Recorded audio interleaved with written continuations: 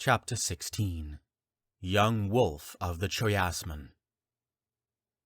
Phenmir stretched as he walked along the muddy roadway, a few days out from Phaeus. He yawned, longing for more than a few hours of sleep, but recognized that this was just a small piece of the fatigue that he would experience on his scouting assignment. They were fortunate to find a small cave, absent of wildlife, to spend the night away from the rain. He was grateful for the shelter, but the stone floor was less than helpful for his aching back. "Vone," said Phenmir to the boy at his side. "Sir Vone, if you will," replied the young Choyasman.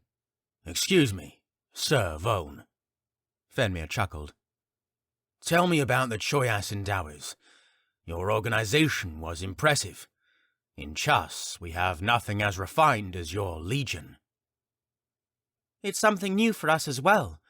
Krall Terhet noticed that some of my friends and I were meeting as a small group of Endowers, around 2 or 3 years ago."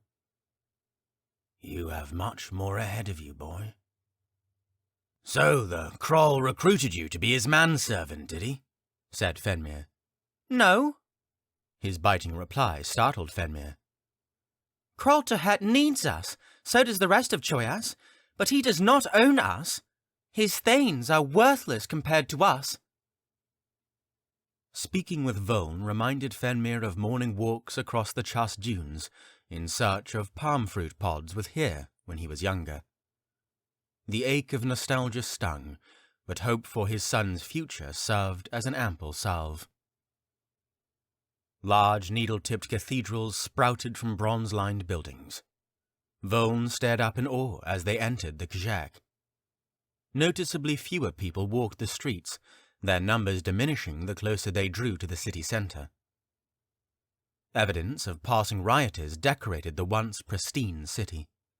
Shattered glass crumbled into the cracks of the cobblestone street. Chaos among the orderly. Phenmir did not enjoy Kjak, but it pained him to see the architectural masterpieces made to look like the slums of Sleth. "We should find an inn soon," said Port, one of Coleridge's scouts. He often wore his hood up to cover dishevelled brown hair that curled like an artist's depiction of wind. A dagger sat sheathed against his right thigh, hidden beneath a grey coat. Coleridge had forced Phenmir to have one as well, despite his protest. He had never held a weapon. It was unlike the medical tools he was accustomed to. Rather than heal, these were designed to destroy. He prayed to Cherrick that he would not have to resort to its use. "Do you know where we can find one worth the price, Chusman?" called Port. Phenmir shook his head.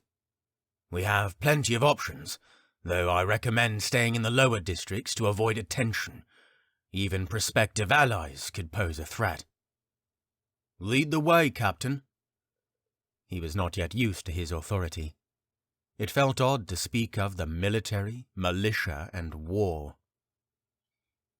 "Let's first check the commotion in the city centre. We need to know what we are working with before we look for a place to start." Voices echoed in the distance from a large crowd. It seemed to be to the northwest. "We will observe from a distance, and then return to an inn for the rest of the night." There were 7 men counting Phenmir. The group included 4 Sleth scouts and the 2 Choyas Endowers. As they proceeded towards the centre, the shouts grew louder. An aura of light shone from above the city square, illuminated by torches and the spirits of rebellion. "What are you wishing to see there, sir?" asked Port as he approached Phenmir from the left. "He wants to see the heroes of Zaiz in action, fighting the good fight," said Vone as he approached Phenmir on the opposite side. "Death to the Child Eaters!" he shouted, with a deep voice manipulated to sound like a titan. "Contain your spirit," Phenmir said. "I want to see what these riots actually look like." He turned to the Choyas Endower shiftlings, seeing the wolven face of Vone and Kayla's mask of a serval. "Vone, could you and Kayla shift to look like Zaizman?" I would prefer to go unnoticed for as long as possible. Without a word, Kayla and Voln changed their skin to match the pale grey of the sky and adopted black hair. Remarkably, they could even alter their masks to appear as skin. He wondered if he underestimated how close their masks had grown to an actual appendage. Before him stood 2 young Zai's children. Are those their true faces, with only a minor colour change? Would you like the clothing altered as well? Asked Kayla. Is that possible? Said Phenmir. They lightened their clothes to a Zai's grey with bronze lining. The style was modified to be more restrictive and to cover the neck and arms. A shimmer reflected off of their shoulders under the lamplight. It appeared as if they had adorned a pewter lining to prevent more rain from soaking in. Voln looked up at Phenmir with a self-satisfied grin. How is it possible? Shiftlings are said to alter the organic materials of their body, reshaping them, but these 2 can alter anything on them. Our Canton of Utilities worked with the Canton of Endowment to make clothing that is embedded in our skin, like our masks. They make it from plant material, allowing its life force to connect to our own and change as we want. Fascinating, Phenmir replied. Phenmir led the way. Beggars glared at them as they passed.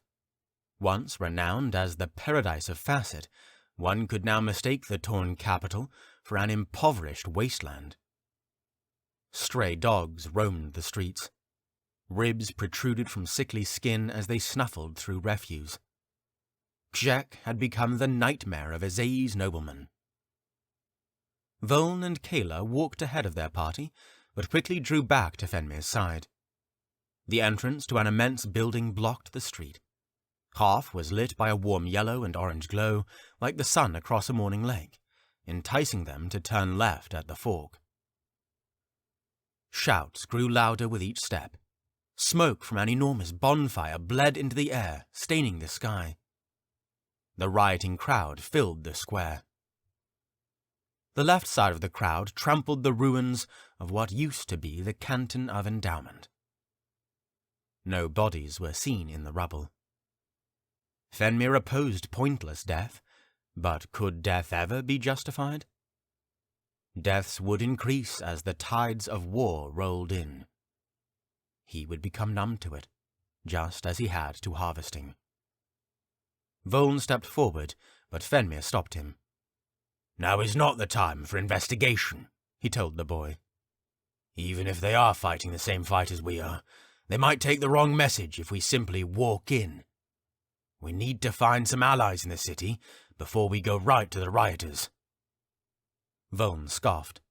The boy could act dignified when he needed to, but childish mannerism still arose in his demeanor. Port stepped towards Phenmir. What do you make of the riot? The spirit of revolution was inspiring to a degree.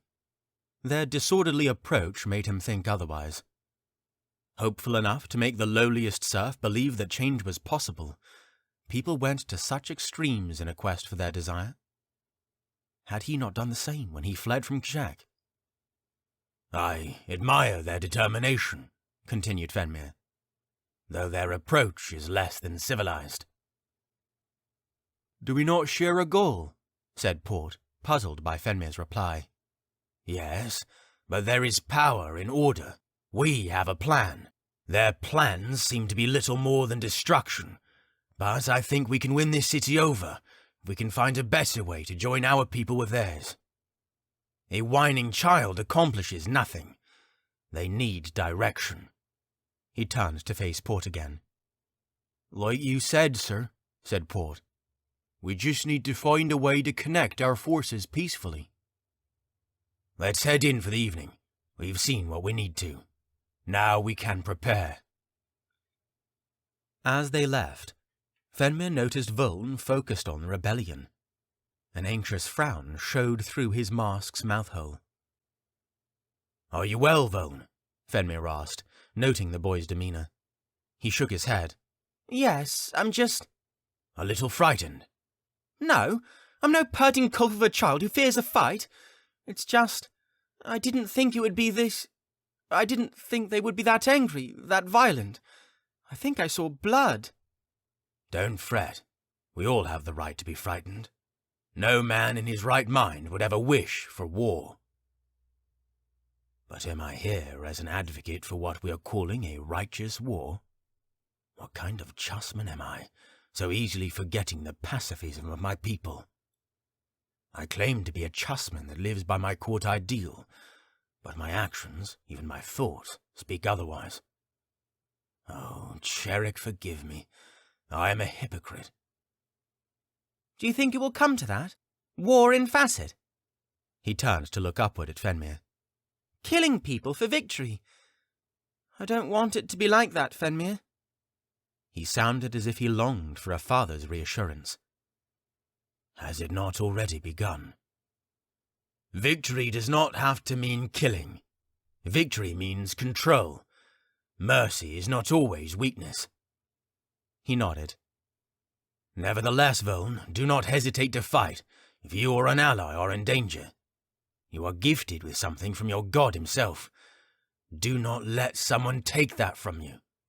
Fight for what you believe in if you must. I will. He could act as mature as he wished, but he was still a boy, being thrown into an adult conflict. Thunder woke Phenmir with a rumble that pulsated through the inn. The two shiftlings remained asleep on the only bed.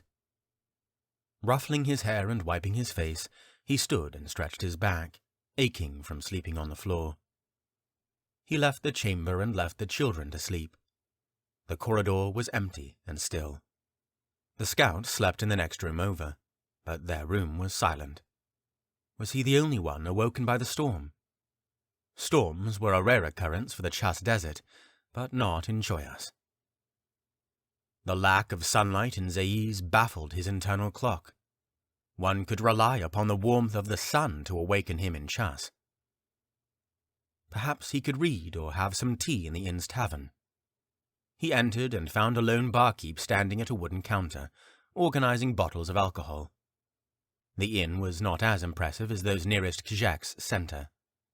The area had only 4 wooden tables with worn benches, and the glasses that hung from the wall were cloudy and stained. "Excuse me, Zaisman, but do you know the time?" he asked. "I'm sorry to say that you have just missed the evening crowd."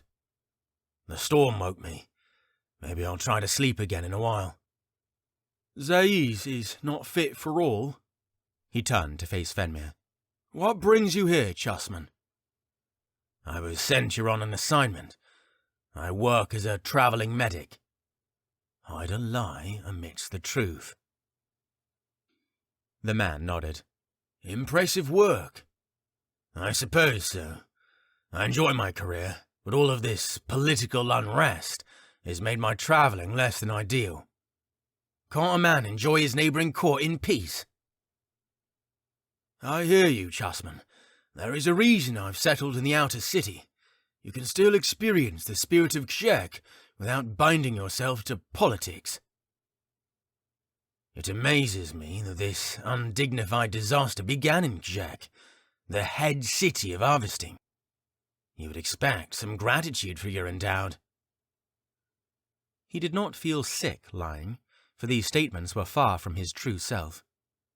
The worst lies, those that cause the most destruction, are those close enough to truth to truly deceive. "What a shame for the virtuous court Zaiz," chuckled the barkeep.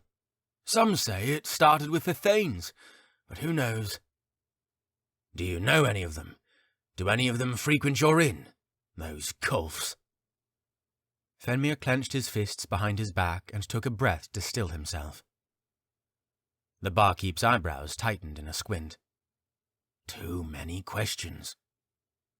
"No, but their companies pass frequently enough." "And the guards let them roam?" The barkeep chuckled. "They've tried to make some arrests, but any guards that try to do so are taken by the mob. Killed, tortured, who knows what they do to them. They still try to apprehend some who wander the city, but I think the nobility has stopped sending in guards while they try to find a better solution to all of this. At least we have some distance between here and the centre. Still, the ones that really strike my spine are the troops that march throughout the town in the midday hours, spreading their propaganda. There ought to be some leader among them. Maybe we can find such a leader nearby. Phenmir pressed his face to shade any excitement. Well, I shall do my best to avoid them. He earned a smile from the barkeep. Can I get you a drink, Chasman? I'll have to pass on your offer, though I appreciate the gesture. The barkeep took a pull on his wine and wiped his lips, the blue staining his teeth. Make yourself at home. Don't hesitate to ask for anything. The city structure is a bit odd for an outsider. Even I occasionally get lost on the way to the market. Phenmir nodded and left to return to his chamber. Phenmir managed to sleep for a few more hours and was woken up when he heard the whispered voices of the shiftlings. Helloeth, you pudding culf! What a dignified way to greet your captain, Voln. It's a pleasure to see you as well. Did you two sleep well? Yes, Kayla said with a quiet morning voice, combing her hair with nimble fingers. Yes, and we stayed tucked in as our mothers would wish. I crave her milk already. Voln bit back with his characteristic wit. We may look young, but you don't need to treat us like children. Phenmir couldn't resist a smile. Before you leave the room, be sure to revert to your Zay's guises. They both adjust their clothing and composure, leaving the bed as Zay's younglings. Port and the other 3 scouts, it would do him well to learn their names, were likely waking in the neighbouring chamber. Where's the food? Voln said. Shifting is no easy work. In our baggage, though I believe. He reached over to the bedside table and searched through his rucksack. I have some nuts and dried fruit. Voln glared at the handful of food. Is the little lad scared of proper food? No, Voln said. I would rather have some meat. I would give my left leg for a camel steak. Wouldn't we all? Phenmir tossed the remaining food into his mouth after Kayla took 2 dried berries. We will have something more to your liking. Just hold tight for a little longer. They heard the sound of approaching footsteps, followed by a light knock. Port here. Phenmir arched his back to stretch. Come in. He beckoned the 4 scouts into the room. Lead us in today's matters, Thanestalk, said Port, his voice rough. We can discuss investigative tactics after we leave the inn, but I think we know where to start. Some of the anti-harvesting companies march through the city, and they sound a lot more approachable. I would like to leave as soon as possible. Voln groaned. Voln?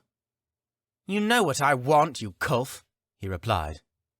Our shiftlings want to eat. Could you see that taken care of, Port? Without question, sir, though I suggest heading to the market beforehand. It appears some of our perishables have spoiled.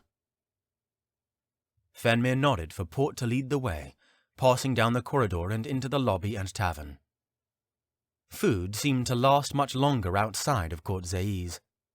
Bread never lasted more than a few days, and anything dry preserved seemed to return to a moistened state after being left out. Kjek was in the ideal location for humidity, capped by the great lake of Zeal and bordered by the Choyas Marsh. The scout stopped abruptly before Phenmir could see down the corridor. Beyond them, the barkeep stood among a group of 4 people who appeared to run a blacksmith shop or an underground contraband ring. The barkeep's companions wore leather straps across their chests and shoulders.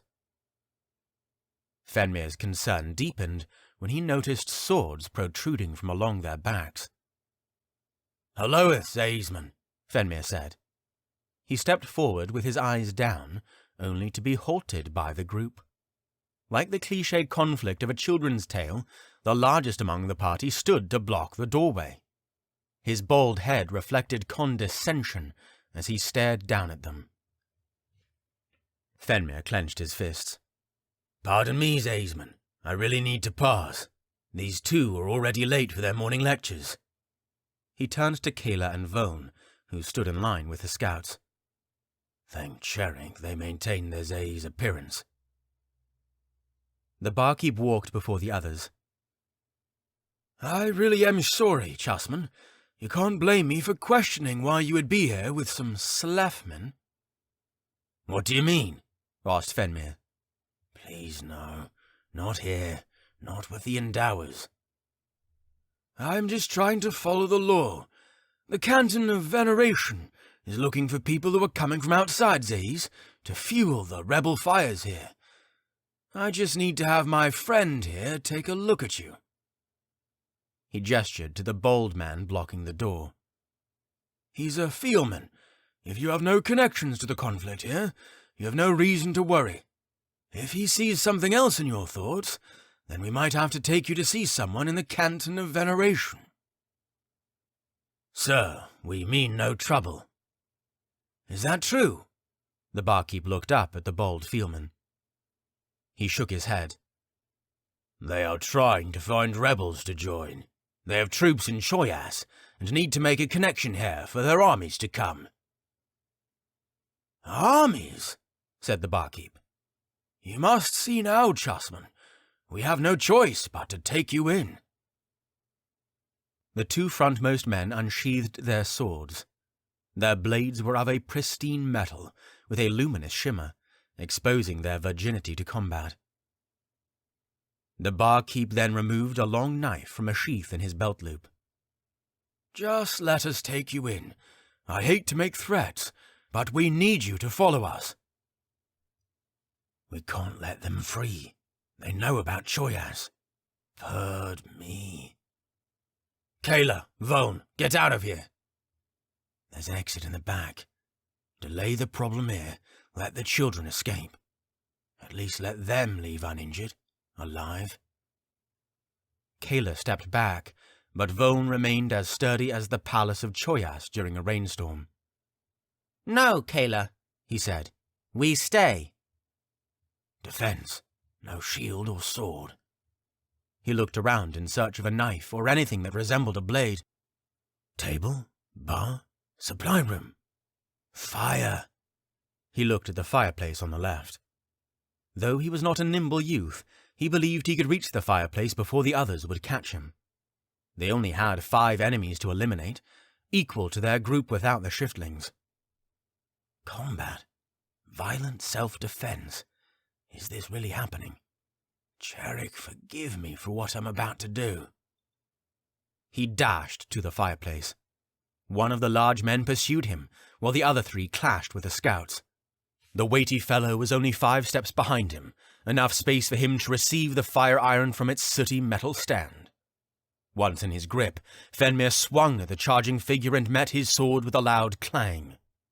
While the brute stood back to prepare for another strike, Phenmir shook his hands free from the clash's sting.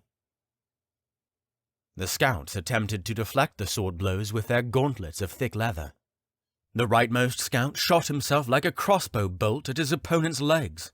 He took the man down, to his surprise, but enjoyed a short-lasting victory as the man stabbed him in the chest while they sat on the floor. Phenmir glanced quickly at Vone, disappointed to see that he remained close.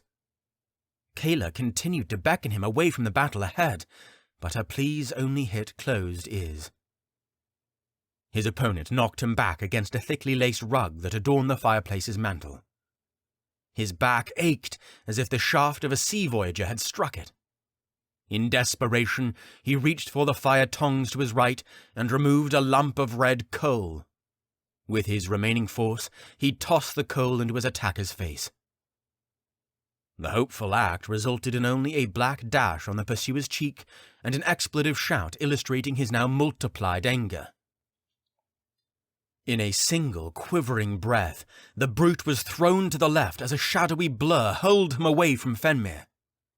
Shocked and panting, he stood up and cleared his eyes. A black dire wolf had tackled his pursuer, though the animal was slightly smaller than the large Zaisman, and had swiped at his face. Long red lines across his face dripped with the crimson liquid of life. The other combatants stumbled and turned from their tussles to see what had barged into the room. Blood pooled from the wolf's victim. The man's throat had been torn out with rough teeth. The wolf turned away from Phenmir, searching for its next target.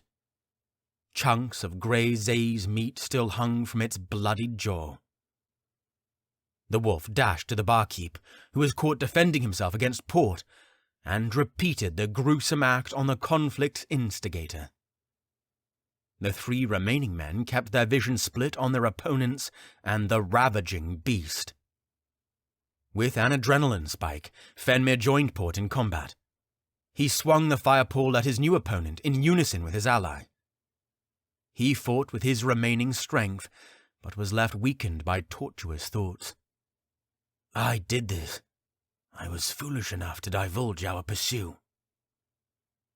With spring-loaded paws, the wolf ran across the backside of the remaining Zai's party, clawing at their ankle tendons, not losing momentum. The black bolt met the lost Zaisman and tore at him as if he was nothing more than boiled chicken. The speed of the beast startled the remaining scouts, but they soon jumped on their fallen opponents to finish the act that the wolf had begun. Silent, awestruck, fearful, the survivors of the Elegy stood together as he faced the beast.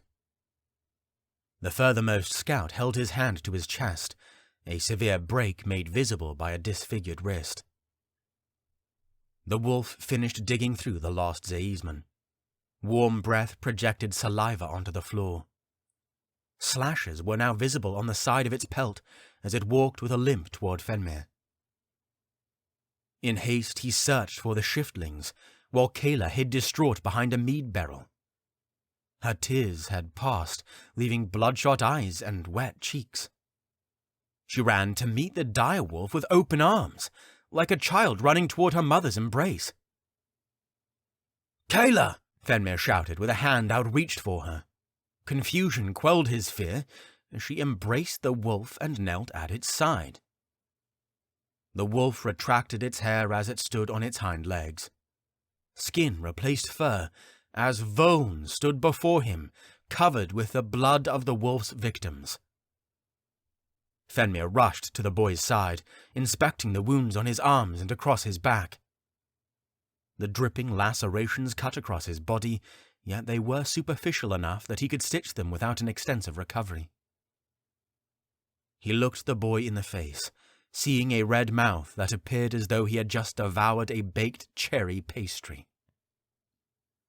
"As I promised, Phenmir," said Voln with a shaky voice, "that I will fight for what I believe." He collapsed into Phenmir's embrace, panting and coughing though still conscious. He embraced Voln, as if he was here, like a proud yet concerned parent. "What was his name?" asked Phenmir. Port and the other 2 scouts turned to the sound of his voice. "Our fallen brother. What was his name?" he repeated. The female scout pointed at the corpse. "Him?" Phenmir nodded. "Carl." She sniffed as her eyes welled tears. "We grew close during our travels with Coleridge." "Hate be with him on his journey homeward to the spirits of his ancestors," said Phenmir. "Thank you, Fainstalk." "Kayla," he asked, "were you harmed?" She shook her head and wiped a tear from her face and pointed to Voln. "He'll be fine, but we need to leave now." He looked at the others. "We need shelter and medical attention." "Where shall we go, sir? We cannot travel on the road to Choyas in this condition. And what about Carl?" asked Port, his eyes too on the verge of leaking with despair. The words of Lord Detty came into Phenmir's mind. A troop's spirit is the captain's countenance. He banished self-doubt. "We will give Carl a journeyman's burial. He's earned it." "What does a journeyman's burial entail?" Port inquired. As recorded in the Strategist's Dilemma, a journeyman's burial was a ceremony that would not require the materials and efforts of a ground burial or farewell flame. A journeyman was the title given to a travelling soldier and I feel it was appropriate for Call. As soldiers journey, there are few resources to pay respects to a fallen comrade and their gods. Though it may appear gruesome, they found a proper tribute was to return the soldier's life to the land, giving the body as an offering to the beasts of the field. Their body is not wasted, but lives in the realms beyond, and within the creatures that roam this plane. We can take care of Cole, then attend to our medical needs. Before the assassination of my Kroll, I worked in Kajak for the canton of Aelnis on a labour contract. There, we will have sufficient materials to make sure we can return to Feas in good health. How are we going to enter? Port worried, his confidence slipping. Seeing that we are not particularly liked by most of this corps. Fortunately for us, I left my previous assignment in haste, not thinking of returning keys to certain chambers in the canton. He reached into his rucksack to remove a bronze key. I was trusted. We will visit the building tonight, when most people should be home. We can bind some wounds here with some rags while we await the night. Though I am not inclined to have you all drink, it can serve to stave off the pain. He pointed to the bar behind him. I think we have a right to use some of the barkeep's bottles, seeing that he will no longer need them. The company laughed at the grim humour. Fright still slipped through their glares. Trials bred the finest of people, but they could just as well breed antagonists from those who refused to adapt and grow from their challenges. How would they take the loss of an ally? Was this the first, or just one of many in their campaign? How will it affect me in the coming days? Chapter 17. Motivation, Heart, and Duty. Caesar Zeal! Gasped a scholar as they entered the canton of diplomacy. His hands shook as if in panic, eyes opened as wide as a full moon. Thane Laissa, your eye! He expected such a reaction. She and Sheath held the former Caesar, leading her down the corridors of the canton of scholarship. Take us to Thane Grom, Sheath commanded. Red bled through the centre of a bandage that wrapped around her head and covered her eye. Red lines ran above and below the cloth to show the full extent of the attack. Thane Grom has been occupied as of late. All the protests and... Sheath scowled.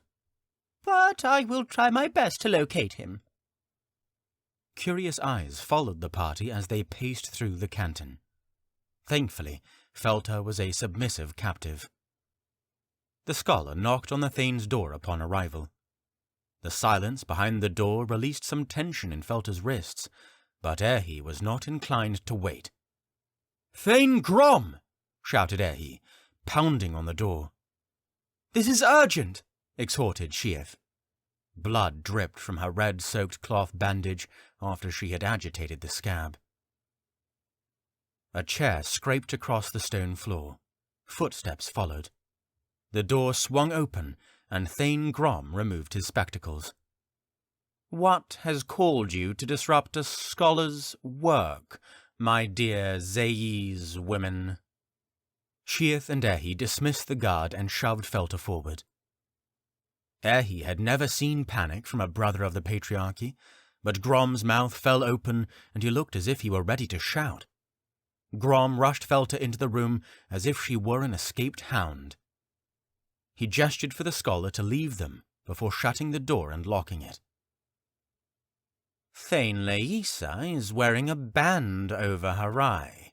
Our Caesar looks as if she wrestled with a geat, and our previous Caesar looks worse than either of you.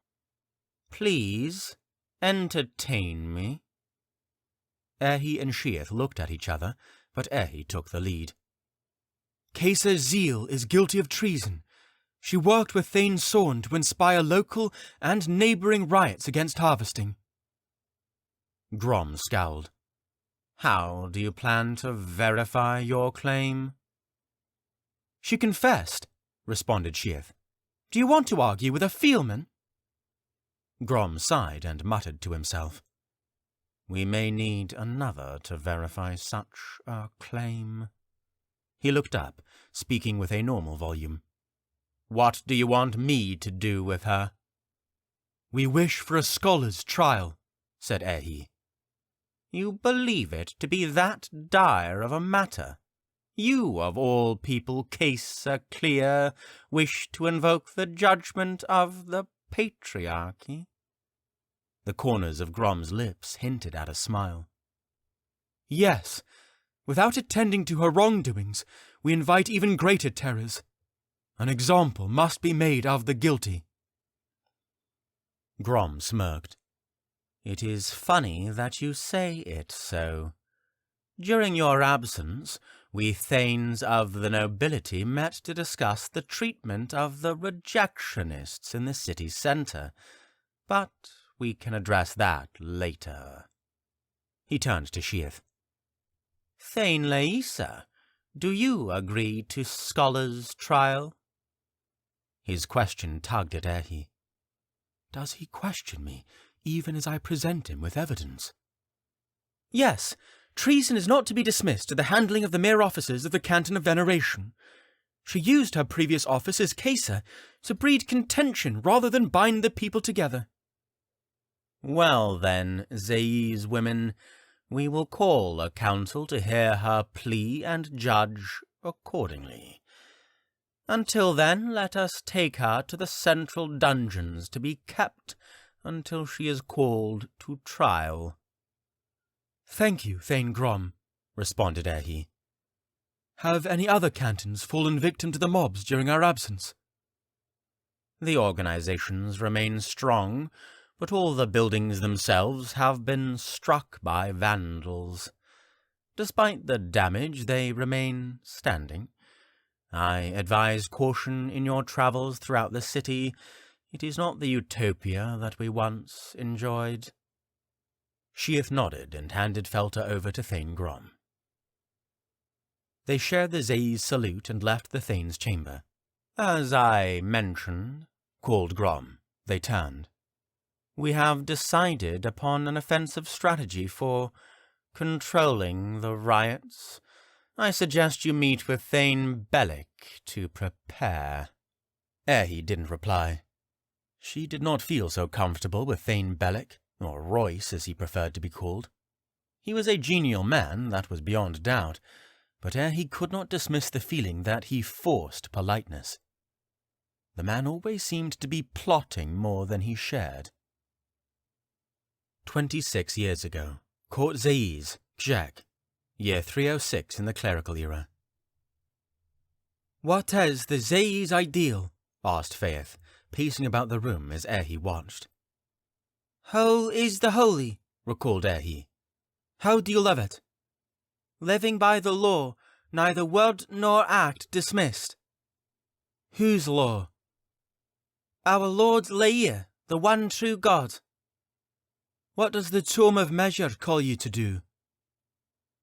Let Leia dwell within thy spirit, becoming thy thought and deed among the wicked, quoted Aerhee, each response becoming less enthusiastic. Faith knelt at her side. And who are you? Aerhee Clear of Court Zae's, daughter of Derlick the Miner and Faith the Priestess. Oarsmith, Aerhee. Your father is an oarsmith. Priestmen call them miners, but your father deserves more respect for his labour. Aerhee stared at the floor. Aerhee? Faith reached for her hands and lifted them to her chest. We will work on this tomorrow, all right? Aerhee nodded and yawned. Though she knew her daughter wished to sleep, Faith would make sure that Aerhee would endure the rest of the day. They had travelled throughout Gjek in search of supplemental religious materials for Faith, who had been accepted into the Zae's priest society. As a priestess, she was responsible for teaching children about Leia's doctrine. She would be a poor parent if she failed to teach her own daughter. They had been in Zae's for just over 3 months. In an effort to fit in, they had lost their tan complexion from dwelling under overcast skies, but were still too dark for the average Zae'sman. Though it was costly, they were able to purchase a non-corrosive dye from a Kazakh alchemist that allowed them to change the color of their hair to match the ebony common to Zayi's. "When are we going to eat?" asked Aerhee. "Your father will be home past sunset again, so it will just be the two of us. Are you hungry?" Aerhee nodded and searched the dining area for something to eat. "Can we invite the Count family over?" The Count family was kind enough to have them for dinner a few weeks ago, but Faith was not ready to return the favour. They could not afford to invite guests over to dine with them while they struggled to pay for their every meal. "I don't want to bother them at this hour, Aerhee." Her childhood was burdening enough and did not require additional financial worries. That fight was for her and Derlik to face. Faith ate earlier in the day and could face a period of hunger. "I'm not hungry. Would you like to choose something from a market stand in the city?" Aerhee perked at that suggestion. Aerhee wandered the Kazakh streets, stopping to look into merchants' windows. Faith was exhausted from teaching and could barely keep up. The girl would have already arrived in the centre if her mother was not holding her back. The sound of sizzling meat and the aroma of umami filled the wide street as vendors lined the sides with their dishes. The southern market sector of central Kazakh was a haven for unique meals at affordable prices. If food was prepared by immigrants from other courts, she felt more inclined to pay well. Anyone who sought a new life in Zayi's deserved help from an ally. Aside from the critique of the general Zayi's population, it was one of the few places to get non-Zayi's food. In other words, food with flavour. Aerhee feigned indecision each time they came, but had grown fixated on a Groof vendor that prepared a wide variety of seafood. Specifically, she chose the garlic and honey-battered clamfish, though it was deemed too flavourful by Faith's standards. She preferred the chus bread assortments and the colourful vegetable spreads. "Aerhee," Faith called as her daughter placed an order. "Order another for your father. We'll take it home for him." As requested, she placed a second order. Aerhee returned to her mother's side with a smile. They sat at a street side table. The young priest woman, now Zayi's woman, savoured each bite, bought with hours of her father's labour. Immigrants filled the market, outnumbering the Zayi's-born consumers. She was far from her native home, but being surrounded by others in similar circumstances was comforting. Their hardships were shared. Kazakh was not a city that embraced diversity. A large man of Groof heritage pushed a cart filled with dough balls towards a humble bakery. His day of labour would yield him the equivalent of an hour of a nobleman's income, with the physical expenditure tenfold in comparison. Derlik was not making much more than the burly baker. Still, those she saw around her seemed content. Whether they faced hardships at home or among the high-classmen, it did not matter. This small share of Kazakh was their sanctuary. "Done," said Aerhee, wiping the garlic glaze from her lips with her sleeve. "No, no, no!" She pulled her daughter's stained sleeve away, dabbing at the corner of her mouth with a handkerchief. "Zayi's women do not clean their faces with their clothing." Aerhee rolled her eyes and grinned. Faith noticed Derlik's blackened boots on the doorstep. Light bled through the crack in their door. "Mother?" asked Aerhee. "Yes, little one?" She pointed a finger. "Who is that?" Faith followed her daughter's finger to see a carriage parked beside their house. Each of the geet rested on the ground, still in their bridle and reins. The carriage cabin was vacant. Adorned in white and bronze, it was much nicer than the one that had taken them from priest to Zayi's. "Go inside," Faith directed her. 3 men stood in white robes and emotionless faces. Derlik sat between them and was bound at the wrists. "Derlik," Faith asked, "what is this?" "Allow me to speak for your husband," the rightmost intruder said. He was bald and gaunt as a decomposing corpse. Stepping forward, he left Delic in the grasp of the other two. There is no need to be alarmed. We are no intruders. What do you want with my husband? We are here to see him on behalf of the Patriarchy of Scholars. The Present, Clerical Era 332. A day had passed since Felter was handed to the Patriarchy. May Ea be with her on that road. She was destined for the Underrealms after being caught as a traitor. Latree! How could I forget about Latree? As the man had requested her help to search for the Sleth Endowed, she owed Thane Latree a visit to explain her findings. With the commotion in the city, she could not confidently say that she would find him in his canton, but it was worth a visit. She hoped to avoid any disruptions or harassment in the city by spending another night in the canton of diplomacy. She was grateful for Sheath. It seemed to be the most fruitful of her friendships. Zir. He would be fine in her absence. She was not neglecting Zir. To turn her attention to him over the courtly manners would cause harm to the court. Her duty was more important than her domestic affairs. Still, something festered at the back of her mind, telling her she should do more for her marriage. After following a trail of advisers, she found that Latree was to lead a council session at the Krall's palace. He was not meeting with the Krall himself, but the location signified that he had important business to conduct. Yet, what business was not important to a nobleman? She walked through the palace's halls and found Latree speaking to another Zaisman. She was relieved to find him outside of a meeting. I would say that I am opposed to the Reformation, although... Thane Latree, I have... Aerhee glared at the man, hoping he would leave to let her speak with Latree. Aerhee, I've been hoping to see you. Thane Latree dismissed the man with an apologetic nod. Much has occurred since our previous meeting. I'm sure you would agree.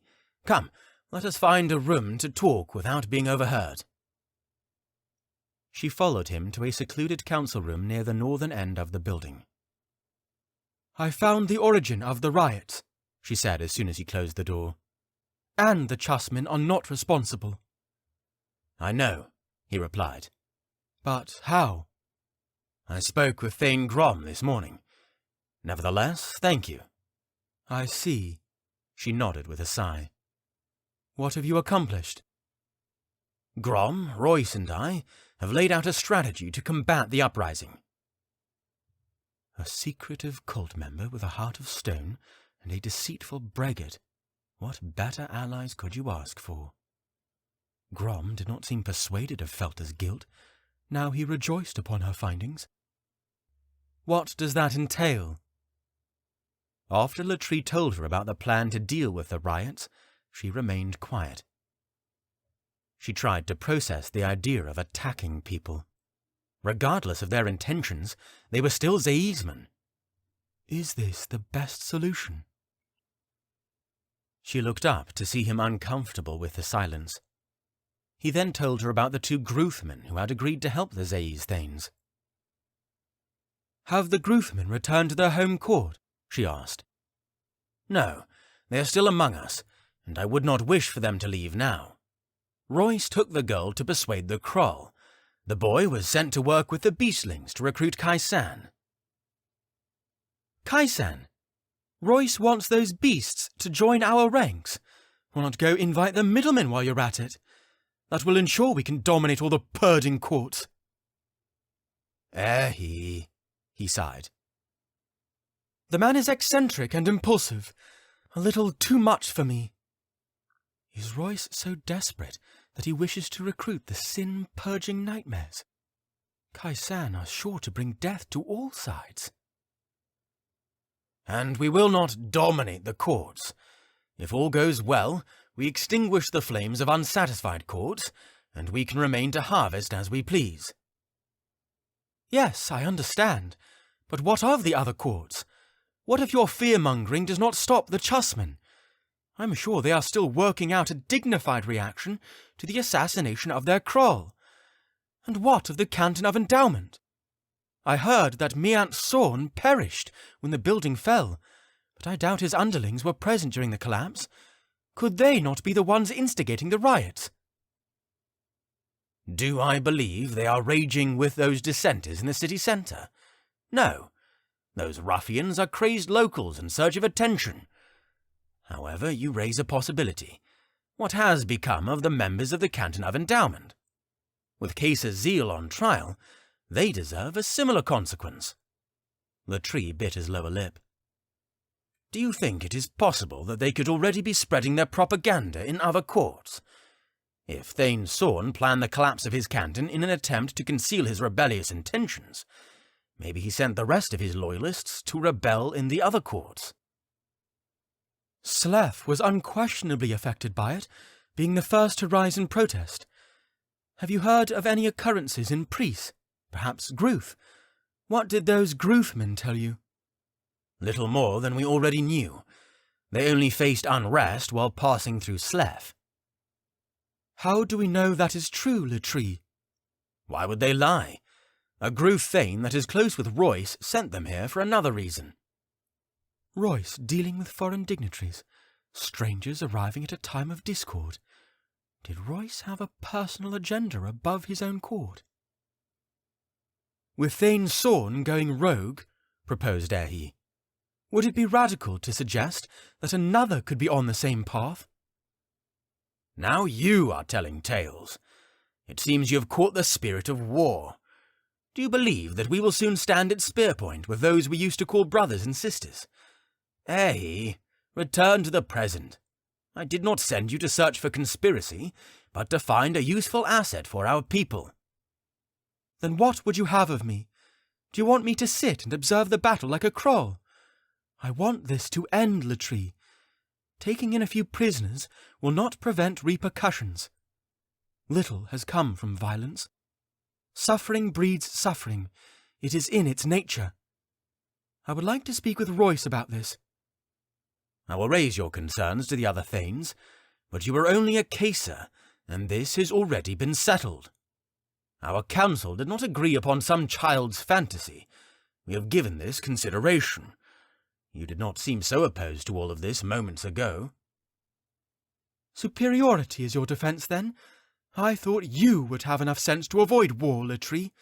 War! Are we truly barbaric enough to resort to murder for dominance? Aerhee, he called as she stalked towards the door. She turned, only to view him with her left eye. Leia, bless your way.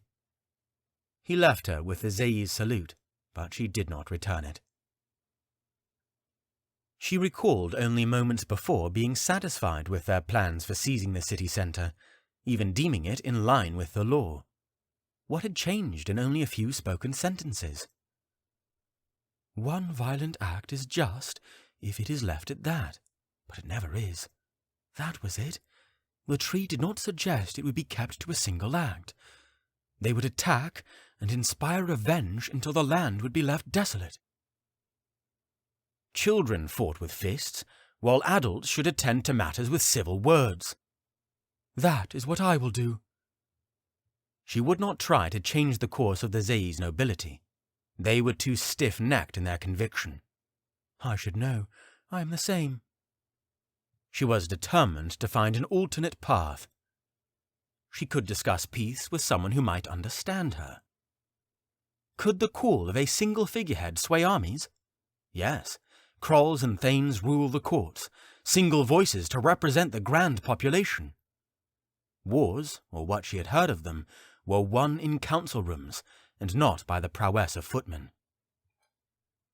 Where should she go? Where could she go? Sheath had likely already spoken with the other Thanes. He loved her as a sister, but Sheath was rash enough to stand behind their raid. Purred her. Where can one find a diplomat that does not blindly follow the nobility? What if she were to depart and lead her own mission to confront foreign dignitaries? If war would arise, the court leaders would search for treaties to bind broken bonds. Finding an ally amongst the dissenters or the courts opposed to harvesting could prevent strife before it turned into a facet-wide war. Slev. Perhaps they would be a fine target for persuasion. They had not yet converted to the side of the anti-harvesters. Chas. Whom could I approach?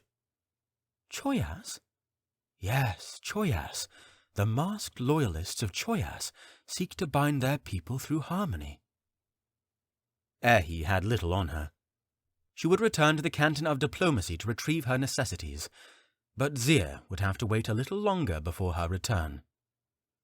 Sheath's words concerning her marriage still cut at her. With clothing and some food for travel, she had sufficient coins to rent a geet. Actually, she had enough for 2, but would need more for a carriage and coachman. By the end of the day, Aerhee and her young scribe Theo would be on their way to the capital of Court Choyas. Chapter 18. An Abridged Course in Beast Calling. The Serbic wilds were only an hour's journey outside of Kshak on foot. Yetrick did not expect lush green forests to be so close to the court's capital. Rustling leaves caused him to search for shadows, though no beasts were visible. Grey bears were said to be scattered throughout, but Runeth, the Beastling Company's leader, said that they rarely saw any at this time of year. Royce had sent 3 beastlings, Yetrick, and a non-endowed alchemist named Hora to care for any wounds the company received. Despite the initial awkwardness, the company seemed quite amiable. Yetrick walked alongside Runeth. He was larger than most Zaismen and wore a collection of direwolf pelts. His appearance matched that of any hunter. He had the large build of a Gruthman, but his grey skin solidified his heritage as a Zaisman. Long black hair with silver highlights, though well kept, hung past his ears and touched the high points of his matching beard. The other beastlings fashioned a similar style. Runeth? Yes, Gruthman? What can I do for you? How much longer do we have until— Oh, yes, another anxious one. He looked down at Yetrick with a grin. Don't worry.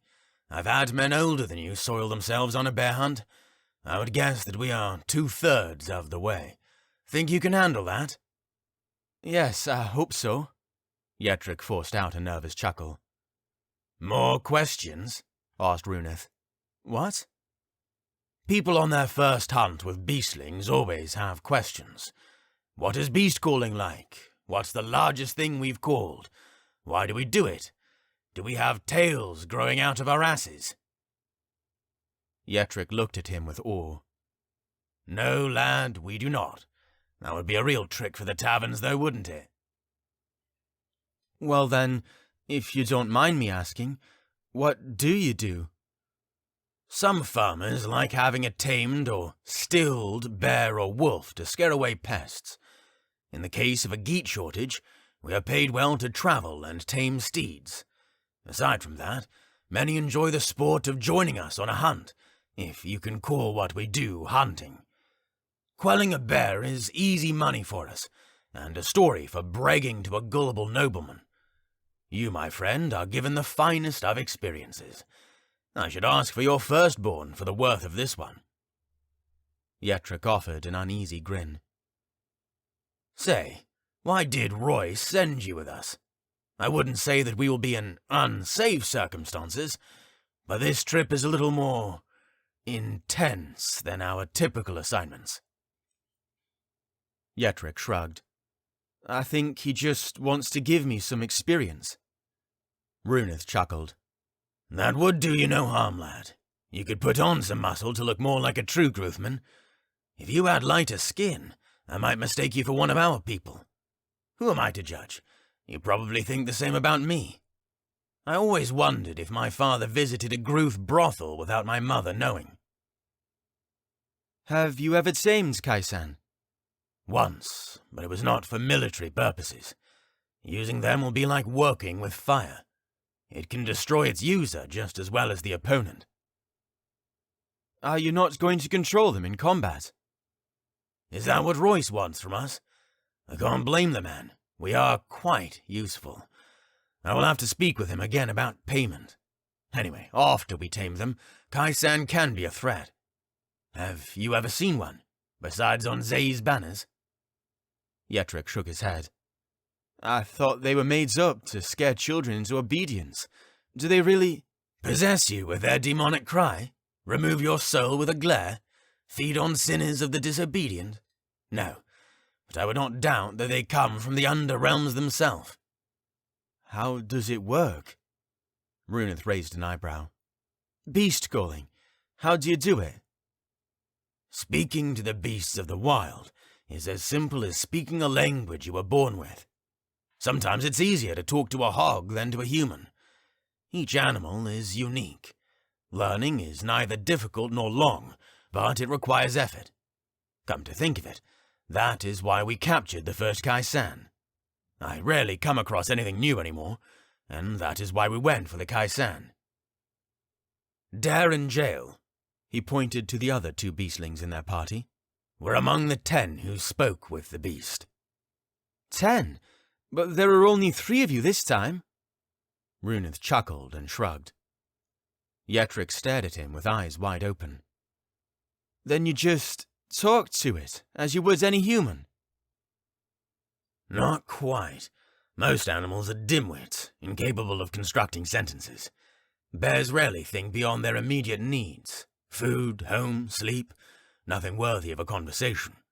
However, I recall having a pleasant conversation with a duck once. We usually learn to mimic their noises. I think we have a little bit of shiftling in us. Our throats produce such a wide variety of noises. My body should never be capable of mimicking a heron's call so well. Thank Leia for such a gift. I mean no offense. I'm sure your god has done well for the people of Gruth. I respect any gods who produces such honourable people. There is truth in all beliefs. If people believe in a gods other than mine, they must have grown that belief from some original truth. No one decides, let me believe that there is a man above us for pleasure. Faith is a difficult thing. Are you a priest in your homeland? A scholar? You don't fit the look of a brother of the Patriarchy.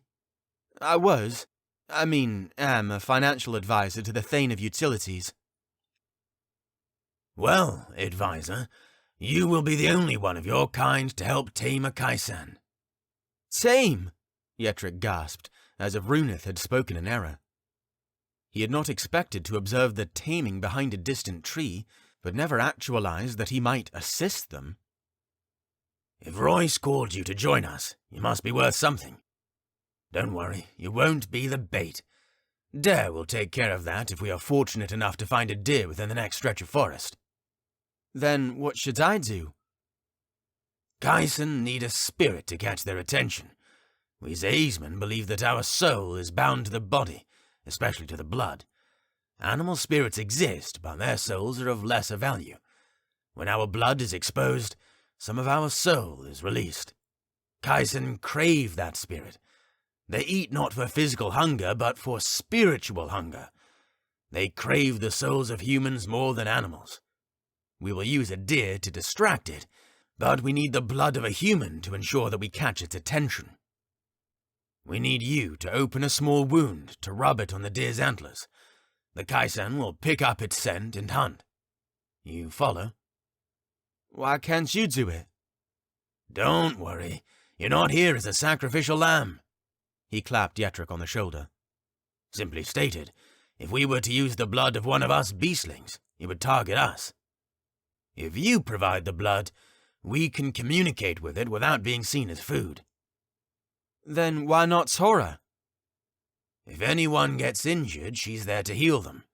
Do not worry. We'll keep you away from the beast. You are here to gain experience, not lose your life. Maybe Royce is just preparing you to be the next beastling. Yetrick forced a laugh. What if Runeth's ramblings were more than just jests? Could I become an endowed? Enough about me, Runeth. Tell me about you. Nothing much to my story. I was a commanding guard for the Canton of Agriculture, though I had some time with utilities and endowment. A couple of years of work earned me a graft. I still think they got the wrong guy. Some sorry Kulf is probably stuck in standing guard to the central riots, while I am off beast calling for the Perding Kraul. I would say you have quite a life. Runeth spoke quickly and without looking at Yetrick. He knew there was more to the Zeisman's tale, but felt it best not to pry. You mentioned some caverns ahead? Yes, there is a small mountain, as some refer to it, in the inner parts of the Serbic wilds. In truth, it is more of a large rock that reaches only as high as the Kraul's palace. Kaisan dwell deep within the rocks. At least, that is where we found one last time. Only one? Yes. As far as we know, they are reclusive creatures. We would be lucky to find 2 before heading back today. Even one is well worth its price. He turned to Yetrick. You know, people tend to ask a lot of questions when they are worried. Are you ready, Groofman? Why, are we close? Runeth nodded. Keep your distance and do what I tell you. No promise of safety. Yetrick's mind would often grasp onto a single worry, keeping it captive until replaced by another uncertainty. He liked structure and clarity in his life. During the past few years, he had learned to become more accustomed to change and living outside of his preferred routine. Yet he still abhorred uncertainty. The forest darkened as more trees covered the misty sky. Fewer birds chirped, and the rustle of bushes seemed more ominous. Enormous stone walls were made vivid in the distance, as if they were approaching a dilapidated city. The fog had lowered to the forest floor, encapsulating the party like the smokestacks from the Kjek bronze refineries. Is this it? Yetrick asked. Not quite, but we are close, said Runeth. We still need some bait. Does it have to be a deer? I think I saw a lynx in the trees not too far back. Has to be a deer, Runeth said. Kaisan see the antlers of a deer and mistake it for one of their young. He turned to Dare, who had cupped his right ear and listened. The 4 other party members halted until Dare signaled forward. Dare stretched his neck like an awakening tortoise and let out a painful screech. An injured deer. They waited to no avail. Runeth beckoned the party to hide among the trailside brush.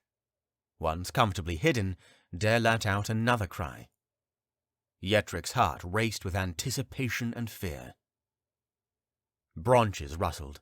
A large buck sniffed along the trail with its charcoal nose, in search of an injured youngling. It had 4 prongs on each side, and its hide bore no imperfections. Dare took a delicate step closer. The buck perked up with wide, startled eyes, on the cusp of fleeing. One deep breath. Dare called to the deer and revealed himself on the trail, and the animal approached like he was an old friend. Dare and the buck spoke to each other with a mix of snorts and whines. We're ready, said Dare as the deer approached Jael. Runeth pointed to the right, leading them off the trail and into brush that reached their knees. Do you have to trick it into becoming bait? Yetrick asked. Runeth shook his head. We're not entertainers who speak to animals. Though they retain some agency, the animals are submissive to our voices. They continued, clearing the brush and entering a dirt plain with scattered large rocks sticking up from the ground. The rocks were porous, leaving the observer wondering what kinds of creatures inhabited them. Keep your eyes out for opening along the rock face, instructed Runeth. Hora, do you have the torches? Yes, just a moment. The party stopped to watch her. She crouched in the mud and removed 4 wooden poles from her bag, each bound with a pale fabric. And the light? She nodded and continued fishing in her bag. She held a small steel rod and a palm-sized stone. Keep it on hand. We'll light it as we enter. Runeth pointed with 2 fingers. Keep close in the middle of the path. It's drier there. Each step was harder than the last, as mud gripped Yetrick's boots. He wished Royce would have warned him to wear work clothes rather than the ones used in courtly meetings. Yetrick, Runeth called with a harsh whisper. What? Runeth signaled for him to come closer. He crept to stand beside Runeth and saw a black, cavernous opening. Removing a hunting knife from a leather sheath, Runeth handed it to Yetrick, who looked at the blade and back at him. Worry filled his eyes. Runeth directed Dare to call the deer to Yetrick. With shaky palms, he caressed the neck of the beautiful creature, upset that it would soon become prey. Runeth motioned across his palm, showing Yetrick where to cut. He then held his forefinger and thumb close. Yetrick did not need to cut deep. Yetrick opened his hand and sliced his palm with the knife. Pain lit his nerves as blood swelled. He winced but held firm, not shirking his responsibility. He held out his wrist to Runeth, who then pointed toward the deer's antlers. Yetrick reached towards the white prongs, checked Runeth for affirmation, and received a nod. The creature lowered its head and permitted Yetrick to run a hand along its antlers, decorating them with a crimson shimmer.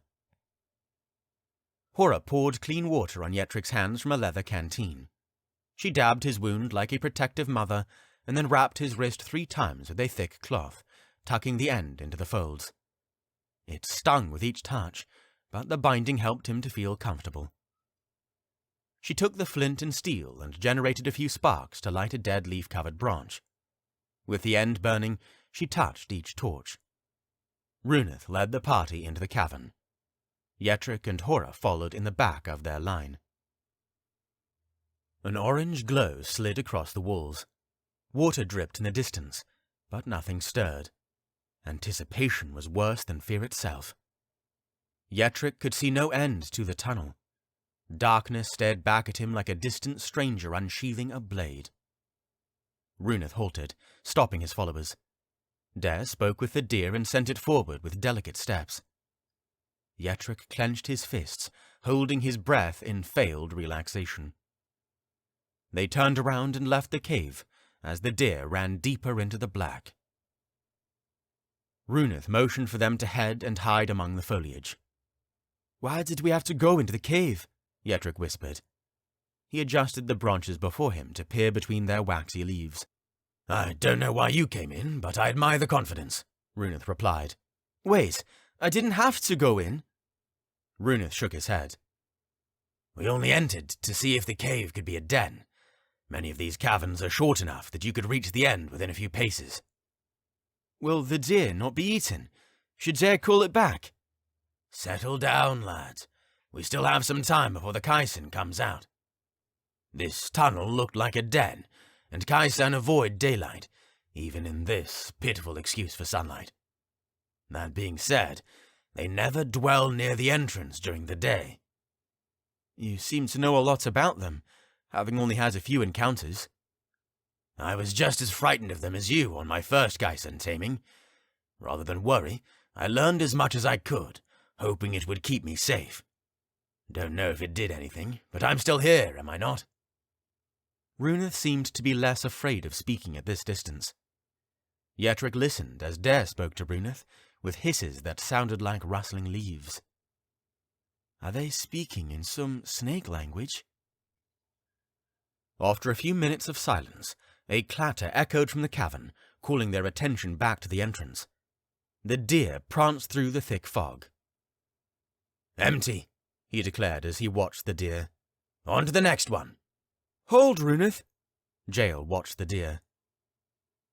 The animal turned to reveal a large tear on its underside and down its back limb, dripping blood. Runeth hissed another command in the viper's tongue. Jael and Dare took their positions, broadswords in their grip. Runeth unsheathed a short sword and grabbed his shield as he crept closer to the cave. "Hora, Yetrick, hide until it's over." Yetrick scrambled away, drawing Runeth's attention as he crushed dead leaves in his retreat. Hora removed a bottle of a clear yellow liquid from a hefty leather bag and tossed a handful of herbs inside, preparing an emergency remedy. Yetrick held his breath and clenched his teeth, worrying that the bag's weight would drag her down. An eerie call, similar to that of Dare's injured deer, emanated from the cave. Something scraped along the rocky walls, moving closer by the second. It screeched, causing Yetrick's ears to ring. A giant demonic imp erupted from the cavern, breaking stones and smashing the entrance in a frenzy. It turned its head to reveal its fangs the size of human fingers. Each paw had 4 claws, with a 5th coming from the backside. It looked as if it wore a large brown pelt that had shorn to reveal pale arms and legs. Any deer would envy the majesty of its antlers, with too many prongs to be counted. Black eyes, the size of fists, stared at the company with hatred and hunger. The Kaisen pranced forward, searching for the deer. Its nose crinkled like a hound's as it searched for the animal's musk. Runeth stepped forward, quickly drawing the Kaisen's attention as it stood on its hind legs. He breathed deep and stretched his neck, replicating the screeches of the Kaisen. Hey!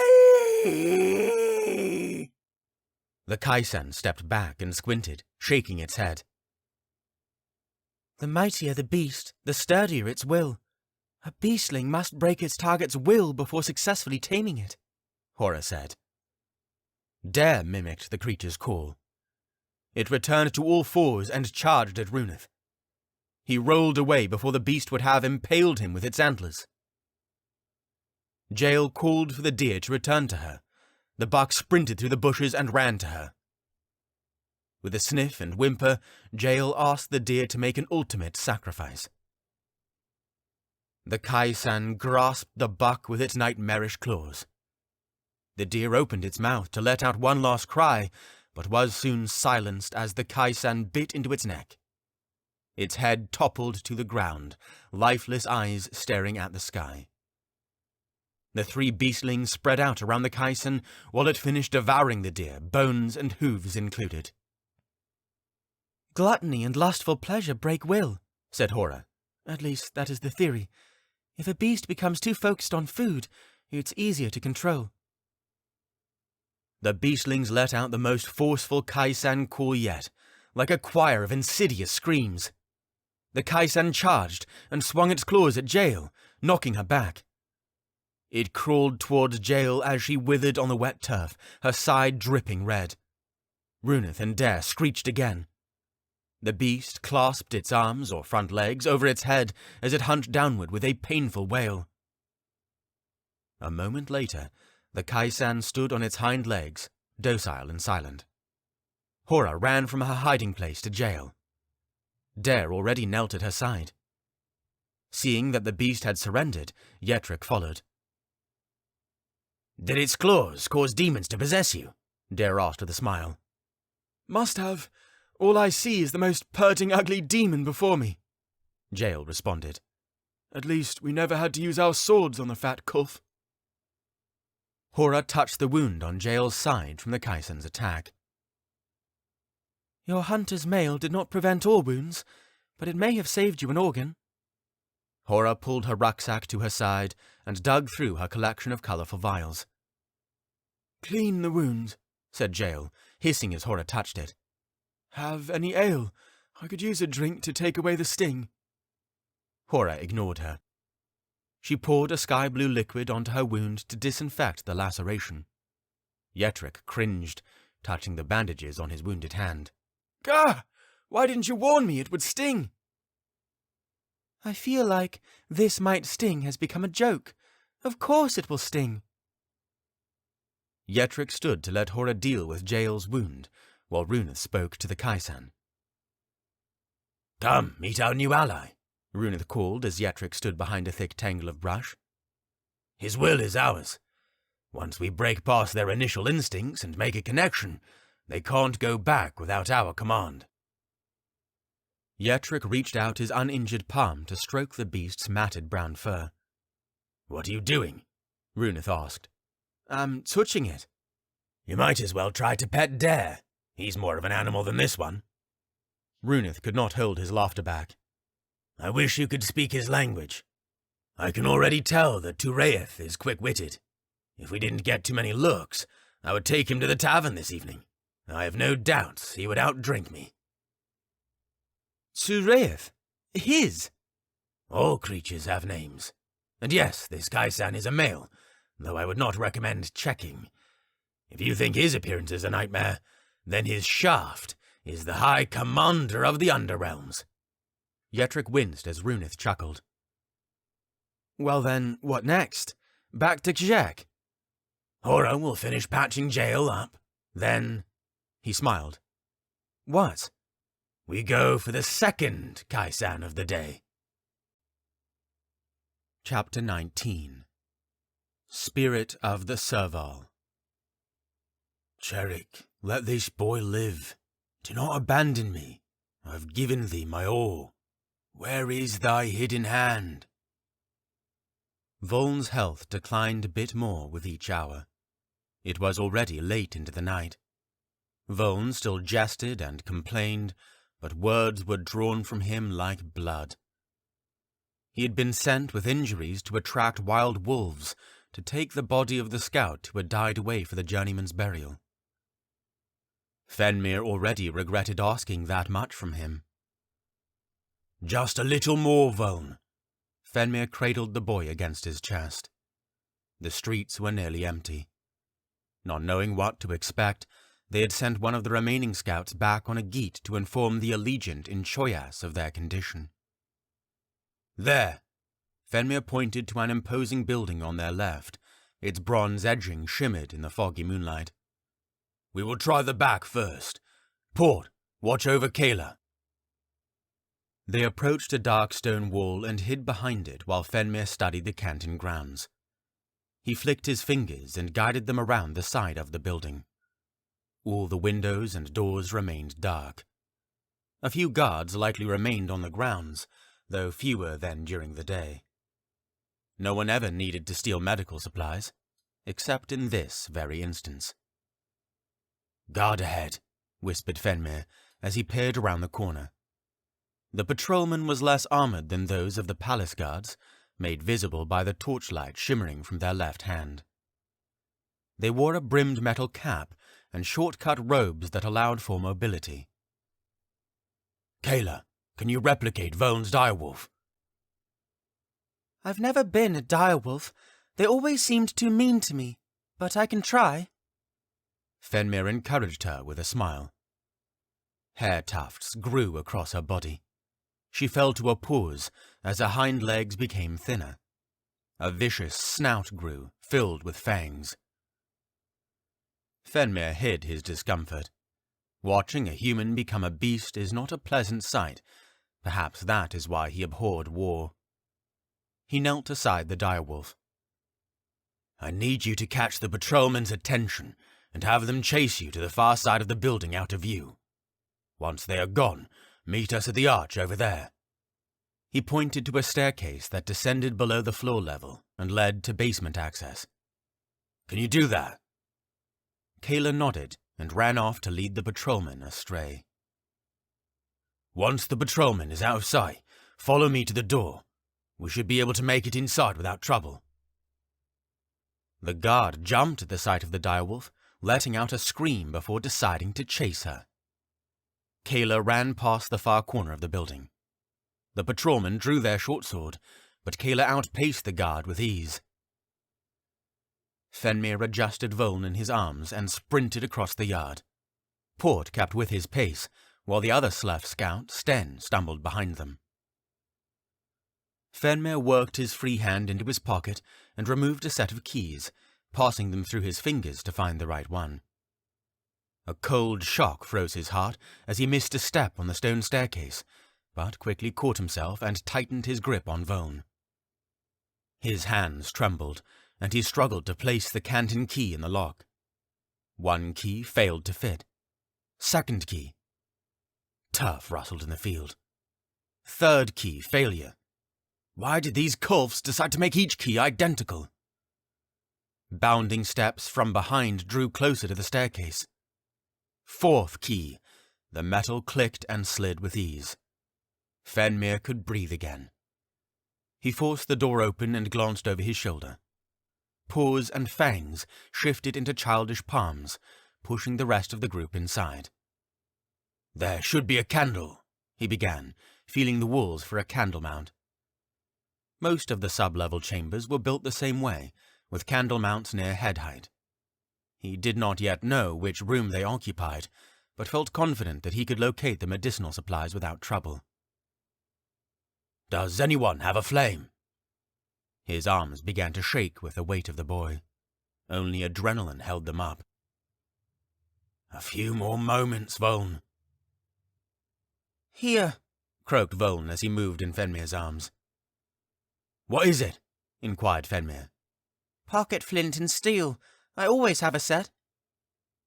Boys were little arsonists. Phenmir pulled the rock and rod free, then handed them to Port. "Strike this, will you?" He guided Port's hands with his to locate the candle mount. Port removed the candle from the stand and attempted to strike the wick. The end caught flame after 3 attempts, and was almost blown out by his relieved sigh. The familiar orange glow of candlelight filled the chamber enough for ample visibility. They had entered an armory. Phenmir pointed, leading Port into the lower corridors of the canton. "Left," he instructed, and they followed without question. The maze of corridors continued as his memory of the building gradually pieced itself together. With a sigh of relief, he found a room with a sign reading Harvest 5, his old room of operations. He inserted a key into the door and rushed the group in. Without delay, he lit 2 candles on each of the walls, illuminating the room with a familiar orange glow. The lighting was less than optimal without his harvesting lanterns. It would be enough for 2 smaller operations. "Sten," Phenmir called the other Slef scout. "Can you wait for me to tend to Voln's wounds?" he asked as he laid the boy on the cold metal surface in the center of the room. Of course, sir. "Grand. Take Kayla out while we care for her friend." The stitches and wound care were less than ideal without broad access to medicines. Despite that, Phenmir was able to finish each procedure with minimal blood loss. Sten took half as much time to treat as Voln, but had screamed more than any man his age could justify. Phenmir finally left the chamber with extinguished candles, after cleaning enough not to cause suspicion. "How is your hand?" asked Port. Sten held his bandaged wrist close to his chest as before. It throbs, but feels better. He turned to Phenmir. Thank you, Thanestoke. Phenmir nodded and locked the operation room door. "Out the same way we came." Though they met some dead ends, they eventually reached the armory. Phenmir's arms were exhausted from carrying Voln, so Port offered to help carry him until they were out of the city. Halt, trespassers! A Zayi's woman called as they opened the door to leave. "Wolfling," Phenmir called to Kayla. "Pounce, but do not kill." Stand down! The patrol woman commanded, removing a short sword from her hip. She stepped down the stairs and neared the doorway. Kayla jumped at the woman's sword arm and twisted an elongated neck like a serpent to avoid the blade. Kayla bit the woman's arm, causing her to drop the sword with a scream. With the patrol woman disarmed, Kayla targeted her ankle and bit through her tendon. The group rushed past the door, but Phenmir ripped a strip of cloth from his tunic and tied a gag around the guard's mouth. He waved for the party to continue up the stairs and shoved the woman into the canton, shutting her inside and locked the door. She would survive. Phenmir stared at his hands, red as if he had performed a harvest, then followed the others. Port ran ahead of the group and waved for them to follow. Phenmir ran behind the others and checked to see if anyone was following. "Thank Cherik," Phenmir whispered as they ran away from the canton with no Zaisman following. "Well done, Kayla," panted Phenmir. She ran beside him, still in wolf form. The canton of Haleness was further from the city centre than most of the city's cantons, granting an easier escape. Cottages of pale wood replaced towers of marbled grey. Running a few more blocks would secure their safety. Hazed moonlight provided little light, but enough for them to see where they were running. Kayla stopped ahead of the group and returned to her natural form. Phenmir ran ahead and waved for the group to join him for a rest under a willow. The nearby buildings were no longer the giants of the city centre, but small cottages with large yards in between. Port took a deep breath, arching his back after he set Voln down. Vone shuffled over to sit beside Kayla, his head resting on her shoulder. "Can you mold your body as baker's dough?" asked Port. "Forgive me if it is an inappropriate time to ask, but my mind has been so, excuse my language, purred fixated on that since you altered your body to dodge the patrol woman's blade." "Not quite like dough," said Vone. "Our skeletons change but remain intact," said Kayla. "Too much stretching can cause an injury. One of the lads back home tried to grow his arm into a bear's paw. The dumb culf ended up tearing the skin and separating his wrist bones when he went back to his natural form." Vone laughed. "Kenry is likely too far along the path back to Feus to catch at this point. What do you advise, sir?" asked Port. "Who?" Phenmir asked. "The scout we sent back after our dispute at the inn. You know, to tell the others in Feus what happened." Phenmir nodded. "Right, the other Sleth scout. It is unlikely that we'll find allies by searching, like we've been doing. Our best chance is to seize the centre of Kjek and hope to gain allies by joining the rioters. Though we are returning to Feus without allies, we at least have a clear idea of the situation in Kjek. Vone may think that he is fine now, but we need to take him back to Feus before we try anything here." "Sir Vone," the boy said with a pained smile. "I will give you that title if you can make it back to your home with no more injuries." Vone's smile turned bright. Phenmir turned to the others. "I'm not comfortable spending the night here. We are still too close to the city centre. Let's walk for an hour more. We will have to veer east to find our trail back to Feus, but we are not far off." They stood with gradual moans. The initial pace onward was no quicker than a slime imp, but they eventually caught on to a forceful pace. Once they distanced themselves from the city, Phenmir found a branch alongside the road and picked it up. He reached into his rucksack and took some fabric and cleaning alcohol. He soaked the fabric in alcohol and wrapped it around the branch, lighting it with Vone's flint and steel. It wasn't the largest torch, but it provided enough light for the time. Kayla brushed up beside him. "Vone will be all right. He'll even get better when we arrive," he said. "It's not that." She sniffed and wiped her eyes. "What is it?" "The patrol woman. I hurt her real bad. I've never hurt anybody before, except when I punched Vone and maybe some of the other Endowers, but that was just to be funny. Will she die? I saw a lot of blood." "She'll be fine. I made sure when I locked her in the canton." "No, you didn't, you lying culf. Unless she was found minutes after, she lost too much blood." She nodded and continued to sniff and wipe. "Will the Zaismen come after me? Or they're going to kill me? I don't want to be put in a dungeon." "No one will be taken to any dungeon, besides Vone, and only because he smells like an actual direwolf." She laughed.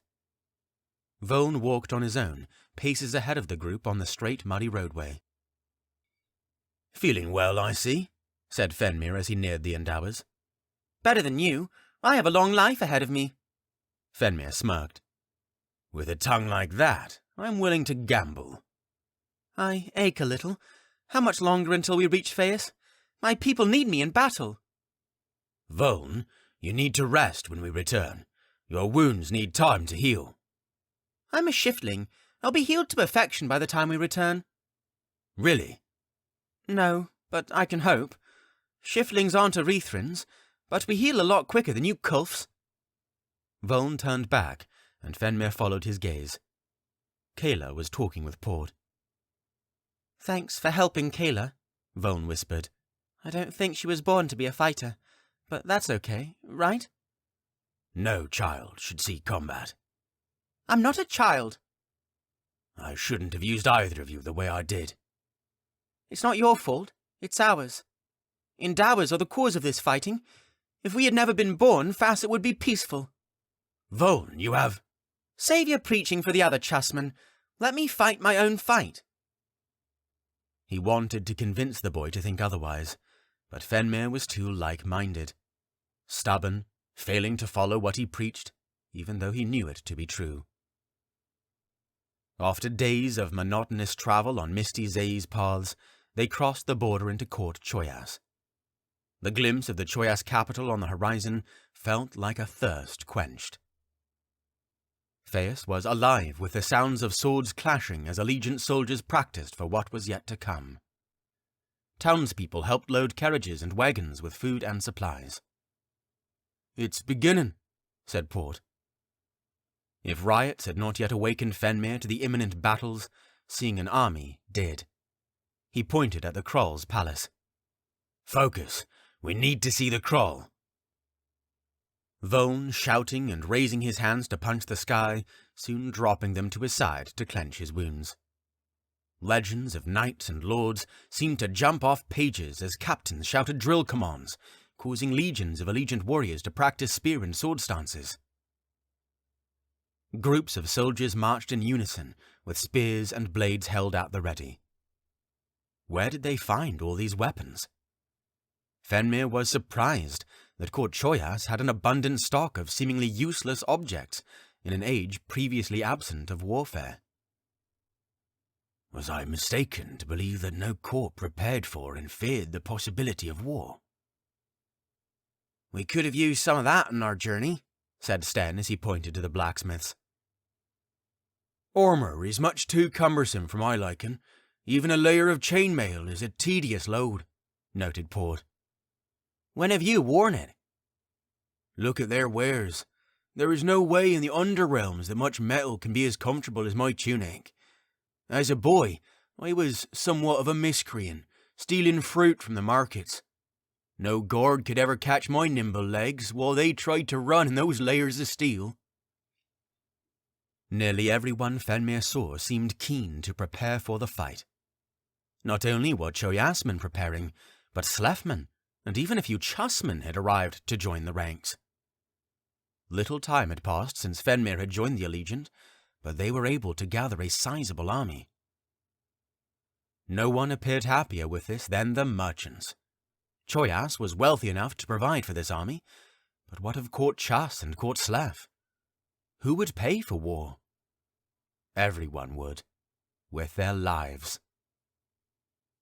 The group entered the Kroll's palace, finding it empty aside from the usual staff members. Most of the city's residents were likely preparing to march to Kjek, or helping those who would. "Your Grace, it is a pleasure to return to your presence," exclaimed Phenmir as they entered Kroll Terhet's throne room. His thanes surrounded him with an unfamiliar guest who stood tall and with black hair. "We are likewise pleased about your return, Thane Stoke." "We have much to inform you about." "We will attend to that soon. First, we have received a messenger from Kjek." Kroll Terhet gestured to the woman at his left side. "This is Caesar Aerhee Clear of Court Zae's. She would like a word with the Harmony Allegiant." Chapter 20. Sound Pride in Humble Paths. 26 years ago, Court Zae's, Kjek, year 306 in the clerical era. Pain flared in Derlick's face as it was forced against a crucible. It tortured him to see his wife and daughter so distraught. They knew nothing of his crime. Disappointment would break their hearts. Each pale-skinned scholar wore white robes, with the frontmost wearing a grey scholar's cap to signify his position as the leader of their troop. "Father?"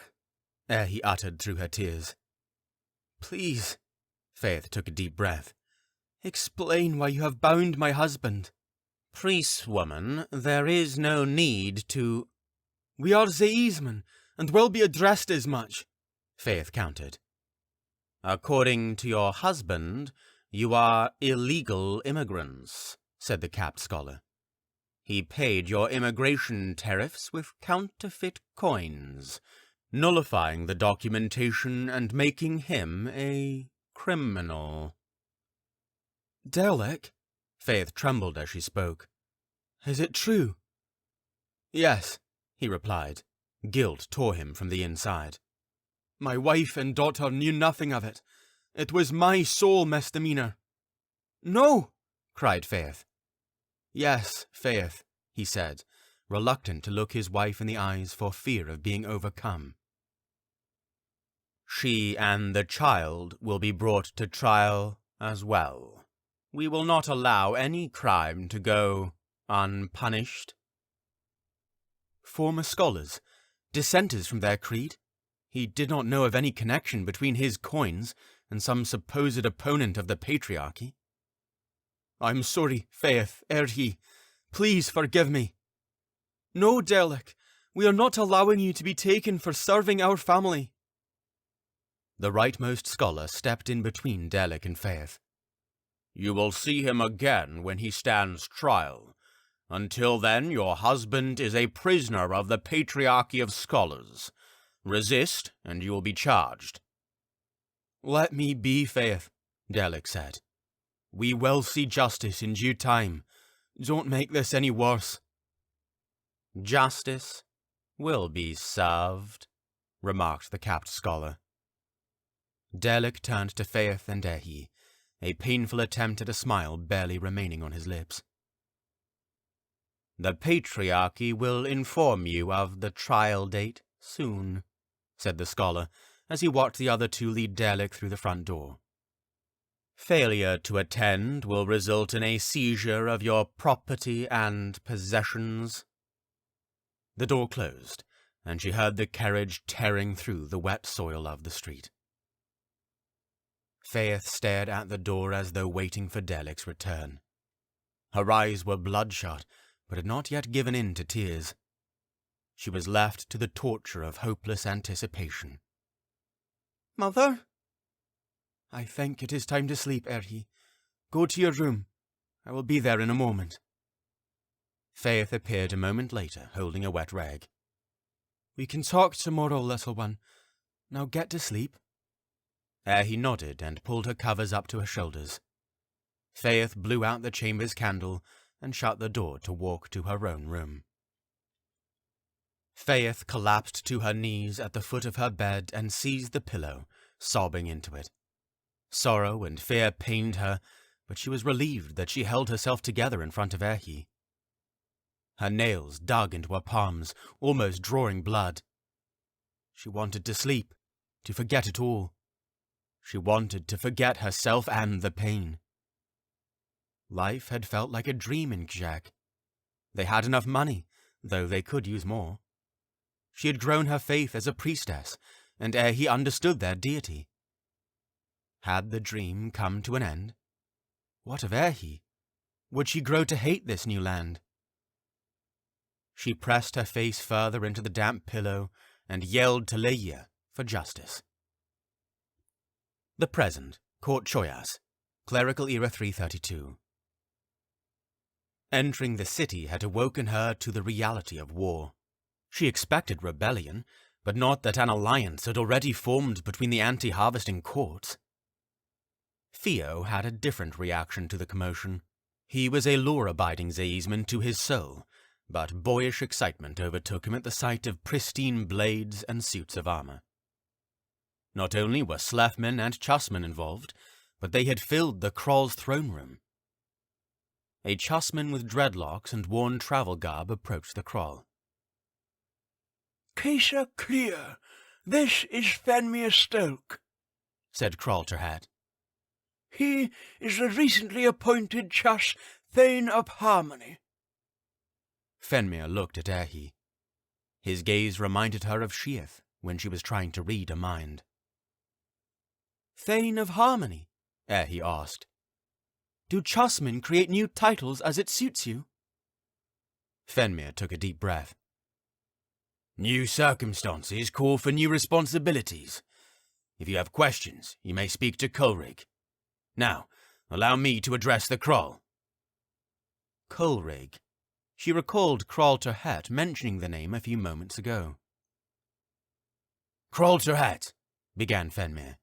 Has Kenry returned with our report? Yes, replied the Kroll. The inn and all the happenings there? Yes.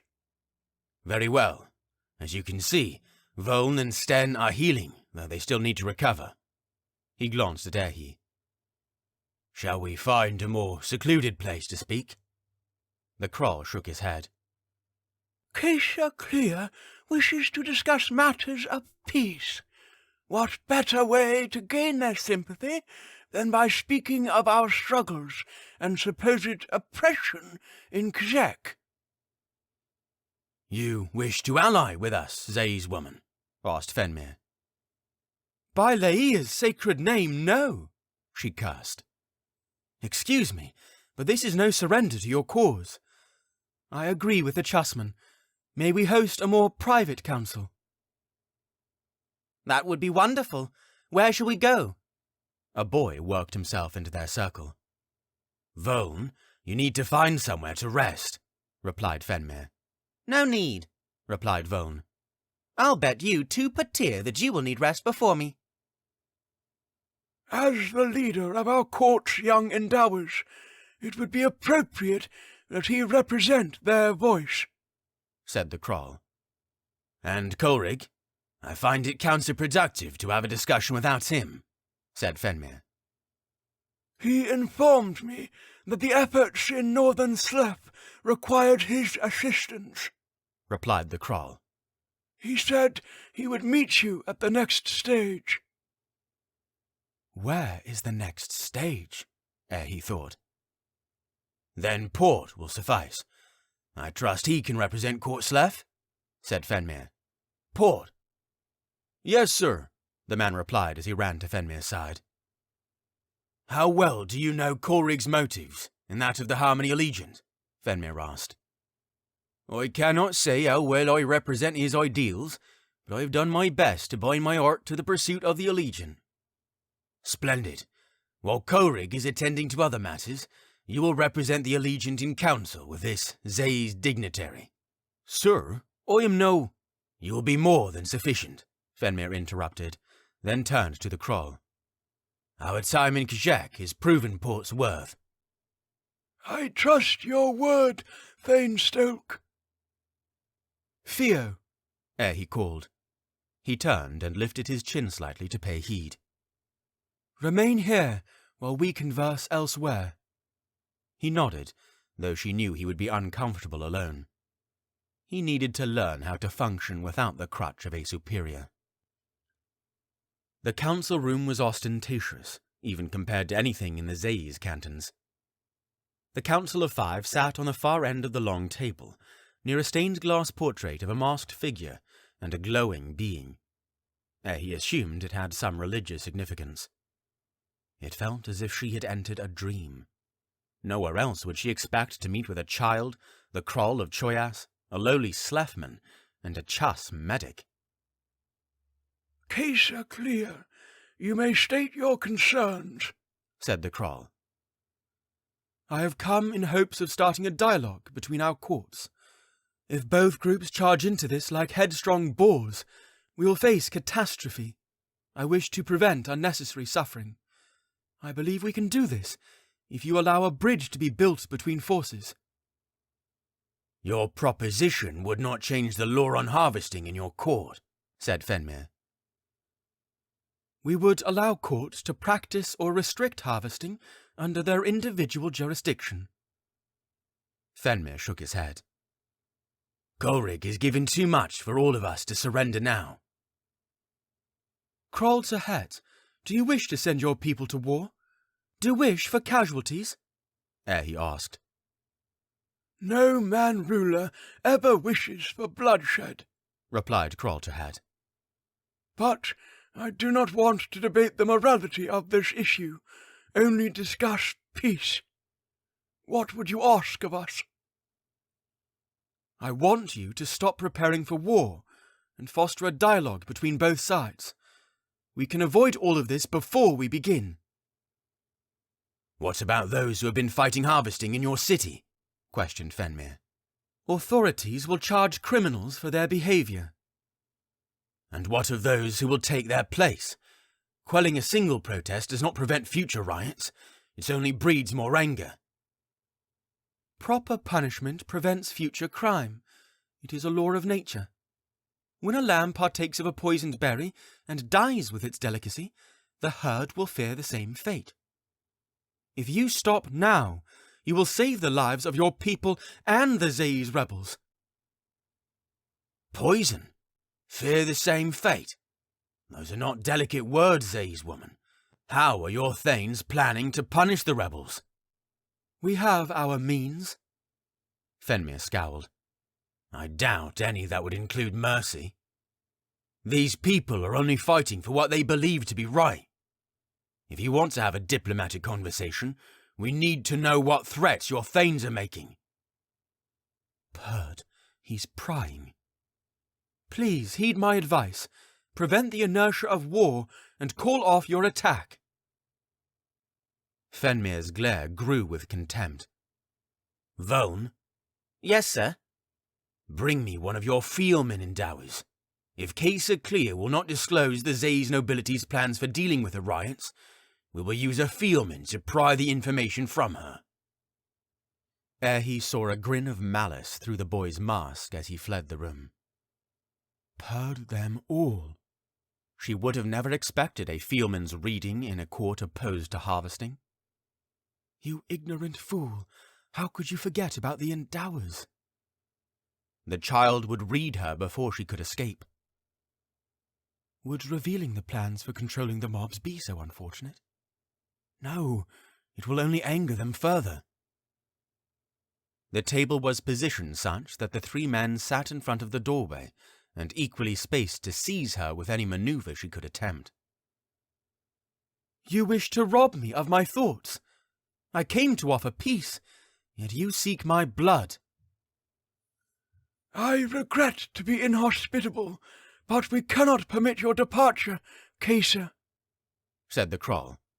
As you have said, you have seen too much of our preparations to be released. She stood, but Port and Phenmir blocked her path.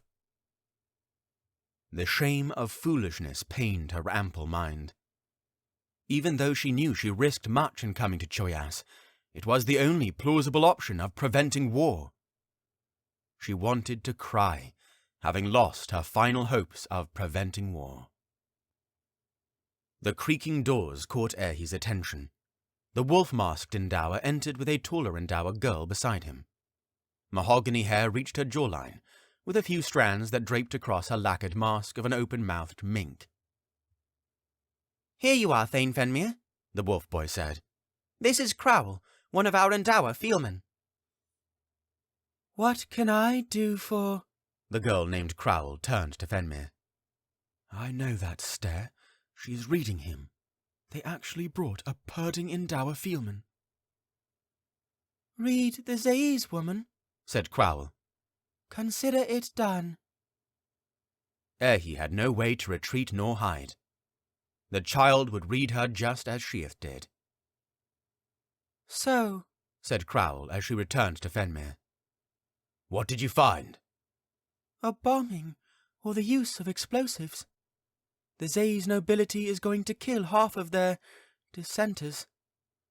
They will then pursue the fleeing survivors of the attack, locking them up in the city's dungeons for further punishment. When will this be? Phenmir leaned forward. Crowell turned to Aerhee. She only knows that it will be soon, perhaps weeks, even days.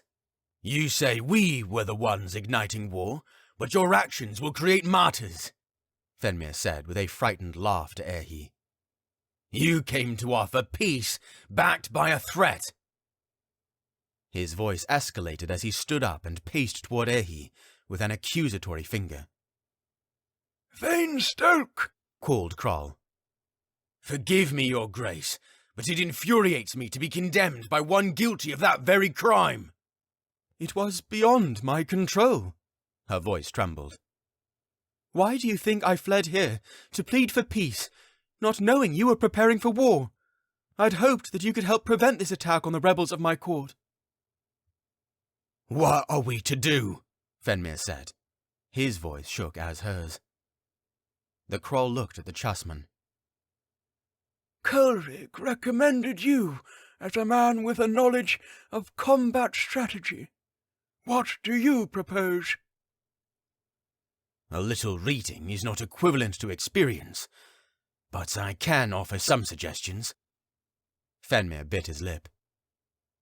We can head into Kjek, hoping that their attack does not coincide with our entrance. We could wait while we remain in the marshlands, and pursue control right after a period of detonation. Or we might seize the city swiftly enough and disarm their attack. I was quite surprised to see how many soldiers filled the city. We might be able to actually have a formidable force. Coleridge has spent years gathering forces beneath the eyes of the nobility, said Port. He told me that your Thanes, who pledged themselves to the Allegiant before you did, were working diligently on conscription. I can only assume it is the same with the Choyasmen. Aside from these, we have legions of Allegiant rebels on the way from Sleth. Phenmir smirked. Are the troops ready to march, Krall to Het? They can be called to march within a day. With sufficient warning, they should be available by dawn. We shall rally the troops and march in the morning directly to Kjek. If we do not act, we will lose the lives of the Zays rebels. If we arrive before their attack, we can seize power before they have an opportunity to oppose our force. I will see to it. May our gods be on our side, the Krall replied. Bone? Yes, Krall? Speak with Thane Stoke about which endowers will accompany the troops.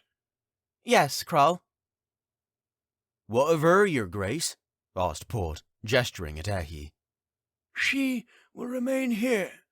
Perhaps she could provide bargaining power when we deal with the rest of the Zays nobility. The Krall looked down on Aerhee. Your intent was a noble one, but we cannot comply with your wishes. My Thanes shall find a room for you that will suit your needs. You will be comfortable, but communication with your colleagues and superiors will be restricted. What about her scribe? Voln asked. He will be kept likewise comfortable.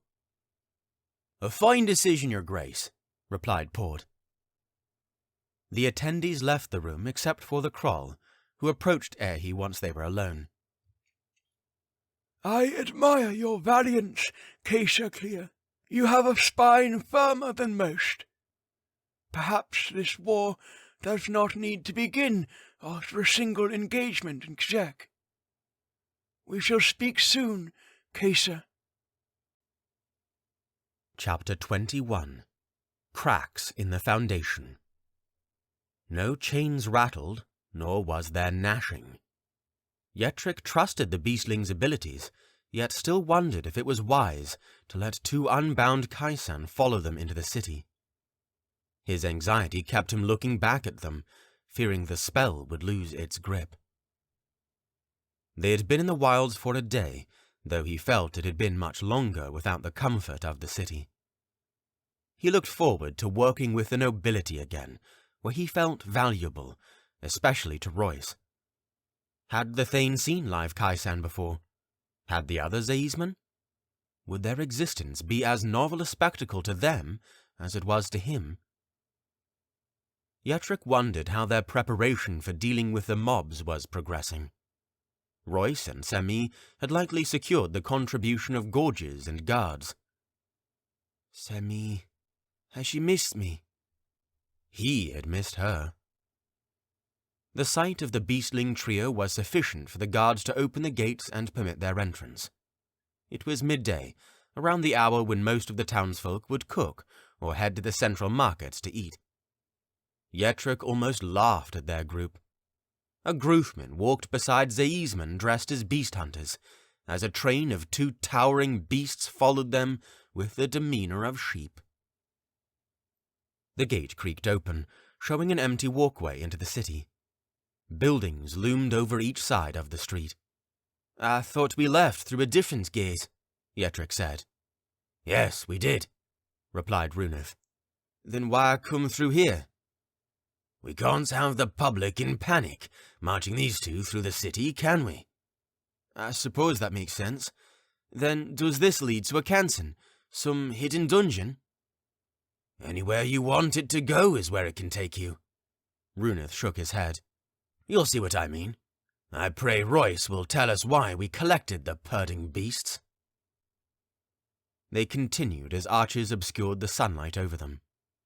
Hora lit a torch as they proceeded toward the stretching darkness. The welcome glow revealed a staircase downward that was wide enough to permit entry of the Kaisan without issue.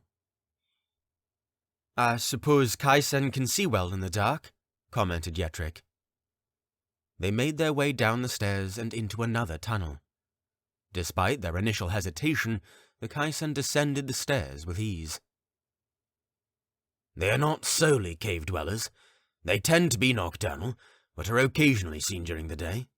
Superstition surrounding them leads to a lack of proper research. I think they dwell only in Zaiz because of our overcast skies. I have no fear of marching them to Chas if they require it, but they would not be as tame under the burning desert sun. Only in Zaiz? As far as I know, though I assume the Choyas marshlands would not be fine for them. Maybe they have some seaside relatives in Groove. He laughed. As they descended further, the tunnel split into 3 paths. You see it now? Runeth asked. A tunnel system? Right. We can reach a number of destinations. Canton, the back of the market, the Cloven Glyph, brothels. He mentioned the latter destination with a nudge to Yetrick's shoulder. I jest. I know you have your eyes out for the Gruth woman who came with you. Royce told me so. Yetrick blushed. Some say that the city's founders designed these tunnels. Royce says they were built when I was just a lad. The nobility allows access only to a select few. The stone walls were wet with humidity. Petrichor remained the boldest scent. Distant echoes hit the floor ahead, likely the sounds of rodents. Thankfully, his boots reached high enough to protect him from any creatures eager to bite. Small puddles of accumulated water were spread throughout the floor, wetting his boots enough to feel a chill in his socks. "Left," Runeth called. It felt like they had been walking for the greater part of an hour, long enough to pass through most of the city, as far as he could guess. Exhaustion pulled at Yetrick. Kjek was losing its novelty and charm. He enjoyed the forest more than he had expected. Searching for a mythical creature had reminded him of his childhood. He still held on to the idea that he was young enough to see himself as a child, though he could have had one of his own by now. The comments on his youthful face used to bother him, but he had grown to appreciate it as he approached his 3rd decade. "Up ahead," Runeth called. Yetrick was relieved to see that they had finally arrived at a staircase to escape the damp caverns. Runeth led the group up the stairs and out of the tunnels into the open. With each step, he felt the weight of his journey. The small amount of sun that seeped through the clouds pained his eyes after the vice of darkness had gripped them for so long. The light did not seem to bother the Kaisan, though they blinked more intensely for a few moments after reaching ground level. They entered a wooden-walled chamber in what appeared to be a large barn, despite the absence of livestock.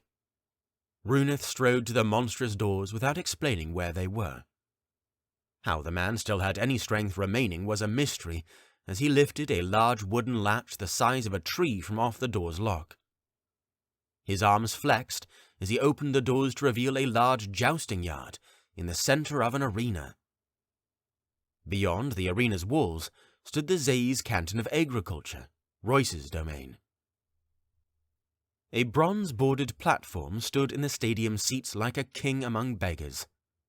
The rows were barren of observers, except for a lone figure on the high seat.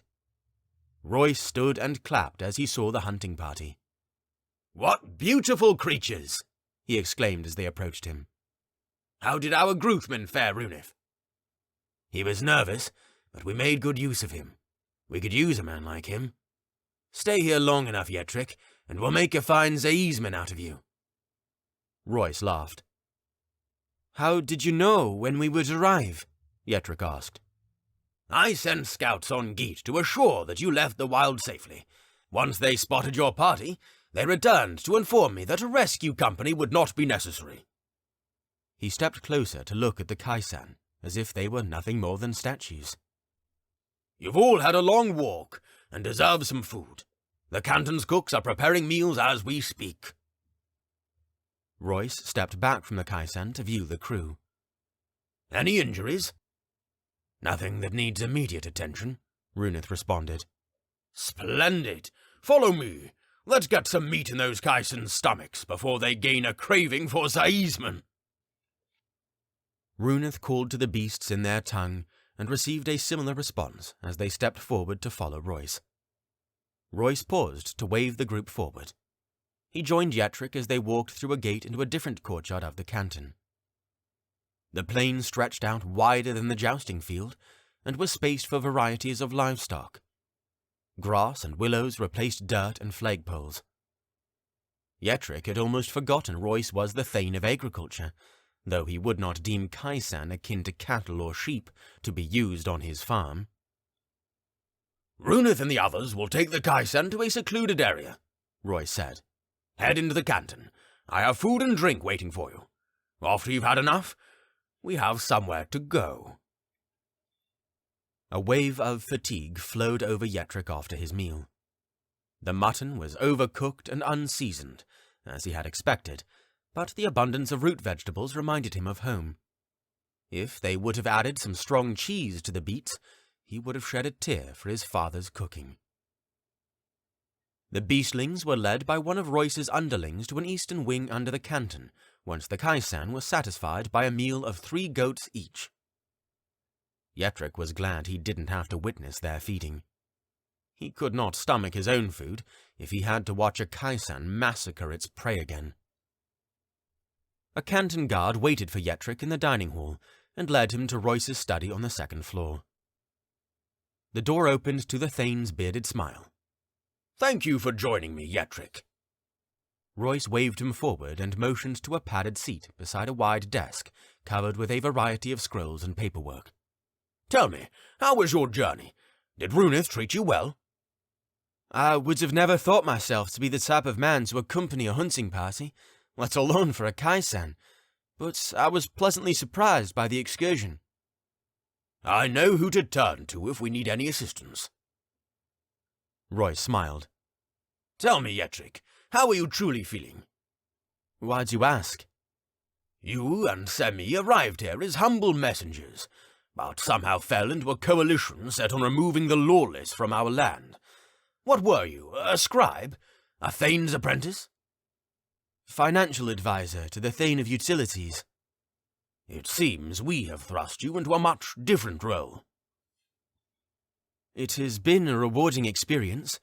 I feel confident enough under your commands and the counsel of the other Thanes. Do not rely on us too much. We are more flawed than you would guess. Zaizmen may profess to abide by the law, but that is just a fallacy of the self-righteous.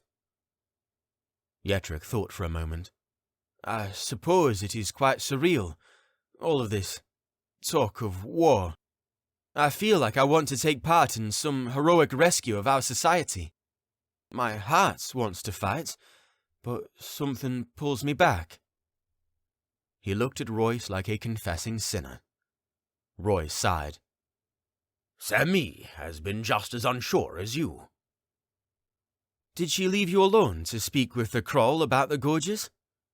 No, she complied, but I noticed a shift in her demeanor over the past few days.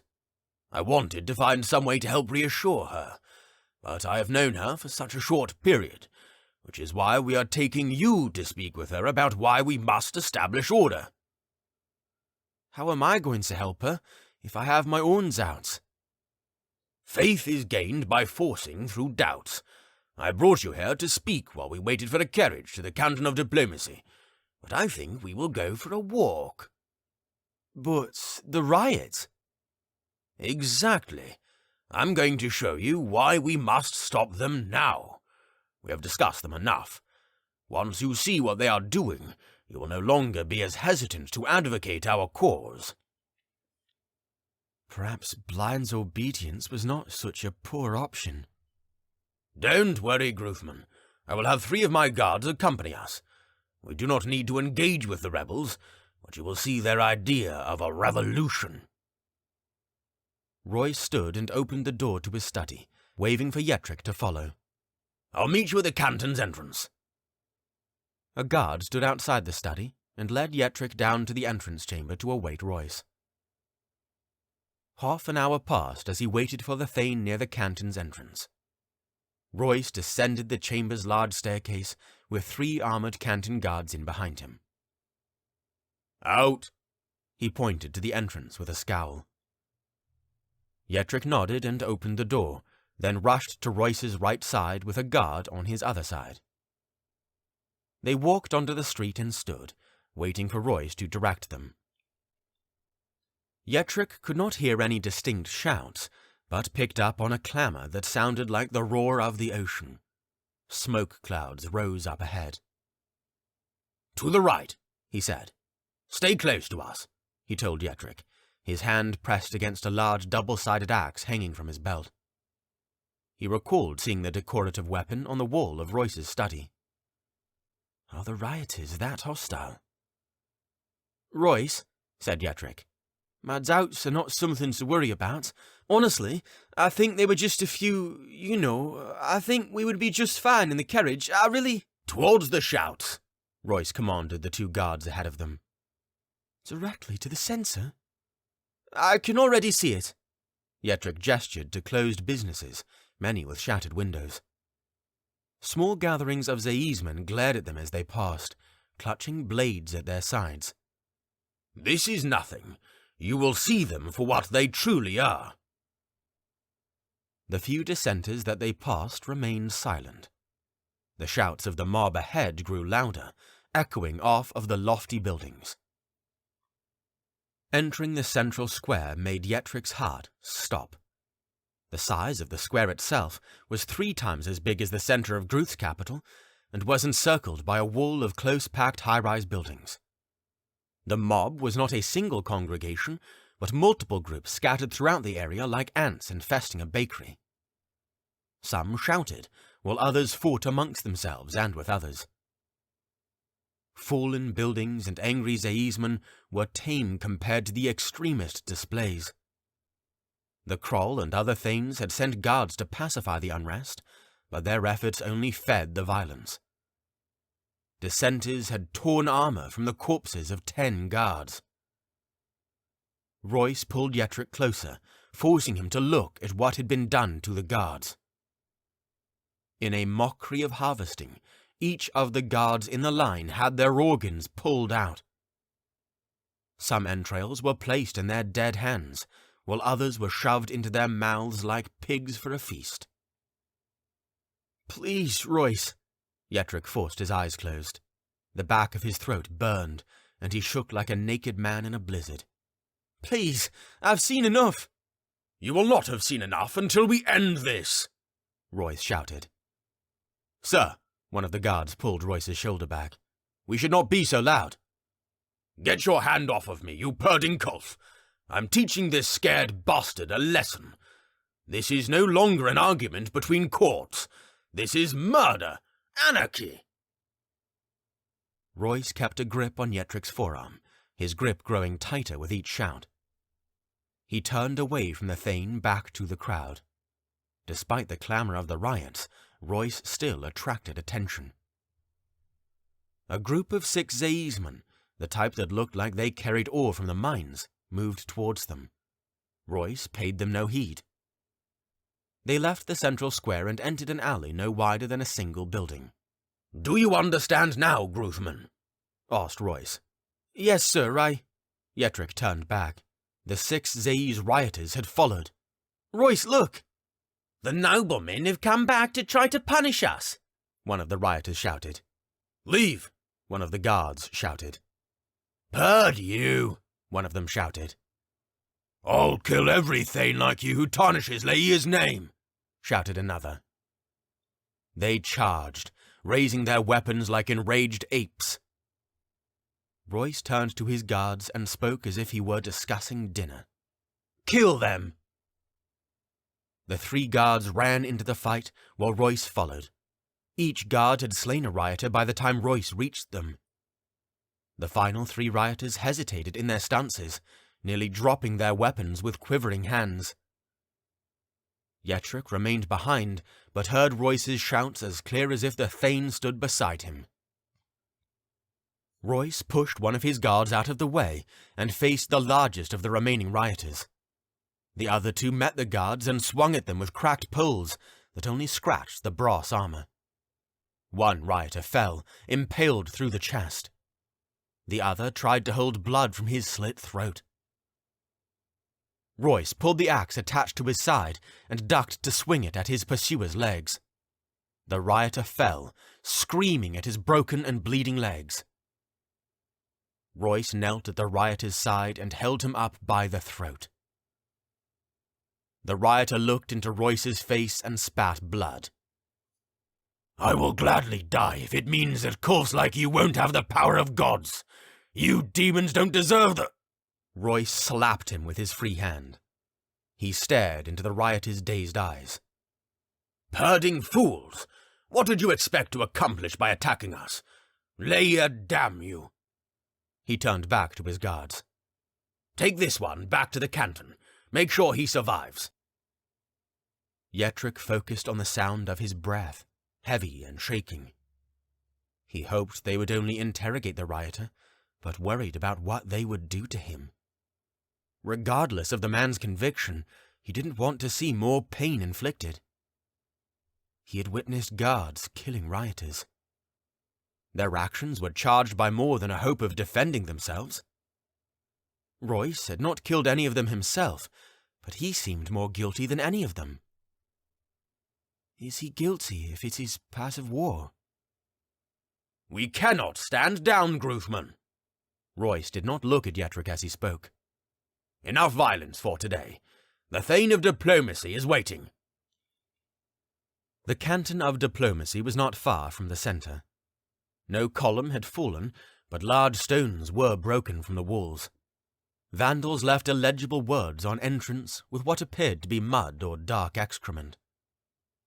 May Leia aid them in recovering from such defamation. Yetrick did not pray to other gods, but felt the thought was appropriate for the afflicted party. A group of Zaismen in pristine robes met Yetrick in the front corridor of the canton. "Take him to Sheath," commanded Royce. They nodded and led the way. "I'll leave you here," said Royce. "I've responsibilities waiting back in my canton. Remember your ideal, Gruthman. Firm is the foundation." Firm is the foundation, he muttered. He had never felt less firm in his life. The guides opened 2 large wooden doors with bronze inlays and gestured for Yetrick to enter a capacious dining hall. 2 large tables spanned the length of the room, with 4 candelabras placed on each table to supplement the lamps. People spoke quietly as they ate. The dichotomy was humorous when compared to a Gruth feast hall, with half-chewed seafood falling out of mouths. Gruth feasts were a celebration of plentiful harvests and successful fishing trips. A young woman of perhaps 14 approached Yetrick after wiping the corners of her mouth with a silver kerchief. "Greetings," she said with a polite bow. "You must be Semi's companion. Thane Laisa told me to expect a guest from Court Gruth." "I do not know if I would refer to her as my companion." "Come dine with us." "Is Semi here?" The girl opened her mouth, but was quickly interrupted by a voice from behind Yetrick. "Are you that desperate to see me?" He turned to see Semi standing behind his chair with a drumstick in hand, eating in fierce Gruth fashion. "At least we will have another Gruthman to show these people how to hold a proper feast." Her countenance was brighter than after the Council of Thanes. "How were—" He swiped his hand through the air. "We can talk about it later. Is there a seat near you? I can't be alone with my thoughts now." "Not yet, but if I eat like a Gruthman, I'm sure those around me will flee. Have you ever seen Thane Kef at a feast? I heard he once ate a whole boar and wore its face as a mask for the rest of the night. Those Thanes of agriculture sure have a type." He forced a laugh, though knew it sounded insincere. "Don't worry about a seat. I'll join you once the seat opens. Whatever makes you comfortable. Semi, Yetrick asked, is Thane Laisa here?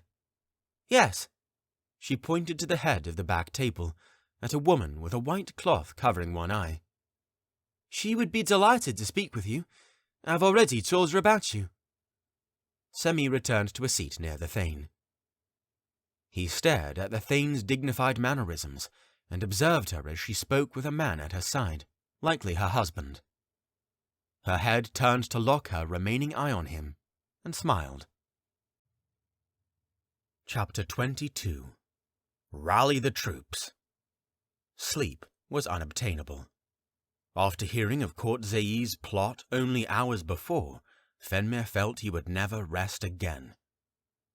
Any bed without Mayra was desolate and cold.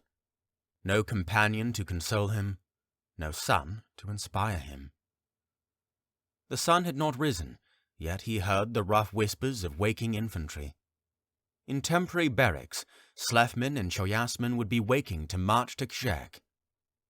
He was offered a bed in a neighboring canton, but felt any captain should live and suffer as his soldiers would. Commanding the Chas Legion still frightened him, though he would never show it. He lifted his canteen to take a drink and stood. Phenmir thrust open the doors of the neighboring chamber. "Hallooeth, Allegiant!" he shouted, waking anyone who was still sleeping.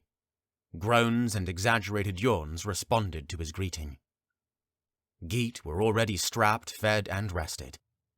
Carts were filled with food for the journey, though an army would require the spoils of war to feed their numbers. The armor had been fitted and repaired for the frontmost men. Cherrick blessed their souls in the fields ahead. "I expect you to be ready for my call to advance within the hour. The Zae's rebels need us," he said, looking over the faces of waking chessmen. "I will head to the other barracks to see how many Endowers will join us." Neither Court Choyas nor any other court, as far as he knew, harboured any true barracks. As the Allegiant conscripted members over the years, they were unable to build such structures without alerting the public. Merchants emptied food storage units for the travelling troops, freeing space in some buildings for the troops to spend the night. Other business owners had complied with the Allegiant's pleas, giving their buildings as well. They had not informed Phenmir how many buildings were in use, but he knew where the Endowers had spent their night. The Choyasmen, Slefmen, and even the Chusmen who weren't with Phenmir were already donning their armor. The sun had lit the sky with a glacial blue in the heavy morning mist, but it had not yet climbed over the distant hills. Phenmir drew in a deep breath, inhaling the humidity like an airborne refreshment. After asking for directions from some Choyasmen, he found his way to the Endower barracks. The doors were shut, but the walls were anything but silent. In the daylight, he could see the structure that served as their inn. It was a wide storage for Geet carriages, only a story high but sufficient for multiple people. Civil servants had moved the carriages behind the building, making it look like the aftermath of a royal festival. The hinges on the doors had rusted, telling that this storage had been out of use for some time. Loud creaks disturbed those within, like an out-of-tune horn, though their attention returned to a speaker. The sight was no surprise. Voln had built a small stage from wooden crates, and stood a few heads taller than his audience. The shiftling had encountered 2 brief instances of violence in Kshek, and claimed himself a veteran. "The Zae's men are emotionless fiends who will bleed you like a fountain, from which their hounds will drink. Embrace your gifts!" Phenmir smirked at the lad's resemblance to a zealous preacher. "We will claim victory as we hold the purring hearts of our enemies in our purring hands. To the underrealms with those kulfs!" "What a show!" Phenmir chuckled as the boy's audience dispersed. "Someone has to put the fight into them." "How many of your Endowers are coming?" Phenmir asked. 1/4 of us, responded Voln. "I'm sure Kroll to Hat has a reason for acquiring so many." "So many?" He responded with clenched fists. 1/4 is too few. This fight is about us. Be rational, Voln. This is only the beginning. There is no reason to burn a candle before nightfall. Voln scratched the top of his head. I guess we will be fine without some of them. We? You cannot tell me you are coming with us, Voln. I'm no broken child. Voln revealed the skin beneath his bandages, showing thick purple scars from his injuries while in Kjak. I think my mother did it well with an Aerhee, if you catch what I am throwing. The boy winked through the eye-hole of his mask. The timeline and politics did not add up to give sense to his claim, but he allowed the boy the humour. That may be so, but I still worry. I know, Voln responded. And Kayla, is she here? Surely she will stay behind. She left with some of you chessmen already. She hopes to organise a union of chess and hours. That is marvellous. How did I not think of that before? Who called for it? Coleridge. Once he met us, he knew our value. I should have known, Phenmir said, as he looked at the crowd of masked children. If only Hare could see this. Are your troops prepared to march? I told the others to be at the gates by midday. I hope so. You saw me yelling. It's not my fault if they don't listen. Keep doing your job, young wolf. I will see you at the gates. Phenmir gave him the Chus salute with circled hands over the centre of his chest. Voln returned the gesture with the Choyas salute. Phenmir ran through his list of responsibilities. Port should be gathering and preparing the Slefmen, or at least helping to do so. Coleridge was coming from Slef with more reinforcements, or so he had been told, to meet them in Kjak. The energy in the city had become charged. Families embraced and bid soldiers farewell. Choyasmen, Chusmen, and Slefmen chanted to inspire their allies. He walked toward the Krall's palace. The strongest bindings are revealed when they are tested, he thought as he drew near his destination. The words filled him with guilt, as he could not remember the last time he had read the scripture. He had promised his wife that he would seek Cherek more diligently, yet he felt more distant from his god than ever. Is this because I failed to live as I profess? If there was a god, could not that being prevent the bloodshed of war? Only fools blame suffering on the gods. This is our fault. Cherek, forgive me. Cherek, help me. Phenmir proceeded up the stone steps to the entrance and was let in without question. He passed by clusters of noblemen filling the main chamber, stepped past inquisitive glares, and sped to the Krall's chamber. The guards opened the doors for him, and he thanked him with the Choya salute. The Krall sat on his throne in the spacious chamber. Blue light shone in through cyan-stained glass windows. The ceiling was higher than any room he had been in, reaching up several stories, with clear windows peeking into the rooms of the upper levels. Lines of people filled the space, hoping to speak with the Krall. It appeared as if half the city chose to wish the army farewell, while the others sought the counsel of the Krall. Phenmir pressed forward, pushing Choyasmen to the side to reach the throne. The Krall lifted his gaze from a pleading Choyasmen at the bottom of the steps. Krall Terhet sat hunched as he waited for Phenmir to wade through the sea of Choyasmen. Away! Krall Terhet commanded the man. Thane Stoke, I assumed that you would be preparing to march to Kjak. We are. Phenmir stared into the eye-holes of the Krall's mask. Who is leading your troops to Kjak? I delegated the military command to my Thane of Endowment, Kolra Hone. The name sounded familiar, but he could not remember which one she was. He had met too many Thanes as of late to remember them all. Where is she? Has she mustered the troops? She set a base in the financial sector of the city. Thank you, Your Grace. May your god be with you during our absence. The Krall nodded and beckoned the next citizen forward.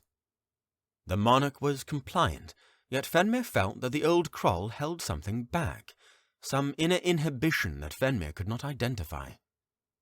His directness left no room for conversation, as if the march to Kjak was a distant event beyond his concerns.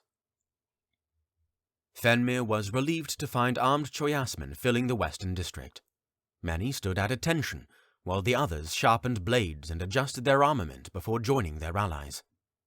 Several sparred with one another while they waited. He glanced beyond the lines of troops and noticed the blue Choyas banner bearing the insignia of the amphibious Putal, hanging on the left side of a worn building of ash-grey stone and chipped brick. If this was not the base of their operations, he would be lost searching for a second option. He walked through the battered door. Numerous sheets and fashioned cloth piles for pillows were scattered throughout the room to serve as a barrack, similar to the one in which he had spent the night. 4 individuals sat around a triangular table, engaged in discussion. A scribe held a wet quill. The other 3 people were recognizable as Thanes, upon further inspection of their mask designs. Each Thane wore a mark of nobility by having some part of their mask made into silver. The elderly man on the left wore the face of a bearded goat with silver horns, while the woman in the middle bore a mask with arched eyebrows and silver smiling lips. The final Thane was a stout woman. Fiery eyes stared at Phenmir through the eye slits of a beast's face. Her mask bore sharp silver teeth through an open mouth, though hers remained closed. "The Chas commander, if I'm not mistaken," said the woman in the middle. Her voice was delicate and smooth. "Correct," Phenmir said as he approached. "I came to speak with Thane Holm of the Canton of Endowment." "That would be me," said the beast-faced Thane. "She was the one in our first meeting that Coleridge identified as an early member of the Armony Allegiant." He felt reassured to be with someone with deep Allegiant ties. "Do you have a moment to discuss the march to Kjak?" "We were discussing that very subject." She motioned to an open seat. Phenmir sat, nodding to her and the other Thanes. "The gentleman is Thane Leckett of the Canton of Veneration." Thane Holm pointed to the goat-masked Thane. "We could all use a moral guide in the coming days, right, Chasman?" She turned to the Thane with silver lips. "This is Thane Terhet. I suppose you recognize her surname. She is the Kroll's eldest granddaughter and presides over the Canton of Progress, helping us navigate through an ever-evolving political climate." "Pleasure to make your acquaintance." Phenmir shifted. "Tell me about the Choyas militia. Will they be ready in time?" "Yes. Didn't you see them outside? These soldiers have been training for over a year." "A year?" "Yes. Haven't your soldiers been doing the same?" Coleridge and had many Chasmen trained." "And he has handed his trainees to you for command?" "Yes." She took a moment to reply. "You will do great things, Chasman. The gods are on our side." Phenmir nodded. "Will I see you on the front then, Thane Holm?" "Is that it, Chasman? A greeting?" "I have to make my soldiers look as prepared as yours," he said. Phenmir took a moment to catch his breath after jogging to the Chas barracks. Side by side, Chasmen, Slefmen, and Choyasmen prepared to march upon his command. Melancholy brushed through him. He wanted to appreciate the unity, but the cause of their gathering soured the kinship of it. He brushed through the crowd to reach the front lines as they faced an iron gate 3 streets wide on the city's edge. Once beyond, they would be en route to war. "Commander Port, what stunning armor!" Port turned and held an iron helm in the pit of his right arm, complemented by the mail beneath his yellow tunic. Port cringed at the title of commander. Without Coleridge, someone had to take the mantle. "Likewise, Thane Stalk."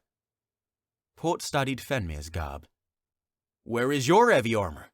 Do you mean to view the battle from afar, I don't mean to judge. That is a wise strategy.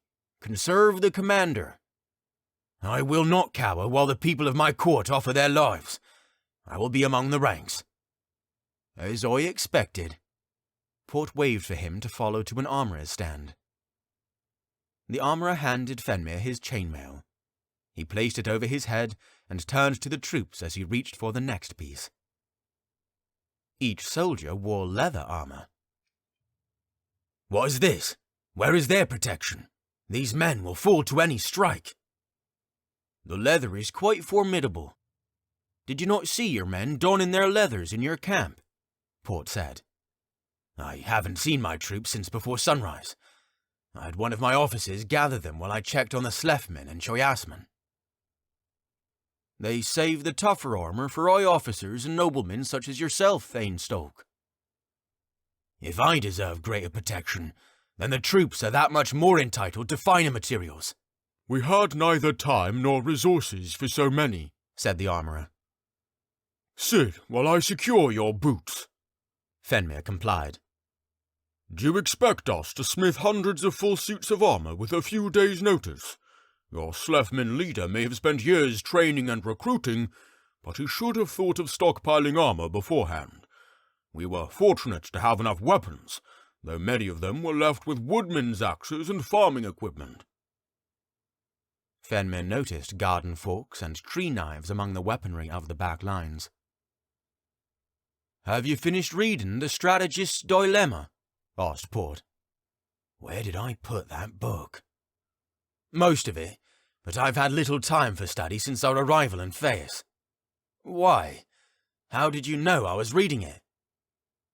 Colerig wanted us to read it. Near the end, he writes of battle positions and the role of the commanders. A trooper's goal is to pursue victory in conflict, a strategist's is to win the war. Frontmen will perish. That is the price to pay for our means to an end.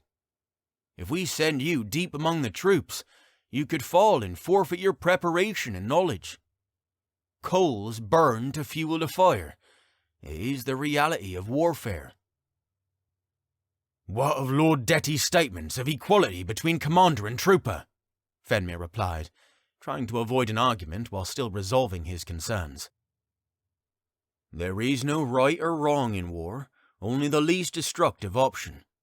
There is value in all soldiers. A captain must understand that, and act accordingly to share the same spirit as his troops. Now, this does not mean he shares the same responsibilities. A captain is entrusted with the role of logical warfare, while the physical portion is left to the trooper. Adjusting their roles by placing a captain on the vanguard risks the entire plot, should he fall to a sword, turning it all to senseless violence. Port, I appreciate you more by the minute, replied Phenmir. The Slefman was wise, yet Phenmir could not help but feel underprepared. He was the High Chass advisor, Thane of the Allegiant. Colerig did not yet expect him to be a general. This is only the beginning. How are we going to enter the city? Asked Port. Do you have a formation in mind? Colerig told me to lead a lunar crest formation. Without him here, it remains our tentative plan. He wants us to meet the protesting crowd and draw them outwards and away from the presumed area of destruction. This is no siege, nor is it a use of blunt force. If violence is kept out of the confrontation, all the better for both parties, though I doubt it will end so peacefully.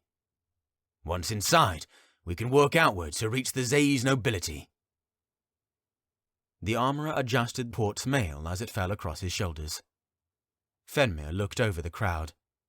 Some avoided his gaze, but many smiled confidently in his direction. Will they continue to view me positively after they take their first loss?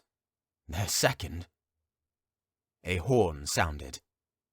Atop the tower gates stood a heavily armoured woman, the sun shining from the silver teeth of her mask. Slefmen, Chassmen, Choyasmen, let us join our allies in the harvesting capital of Facet to liberate them from the vice of harvesting. A rambunctious choir of chants erupted from the militia. Up with the gates! Aged steel cogs turned to raise the gate like titans of old. To Kjek! Chapter 23. Wishes of the Owl. I would argue that we are safer here, Caesar, remarked Theo as Aerhee searched their chamber for means of escape. The Kroll provided an accommodating space for them, but Aerhee refused to be held while conflict ravaged her homeland. Safety is not my concern. Kjek is. Do you think that we will be emancipated once this conflict ends? Is that what besets you, Theo? Your comfort and freedom? An army composed of 3 courts is heading to our city to be met with combustibles, gorges, and Zee's troops. People will die on both sides. Each lost life is a waste because of a dam of pride. You came here and gave it your best. Is that not enough? Excuse me, Caesar, but what else did you think you could do? Aerhee spun toward him, breath catching. I have failed our court. I left to mend a tearing seam and only aggravated the conflict. They were going to charge into the city regardless of your intervention. He approached the table and set his palms out on the surface across from her. Self-deprecation will lead you nowhere. Just because you are a Zee's woman does not mean that you need to be perfect in every moment. Isn't that what we live for? To improve? Keep complaining if you want, but you sound as prideful as a priest woman. Remember which court you represent. We may have lost this battle, but don't lose yourself. If you can't take care of yourself, things will only become worse. Now you sound like your ideal is more aligned with a chessman's. She smiled at him. Care beats pride, he returned. Thank you, Theo. She sighed. I need to speak with Kralterhead. A boy, not any man, had guided her rationality. Would Theo gain appreciation from this exchange, or would he let the success of his persuasion inflate his ego? Hours, though she didn't know how many, had passed since their last meal, and the light from the window had gradually faded to a darker blue. A knock rattled their door, and Aerhee set down the notes she'd been working on. "Stand back," commanded a voice from the other side. From the voice's resonance, she figured that the door was fashioned from a frail wood, like those used in most modern designs. One of humankind's greatest weaknesses is substituting reliability for comfort. Breaking it would solve little, for she knew that at least one guard always stood to watch on the other side. If she escaped, it would be another way. A Choyas guard opened the door and was followed by another in identical armament, as well as a woman with their evening meal. Excess seasoning has been withheld as requested to suit your Zee's customs. She set the dishes on their table. One guard placed a pitcher of water in the center of the table, near their long emptied glasses. The woman turned to exit without addressing the prisoners further. "Pardon me, Choyas woman," said Aerhee. "Step back, Zee's woman," said the guard to the woman's left. "I have a request," Aerhee said. "Speak," uttered the woman. "Might I speak with Kralterhead?" Unlikely. "I just want to speak with him. With his soldiers marching to my court, he might be interested in what I have to say." "I'll relay the message." The Choyas woman waved for the guards to leave. She followed behind and shut the door, locking the 2 bolts. Surely you do not wish to sell the Zee's secrets to the Choyasman, pled Theo. You said enough to be banished from your office within the Kjek Heights. "I will tell him nothing of the sort. I know how to control a conversation. If our court is to survive, we must recognize that deception is the key to victory." The familiar knock of a guard rattled the door in its frame. A day had passed since her request to speak with the Kroll. The door swung open, and the old owl stood on the other side. "Thank you, Your Grace, for coming," Aerhee said. "What did you wish to say, Caesar Clear?" Kralterhet stood just beyond the doorway, not showing any intention of staying and to talk. "You told me the other day that you wanted to speak with me. You told me perhaps this war does not need to begin after a single engagement in Kshek. Am I mistaken?" Kralterhet dismissed his 2 guards to rest near the doorway, though did not send them away. "You are correct." Aerhee pulled a chair from the table. "What were you alluding to?" "You are wise, Caesar. The Krall sat with a nod. You know that this attack will only inspire further violence." "Are you suggesting that you do not agree with the Slefmin and Chusman?" He tilted his head like an owl. "This is about more than just agreeing or disagreeing. I believe there is a way to diffuse this unrest." "And what might that be?" "I believe in the basis of their cause. However, Facet is not yet prepared to eliminate harvesting. True, that would please me, but I do not wish for your court to collapse because of your reliance upon the endowed. Harvesting could be dissolved, but that would take time. We need to approach this conflict through other means." "Why are you saying this now? Why didn't you say this before the others left?" "My thanes think little of me. Sometimes I feel like I am no more than a figurehead. All they see is an old man that cannot raise a voice as loud as theirs. Between you and me, I think we can approach this in a new way." "I am glad to see that neither of us wants to resort to violence." "Are you sure your thanes feel the same way?" "I tried to persuade them to hold back," she grumbled. "Why do you think I ran to your court in hopes of another solution?" "My thanes are souring hopes of peace alongside the Slefmin and Chusman, but I would be willing to speak to your thanes to discuss another approach to peace. Without some of my thanes away at war, my voice will have more sway." "You want to re-establish your authority by meeting with the thanes of my court?" "Perhaps that is a promising start." "So you want to side with the Zaisman?" she asked. "I would not say that. It seems like you do not wish to side with them. Why else would you have come here? There are more than 2 sides to this conflict. Even the rebels do not all share the same goal. Some strive for liberation, while others fight for revenge." "Why didn't you stop them before they left? Just look at all the resources your court has spent in this fight." "As I said, I did not have the power to stop them. Their momentum was building for years. I did not know this revolution was rising until the Slefmin messengers came. I would have never suspected that some of my thanes have pledged their allegiance to something other than our court."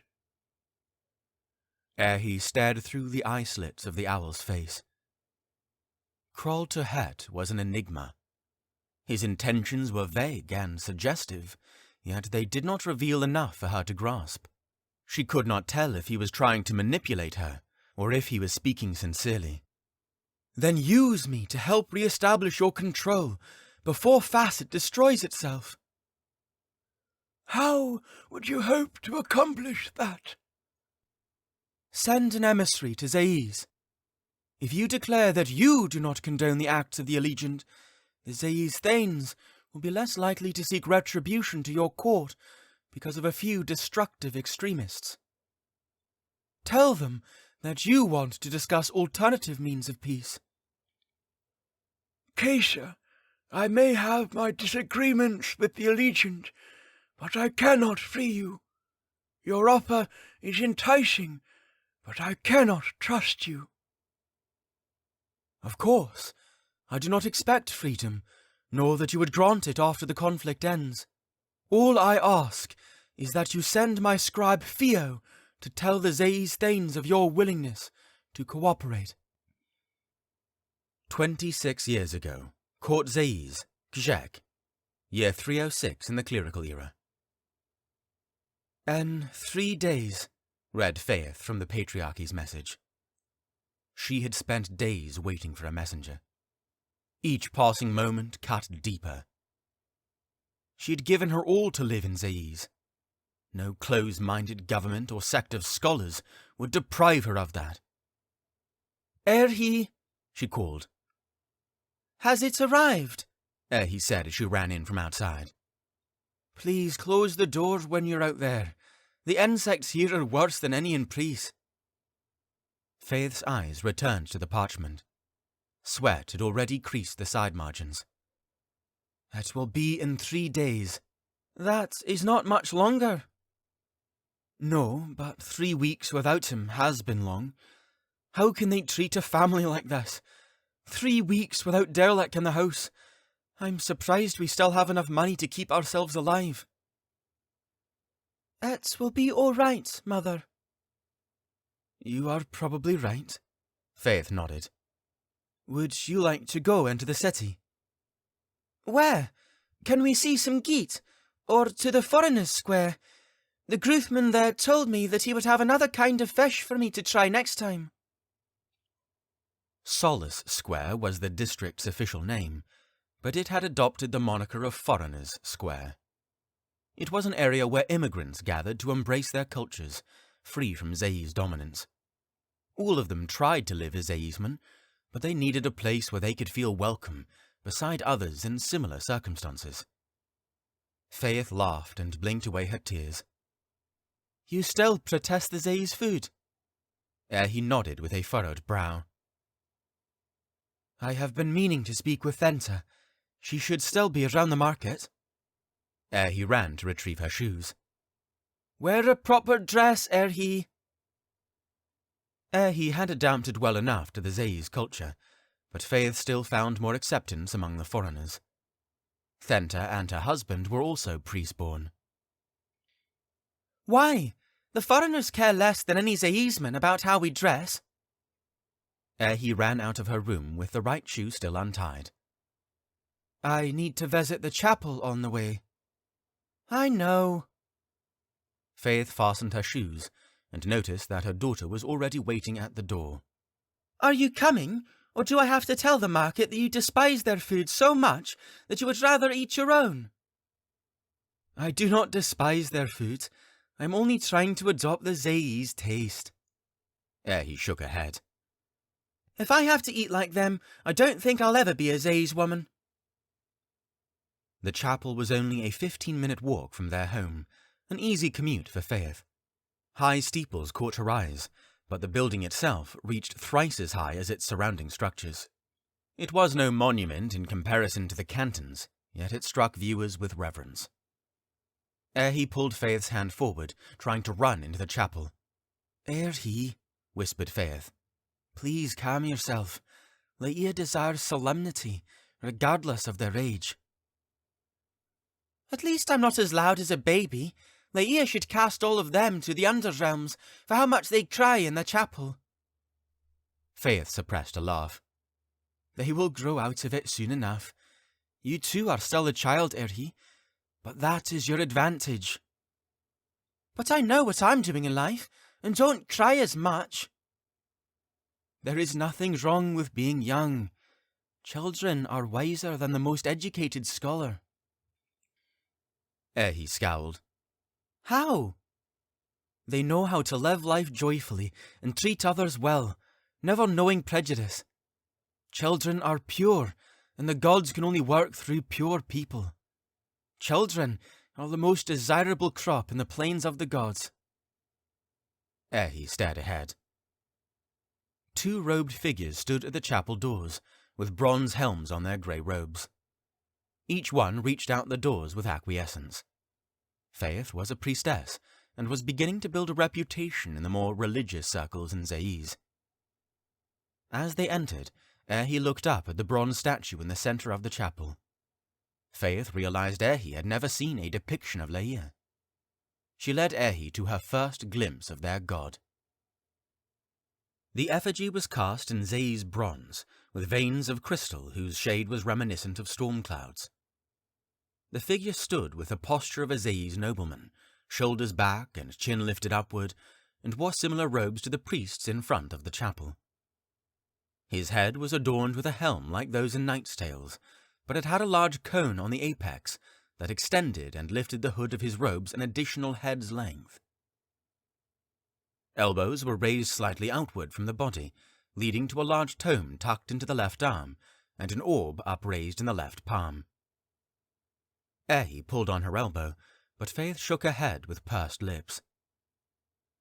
Faith then retrieved a copy of the Tome of Measure.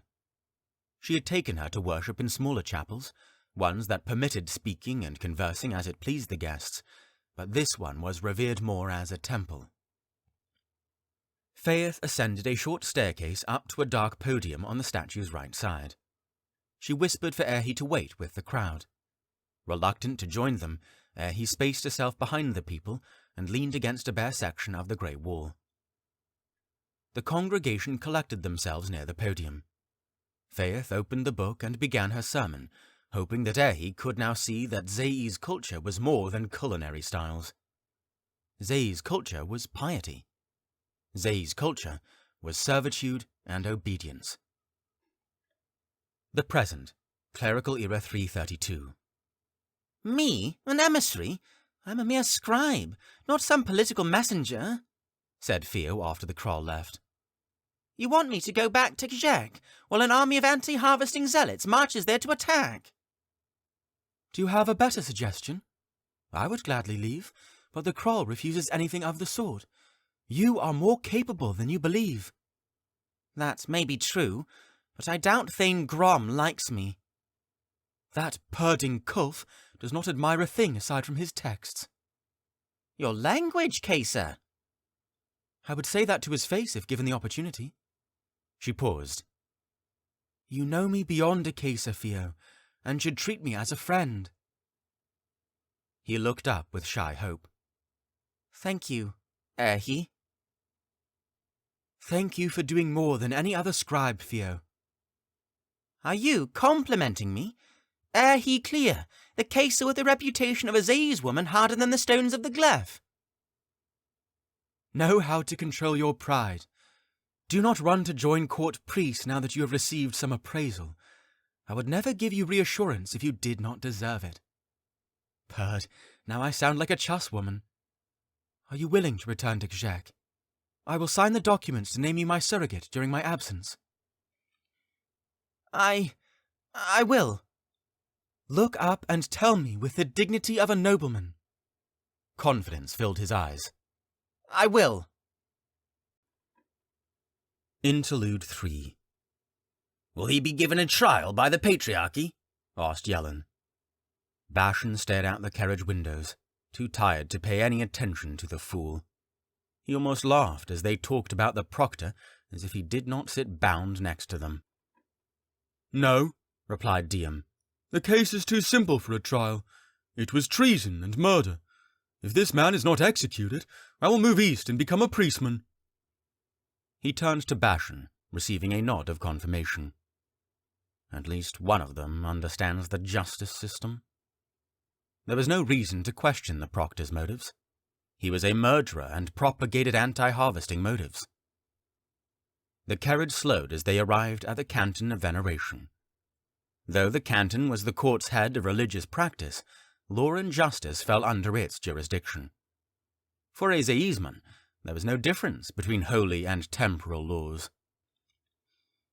Bashan waved his associates out of the carriage, delegating the prisoner to their care once again.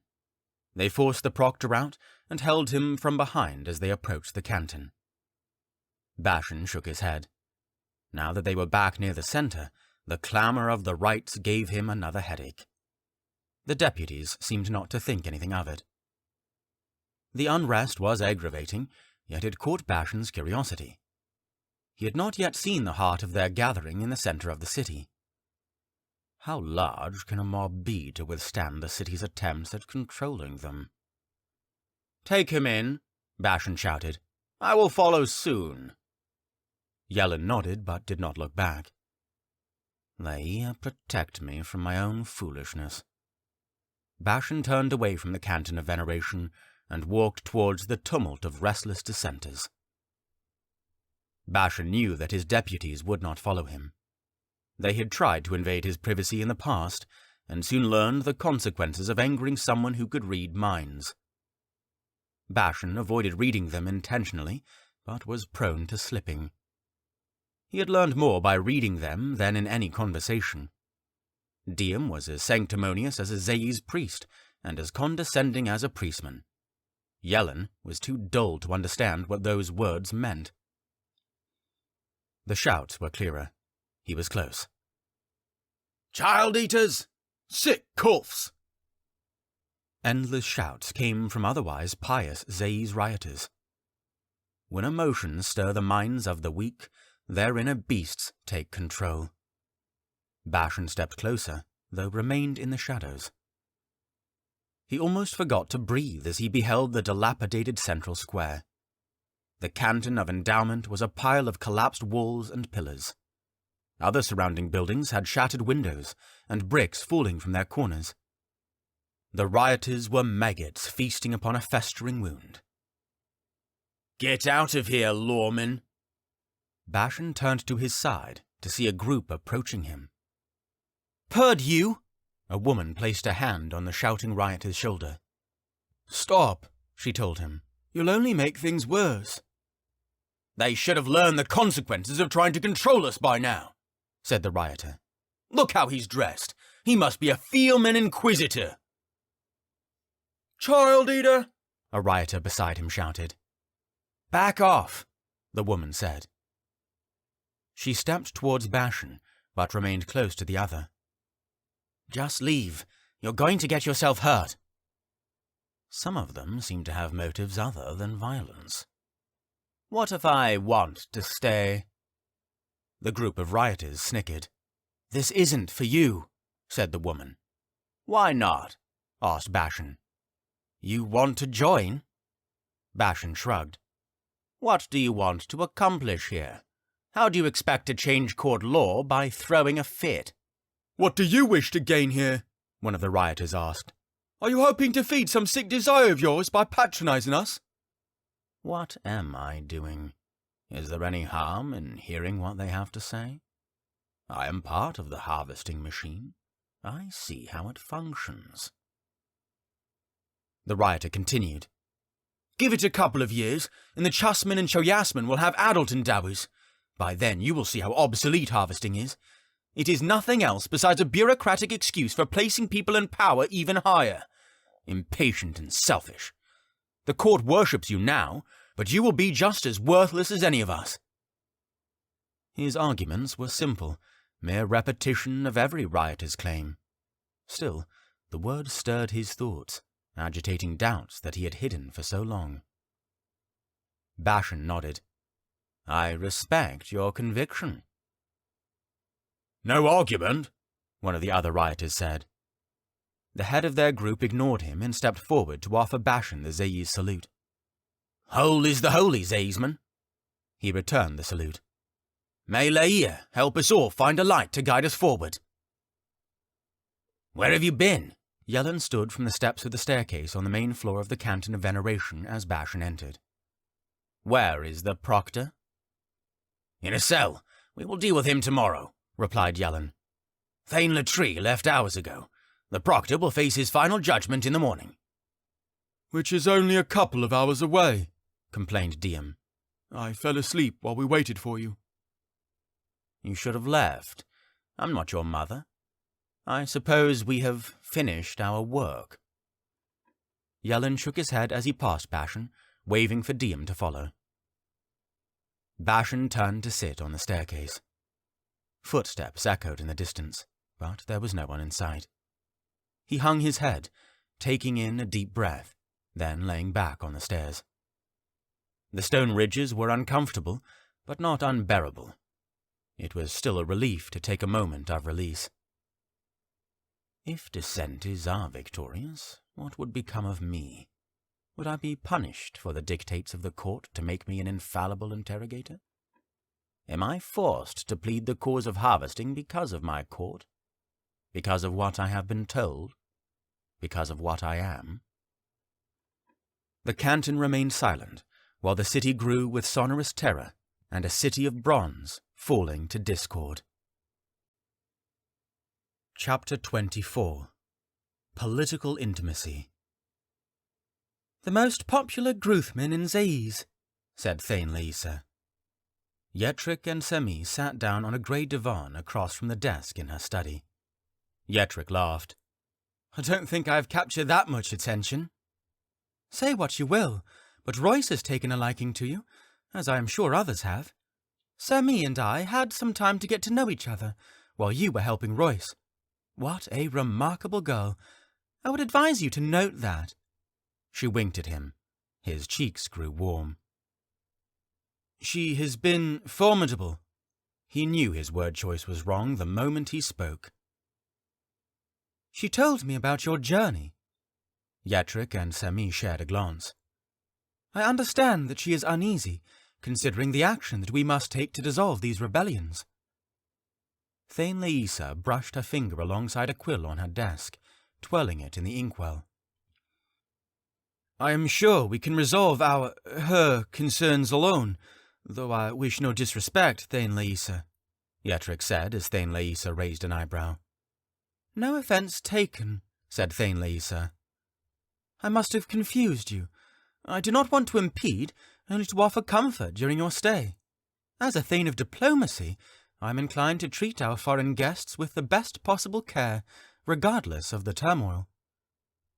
"Thank you for the offer." He rubbed the hem of his shirt between his fingers. "I don't want to sound ungrateful, but why are you doing this for us?" Thane Laissa smirked. "If you want me to be blunt, we need your court to commit to our cause." "But neither of us are Thanes," said Yetrick. "I've spoken with the other Thanes about you. Why do you think Royce would send you two to me, the Thane of diplomacy? We need two to persuade Court Gruth to pledge loyalty to preserve the state of our courts." "Surely a Carrier Raven's letter would be sufficient, if notarized by a canton." "Do you wish to explain this all in a letter? What if they believe that Zaiz has already been overtaken by dissenters? What if the Raven was intercepted? There are too many risks. You two have been in our court during the worst of this insurrection. You two can make a much better argument than any of us." "But what about our doubts?" Yetrick thought, but feigned confidence. "So you want us to return to Gruth to try to convince our nobility to commit to your cause? You really think we have that much influence?" "You have proved your worth here, but we only need one of you to return. Royce has plans for you here in Kjak. Semi may have questions, but those will be resolved if she works with her people. It is difficult to fight a war away from your closest allies. She is going to help us fight by serving as a diplomat back in her home court." He turned to Semi with his eyebrows tented. "You're leaving?" The thought hurt him. Why? He was going to miss her. She'd become more than formidable. She was his friend, his only friend in Kjak that he could trust beyond question. She was more than a friend. That thought stung the inside of his mind like a Gruth Bay eel. Is she returning for our people, or to flee the cause? She nodded and shifted her gaze to Thane Laissa. Why is she always so quiet around the nobility? Semi, you know you don't have to do everything they tell you. Is this what you want, What they want. He checked Thane Laisa's reaction and was relieved to see that she bore a dismissive grin. Phenmir is already prepared to leave tomorrow. Why don't you two take some time to talk this over? You will find a study 3 doors down to your left. The walk to the other chamber was as silent as a guilty prisoner on his way to the executioner's block. Tension shifted into curiosity and shame. Did I embarrass her? He had to repair his mistakes before she left. Am I jealous of her freedom? A chance to return to my people? An escape for the epicenter of conflict? The room proved true to Thane Laisa's description of comfortable, contrasting the chill of her office with plush couches and a thick rug from a black bear. The aroma of anise and lavender filled the air. Phenmir, no, I'm fine. I understand your concern. I will not deny that they tried to convince me to go, but I chose this task. Her responses accomplished little in resolving the sorrow on his face. If you're concerned about my doubts, are you still worried about all of this? Of course I'm worried, but Thane Laisa isn't in doubt as well. We had some thorough discussion about the morality of it all. What about you, Yetrick? How do you feel? Happy to stay with Royce? Or are you simply sad to see me leave? Images of Royce and the beaten rebel flashed through his mind. He tried to forget it by forcing a smile upon himself. I believe I'm doing well. My life has been more exciting than it ever was back home. I've plotted defences with the nobility, hunted Kaisan, and I'm sure much more is ahead. I'm happy to hear that. I was lost until I said that I would return to Groove. We'll see each other again, right? He asked. Those who fight together are always the closest in the bard's tales. Like Cam and Zale, the warriors who led their people to victory in the Elder Era and celebrated with a suicide pact. What an imperfect example, Yetrick. She smiled. Hope touched his heart. She pushed a hair behind her ear. Maybe I will make it back here before they send you home. Your return will be much better than mine. If you keep helping out here, I'm sure the Kroll will want you for one of his Thanes. I can already see it now. Thane. Her jaw dropped.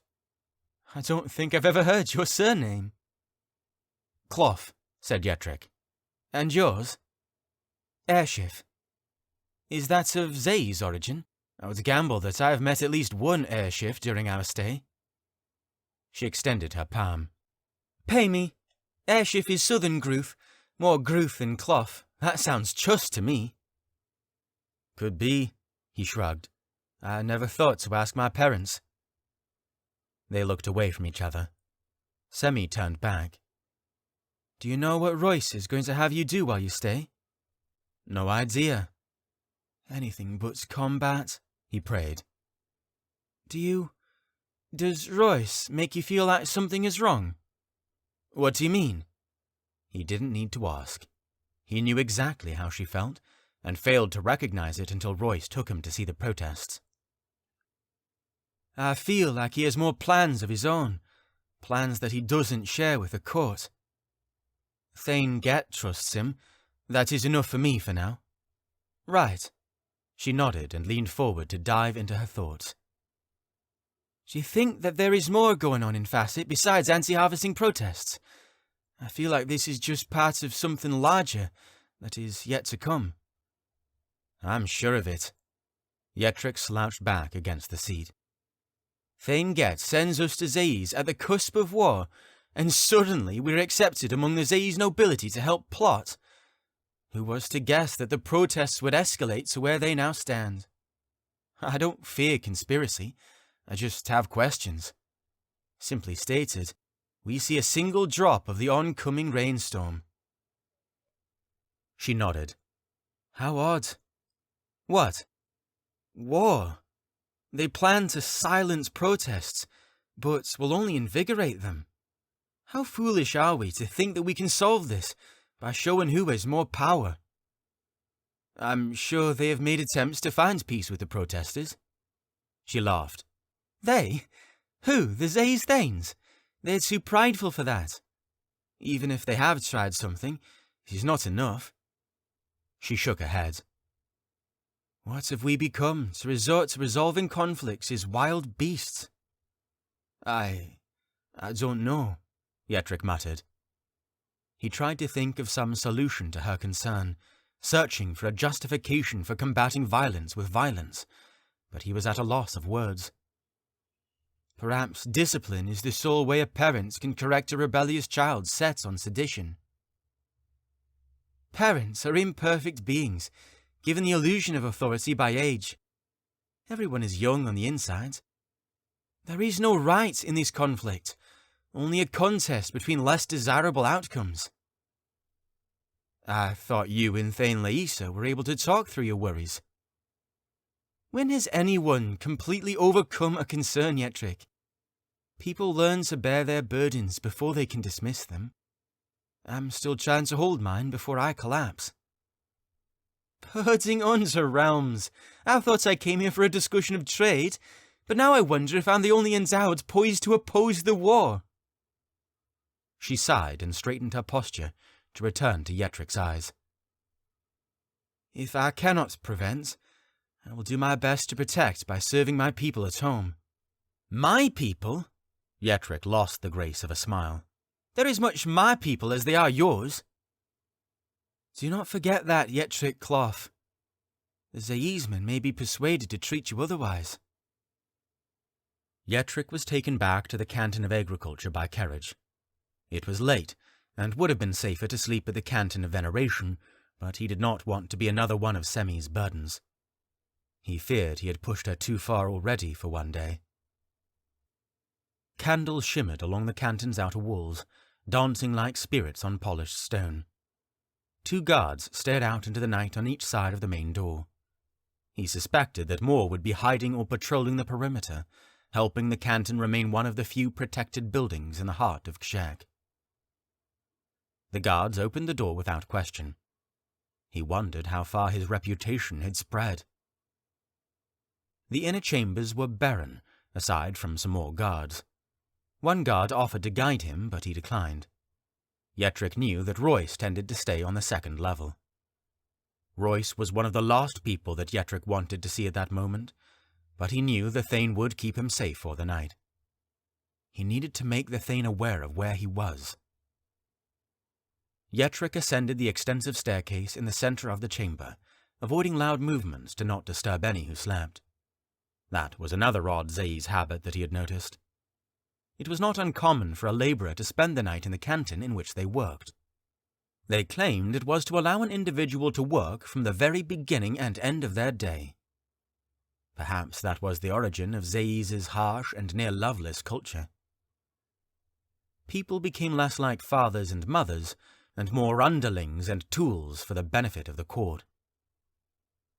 Hushed banter, with an occasional laugh, emanated from a door near the end of the right hallway. More light shimmered along the floor. Yes, and... well, the cough of that... It sounded like Royce. He opened the door to a room that looked like a personal tavern. "Yetrick," said Royce, "come quickly and shut the door." Royce stood behind the counter with a bottle of blue wine in his right hand, cork removed as he continued to pour it into a pewter goblet for the man across from him. The man across from Royce sat on a high stool that looked as if it would soon become a pile of splinters under his weight. He was built like a bronze statue of an ancient warrior, nearly doubling the size of Royce, with muscle that denied any hint of fat. His skin stretched over bulging veins. He wore a collared vest of Zays grey with bronze lining the middle.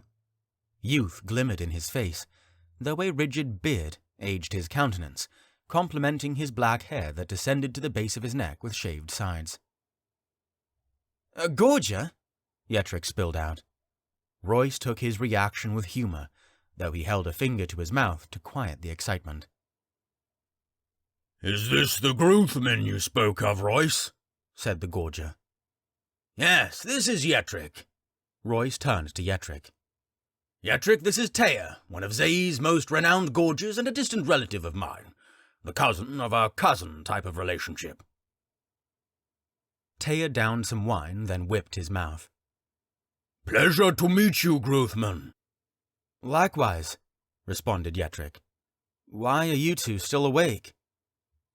I should ask you the same question, said Royce after a pull on his drink. The blue wine had stained his teeth a dark shade of purple, though neither of them had drunk enough to become inebriated. I am a Thane, and may do as it pleases me, but you should rest to prepare for the coming days. Yetrick dropped the corners of his mouth and searched for an excusing defense. I assume you need a room for you and Sami. Royce chuckled as Yetrick opened his mouth to protest. You are too easy to rile up. In all seriousness, how was your meeting with her? Were you able to meet with Thane Laisa? Yes, she is very kind, pleasant and hospitable. A humorous sneer rose in Royce as he described her pleasantries. Sami and I had a good discussion. And what did you speak about? Is she still opposed to our offence against the protests? Yetrick shrugged. He was not going to betray her. He knew she would find confidence in the need to preserve harvesting. I think her mind is too focused on Court Druth right now. I suppose you know that she is going back to Thusk. I was the one who suggested it. Yetrick doubted that. Speaking of Druth, what about Thane Gat? She is going to be working more with our Thanes. Should we update him on his request for bronze? As you can tell, Grothman, we have become quite preoccupied as a court. He should have had that vision months ago. Once the central protests have been cleared, and we have a firmer foundation here in Kjek, we can focus on his request, if it is still relevant. Taya turned back and forth to each man as he orated with the interest of a hound to a stick in his owner's hand, though he avoided interjecting. Are Semi's worries burdening you? Asked Royce. I wouldn't say I'm overburdened, but it is taxing to have my only Gruth ally so shaken. But how was your time with her, Royce? Yetrick stepped up to sit on a stool beside Taya. She did not want to talk about her concerns, said she would rather focus on the task at hand, and mostly kept to herself. She is a quiet girl, though wise beneath her shell. Her logic is merely flawed by passion and empathy. She wasn't the one who helped us gain the support of the Gorges. Taya helped us there.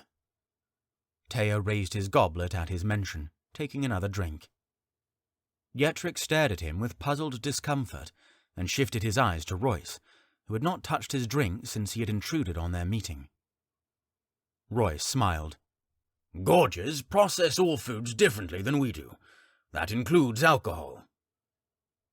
I still feel the sting, pitched Taya mid-drink. But it is gone within a moment. Like shiftlings, Sami said she processed alcohol in the same way, Yetrick said. Shiftlings have to force their digestive manipulation, said Taya. We Gorgers do so without a thought, and are more efficient. I've never lost a drinking match to a shiftling. That was one piece of conversation that Semi and I could resort to. The girl knows more about drinks than anyone I have met in a tavern. I was surprised to learn how well she knew her way around drinks, said Yetrick. She asked for Middleman's Bane in the first tavern on our way here. Taya coughed on his wine with eyes opened in shock, which inspired a timely laugh from Royce and Yetrick. A curious one, that girl. Speaking of the middlemen, she mentioned you had quite an infatuation for them. Royce passed his half-full goblet over to Taya, who had already finished the bottle on the table. His lips were stained with the cyan coloration of a man hanging from the gallows. Did I ever mention them to her? Had she read my notes? He could not recall talking to her about them, but was sure he mentioned them in passing. Passionate interests fall from one's mouth like drool from a smiling hound. She did. It is nothing to worry about, just some curiosity. Can I not be just as curious? If the chessmen still deal with them, they must have some valuable resources in their land. If no one else cares to search them out, why shouldn't you? Bridge the crevices lost to all but the chessmen. Yetrick laughed with mild embarrassment. Anyone before Royce had dismissed his engrossment as a childish fascination. Perhaps. No need to shy away from your interest. People jest over the Kaisan, though they are much more than a frightening tale for disobedient children. The Kaisan are going to be a valuable resource for us as we face the dissenters. What could the middlemen bring? Maybe someday, when I have the time and resources to travel to the Middlelands, said Yetrick. Royce's face grew serious. This is no jest, Yetrick. The Patriarchy has knowledge of their encampment locations, though that information lies dormant. I'm just as interested as you are, but have been shut down in the past. Once Kjek peace returns to Kjek, we can talk about a journey to the Middlelands. You're serious? Yetrick asked. As serious as a Zae's priest. No one traverses the pass to reach the Middlelands anymore. It's said to be perilous to the most experienced of travellers. Royce shrugged his shoulders. That sounds like an excuse made by the chessmen to keep us away. I'll mention your interest to Thane Grom. The middlemen could be a valuable asset in protecting harvesting, if we can bring them to our side. Thank you. Thank you, Royce. It means a lot. 'Tis a small expression of gratitude for your assistance. Yetrick smiled, though he retracted a degree of joy, wondering if Royce was sending him to perish on the road in the infinitesimal chance of retrieving any valuable resource. You've finished a Geat's weight in wine already this evening, Taya. Ready to call it a close? Taya took a final pull on his goblet and finished the last drops from the bottle itself by suspending it above his head with a fat tongue falling out of his open mouth. He nodded, the stool cracking as he stood. Royce looked away from the gorger to Yetrick, who stood with a plea on the edge of open lips. I assume you need somewhere to sleep. Yetrick nodded. I can lead you to a room. Taya left for the evening, while Royce led Yetrick to a smaller chamber 3 doors down from the council room. It was not as ornate as the previous room, but it had a divan long enough for him to sleep on. Will this do, Gruthman?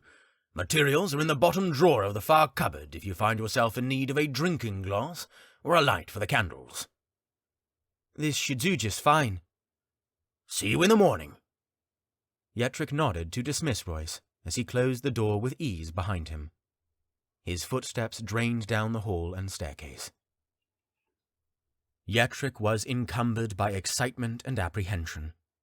Semi, despite her humble intentions, had returned to his mind to face the anxieties of war.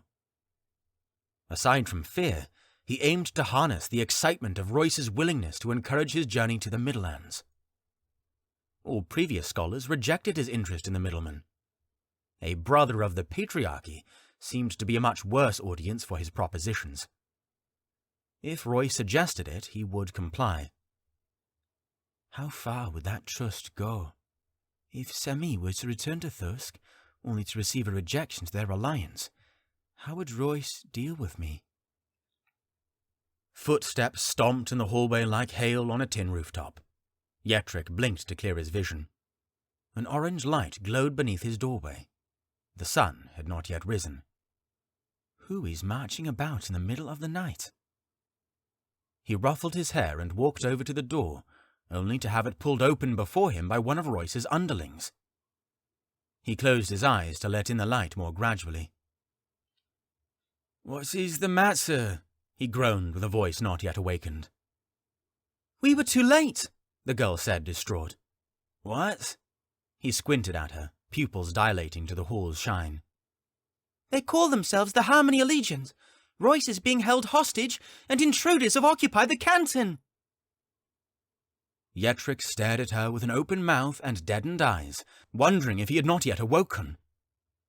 She gripped his shoulders with a shake. "Chas, Slef, and Choyas have invaded Kjek!" Chapter 25. Mount of the Allegiant. Thane Stulk, shouted Slefman as he approached the Chus captain. "What is your report?"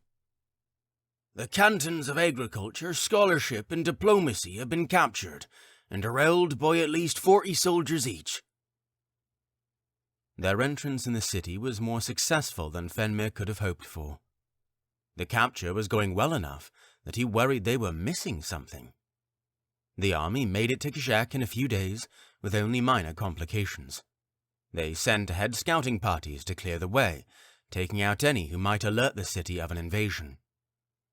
Some Zaismen were bound to recognize an invading army, but they traveled as fast as possible to catch the city unprepared. They had already entered some small fights outside of Kshek, but the battle was yet to come. Once they had arrived in Kshek, they sent groups of 40 to 50 soldiers to seize the unsuspecting cantons, while the other troops remained near the edge of the city. "Praise Cherrick. Send word to port to move on." "Yes, sir." They exchanged salutes, and the Slefman left the chamber. Phenmir stood atop the outer balcony of the Canton of Utilities, watching the city lights of the city. Allegiant troops were invading the other Zais cantons. They focused on 2 cantons at a time, and moved on to the next after they captured the canton's respective thane. With the cantons under their control, the Allegiant planned to join the central protesters to capture Kshek before the Zais nobility had a chance to react. They were yet to join with the central protests, but Phenmir was confident that they could gain their support with most of the cantons captured. Only 4 of the 8 Zais cantons had been captured, though only 3 remained, noting the collapsed canton of endowment, but Phenmir held high hopes. He left the balcony and walked back inside. 5 guards stood inside against the wall. They had been in the city for a few hours. Much lies ahead of these soldiers. It was only the beginning of a long battle and an even more exhausting war. Victory in Kshek was only a step towards victory, not the reward itself. He observed each of the soldiers in the room, thanked them for their diligence, and left to confront the captive Thane of Utilities. Thane Sentry sat in an aged wooden chair. Her wrists and ankles were bound to her seat with a thick rope. Pale skin glowed with a flush above and below the wrist bindings. "I suppose you are the leader of these rebels?" she said, inspecting his armament. He approached her, though remained paces away in case of an outburst.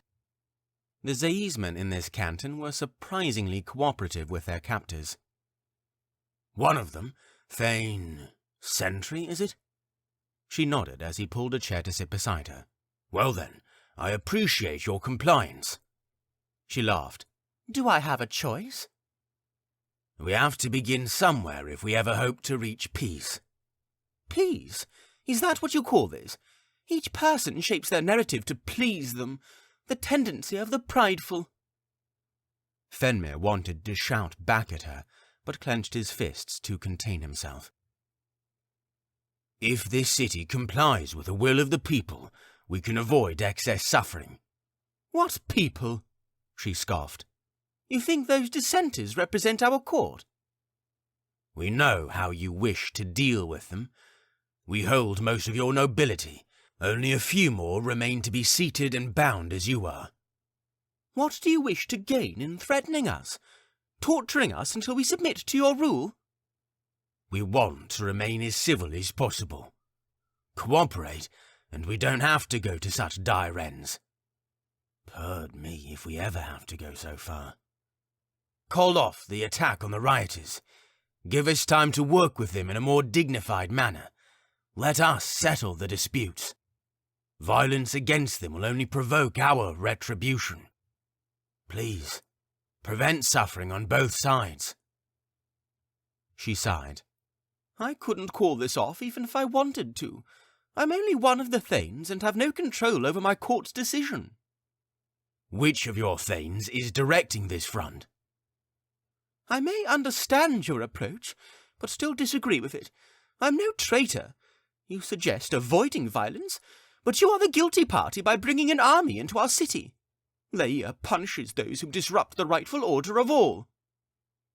Cherik punishes those who take life as a thing of naught. And I am due for such punishment. He stood to leave. Where are you going, Chusman? If you decide to collaborate, my men shall send for me. Otherwise, I leave you to your thoughts. Phenmir passed by the entrance hall of the canton, but stopped as he noticed a familiar mask standing among soldiers. Vone! Phenmir called. The boy walked up to him. Yes, Sir Medic Sir Thane of Harmony, Captain of the Allegiant Lord of Chastoke? Phenmir tried to hold a stern face, but grinned at the Choyas boy. Can you shift into an animal less conspicuous than a direwolf? Anything that wouldn't scare someone? Why? I can't grow a shrink. If you want a mouse or geet, you're out of pudding luck. I need you to relay a message to the other cantons we have captured. Do you want a dog? Putal? Lynx? Putal are too much a Choyas creature, and frankly more unusual to see in a city than a direwolf. A dog is fine, but make sure it is a breed usually seen in Zaiz. He morphed before Phenmir's eyes, all jowls and long ears. How's this? Phenmir shook away the discomfort of hearing an animal speak. No, still too Choyas. Zaiz breeds are slender, the kind used for racing. Ah, said the dog. He grew nearly twice as tall as the previous breed. An elongated face stared at him, with thin grey fur no longer than an eyelash. Perfect. Follow me. I'm sure we can find a map for you. We can fasten it to you with a small satchel. Voln returned to his natural form and followed him upstairs. Phenmir recalled having at least one map with his belongings, using it to plan their initial entrance into the city. If he ever wished to have a squire, now was the time. He looked to Voln, wondering how he would fare as a squire if the war continued on long enough. No, a boy of such skill shouldn't be confined as a shield-bearer. He remembered handing a younger trooper a rucksack, finding it too cumbersome alongside the commander's armor. Phenmir found the trooper on the second floor, the bag still at his side. Chasman, he called. The bag, please. Yes, Thane Stulk, he said with an overly servile tone, like a boy who feigned a deeper voice on the edge of puberty. I only need the map inside. The boy nodded, removing the small scroll from the bag and handing it to Phenmir. Remind me of your name, Chasman. Sholmir, sir. Thank you for your contribution, Sholmir.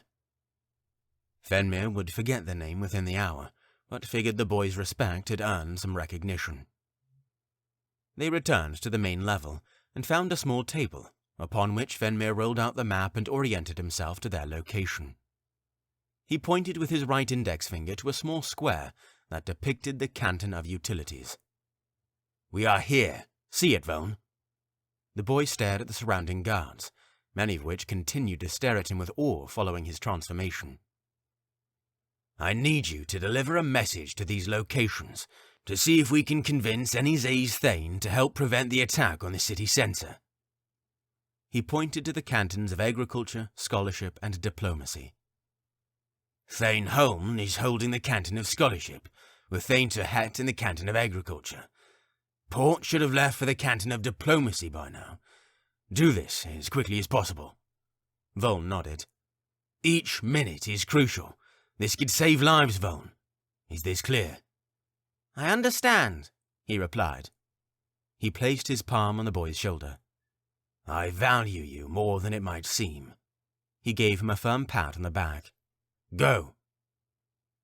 Phenmir paced about the room. Their initial entrance into the city had gone without repercussions, but he could only see a small glimpse of what was happening in the court. Someone knocked on the door to the Canton of Utilities with forceful pounding. Guards were startled and turned to the door in defensive stances. The knocks continued with loud slams, as if someone were hitting it with their forearm and fist in unison. Phenmir descended the stairs, walking up to the door without hesitation. Thane Stulk, sir, said the startled guard, holding his hand out. Let us answer the door. No Zae'sman would pound on the door like a hungry child locked out of his house. He unlocked the bolt and opened the door to Vone, who was still panting with hands on his knees. I went as fast as I could. See, I'm not slow, he said with a gasp of air. I never lost faith. Phenmir invited him in and led him to the canton's dining hall. Did you get lost? Phenmir poured water into a small goblet for Vone. No, why? I wasn't that long, was I? His breath gradually returned as he sat slouched at the table side. No, Phenmir chuckled. You were quite swift. He sat at the table across from Vone, placing the water with a small plate of dried meat and bread before him. He would have liked to offer the boy a better dish, but they had few choices while trying to invade a city. Vone did not seem to mind the food, shoving it through his mask with no thought of its appearance. How do your people eat, Vone? What do you think, you culf? Through our pudding mouths, like anyone else. I know, but those like Thane to Het, with masks covering their mouths, how do they eat with a mask that has moulded itself to their face? You should know more than me, Med. He paused to finish his water. The mask only binds to certain portions of our faces, some more than others, but the area around the mouth is free to move so we can speak. Some Choyasmen can remove the small pieces that cover their mouth for eating and drinking. He used a wet finger to grab the final crumbs from his plate. Do you have more of this? It tastes like pudding dirt, but I'm starving. We can find some more later. Vone groaned. Phenmir drank some water from his own glass. Did you deliver the message and leave, or stay to see the Thane's responses? I stayed. What fun is a war without watching its games? Thank Cherik. I'd forgotten to tell you that we would need a response. I should have known you would be curious enough to linger. How long was I out there? Anywhere between 3 to 4 hours. Despite the wooden box placed beneath him on his seat, he still found himself looking up at Phenmir's eyes. Not a single Thane wished to comply. Phenmir inhaled slowly. Did you learn anything? A messenger entered the Canton of Diplomacy alongside me. I heard him tell Port that we have captured the Cantons of Progress and Veneration. Leaving the Canton of Aelnys is our last piece. Phenmir smiled and let out a light laugh. Seems appropriate for me, does it not? How are the other cantons holding? Some Zae'smen are attacking our troops, trying to recapture the cantons. Some of them were guards, but I saw even more without armor. How bad is it? They are fine. We have more soldiers than they do, but more Zae'smen are joining their side quickly. We need to hurry. Yes, best hurry and take control. Vone took a few steps back from the table. I doubt the Thane of Aelnys will comply. That Kulf never gave a thought to my recommendations while I served him. The longer we wait to join the censor, the more time they have to prepare their attack on the censor. What are you suggesting, Chasman? Phenmir regained focus on the present and stood to face Vone. I need you to relay another message to each of the captured cantons as soon as possible. I will send another messenger by Geet to inform the troops at the city's gates. Vone tilted his head backward with a groan. When can I rest? You've rested your entire life. It's time for you to become the leader you claim to be. Vone nodded. I expect a feast after this round. What do you want me to tell the Thanes? I don't want you to tell the Zae's Thanes anything. Inform our commanders in each canton to leave a few troopers to contain the Zae's Thanes, and then send the remaining soldiers to the centre of the city. Inform them we will join the central mobs to take the city at sundown. Vone reached his final canton, the Canton of Diplomacy, with what seemed to be an hour remaining until sundown. As he approached the building, he returned to his human form. No one was attacking the canton, but a group of 15 soldiers in front of the building suggested that there had been a fight. 2 Slefman soldiers recognized him from the previous visit and stepped aside for him to enter. Where's Port? Vone shouted. Allegiant guards stood still along the inside wall. Did you hear me, you purring culfs? In the upper chamber, first to the right, I believe, sir. Voln continued up the main stairway with his head held high. Though the exterior varied, each of the Zayi's canton interiors was modelled after a single design. The Zayismen prided themselves on the intricate details and organizational feats. Voln thought it was lazy. The Choyas cantons were more homely and did not feel like an infirmary. Port stood among Slefmen near the back of the chamber. "Port!" he shouted, pressing through the Slefmen. "Sir Voln," said Port. "Back so soon? Does Thane Stolk have another request?" "He is ready to storm the Perding Centre. He wants us to meet there at sundown. Keep some of your soldiers here to watch over the Zayismen in the canton." Port called one of his officers. "Gather the free soldiers and inform them of Thane Stolk's command. Make sure you have the rest retain hold on these canton." He turned back to Voln. "Does he want the commanding officers to march?" He shrugged. "I'm only the messenger. You decide for yourself. I am joining the action. Waiting is a game for stewards and scholars, not warriors." Phenmir led a wide caravan of chessmen through cobblestone streets towards the centre of Kjak. The evening mist obscured the remaining sunlight. 2 frontmen accompanied Phenmir on each side. Their heads turned back and forth, checking for any threats. Shouts echoed down through the alleys between the high-reaching buildings. He caught the stench of wood burning, as strong as the salty musk of the ocean upon entering Court Gruth. The outer sectors of Kjak were somewhat damaged with waste build-up, but the portions nearest the centre were reminiscent of the Slef alleyways synonymous with negligence. Large pieces of stone had fallen from the walls, cracking the streets beneath. Burned remains of torches and propaganda flyers left ash and charcoal to stain the corners. Shops and stands were long abandoned. Phenmir had never harboured a liking for Kjak, nor had he for any Zayi's city, but he felt undeniable grief for the tarnished beauty.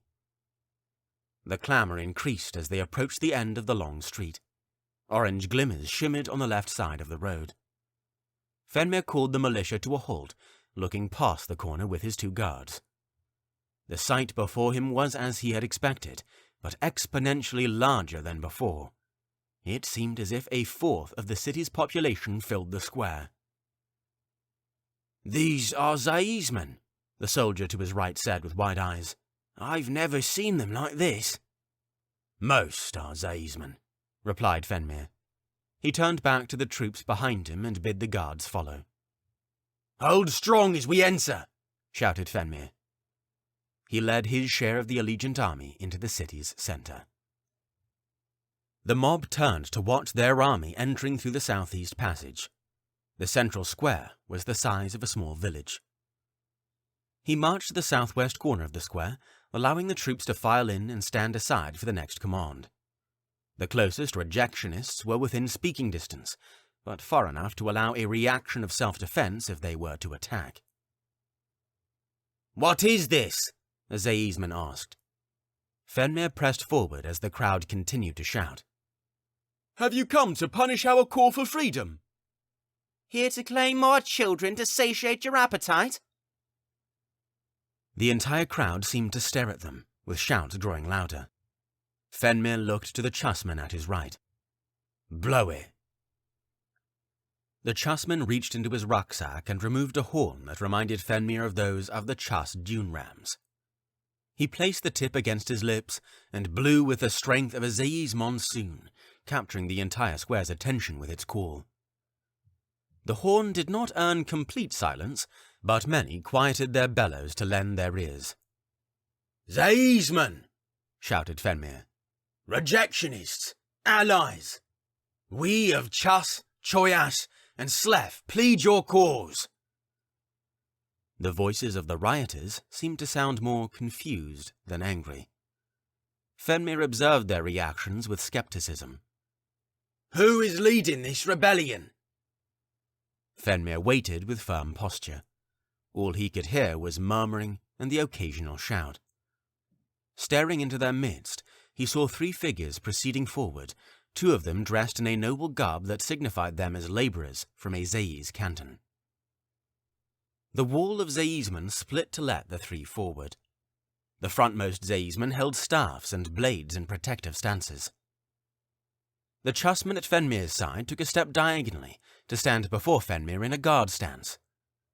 "Stand back, chusman," said Phenmir. He stepped forward.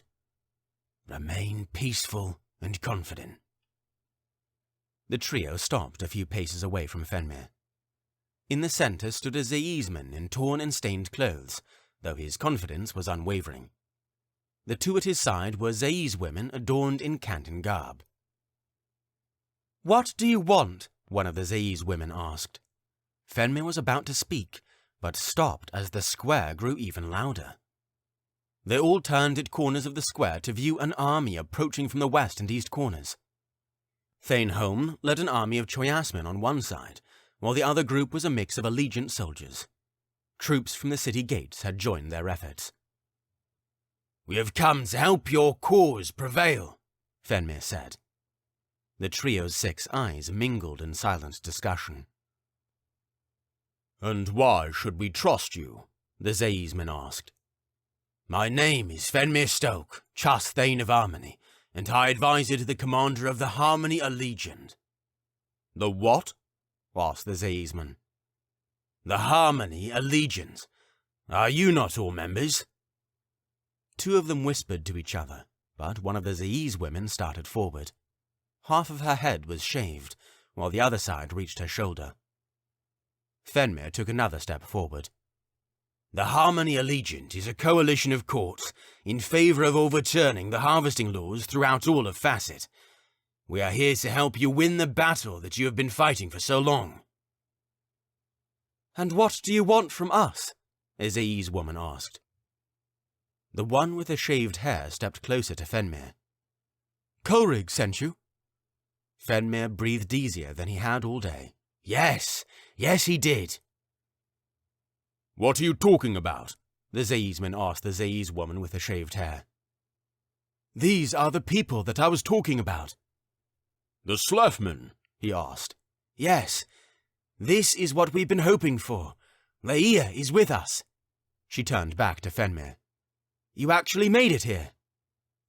"Colerig said that he is bringing more people," said Phenmir. "We already have most of the cantons under our control, but we have to act fast. The nobility is planning to attack." "But you said you had them under your control," the Zaisman said. "It is not enough to hope that capturing the cantons stop their attack. We need to leave the city centre and plot elsewhere. It is not safe here." Feigned valor fled the trio's eyes. Gasps and anxious whispers made their way through the crowd behind them. "Where did you learn this?" asked the other Zais woman. "Your court's Caesar fled to our temporary settlement to plead for an armistice. She knew little of our goal, but pleaded for us to remove ourselves from the conflict, as the Zais nobility threatened to rain terror on your movement. They wish to prevent your progression and any replication of your efforts." "You really think we should join them?" the Zaisman asked the Zais woman with the shaved hair. "We have to," she replied. "This is what we've been fighting for. Years have led to this moment." She turned to the Zais woman and whispered. They both nodded. She faced Phenmir and raised a fist and shouted, "Hail the Harmony Allegiant!"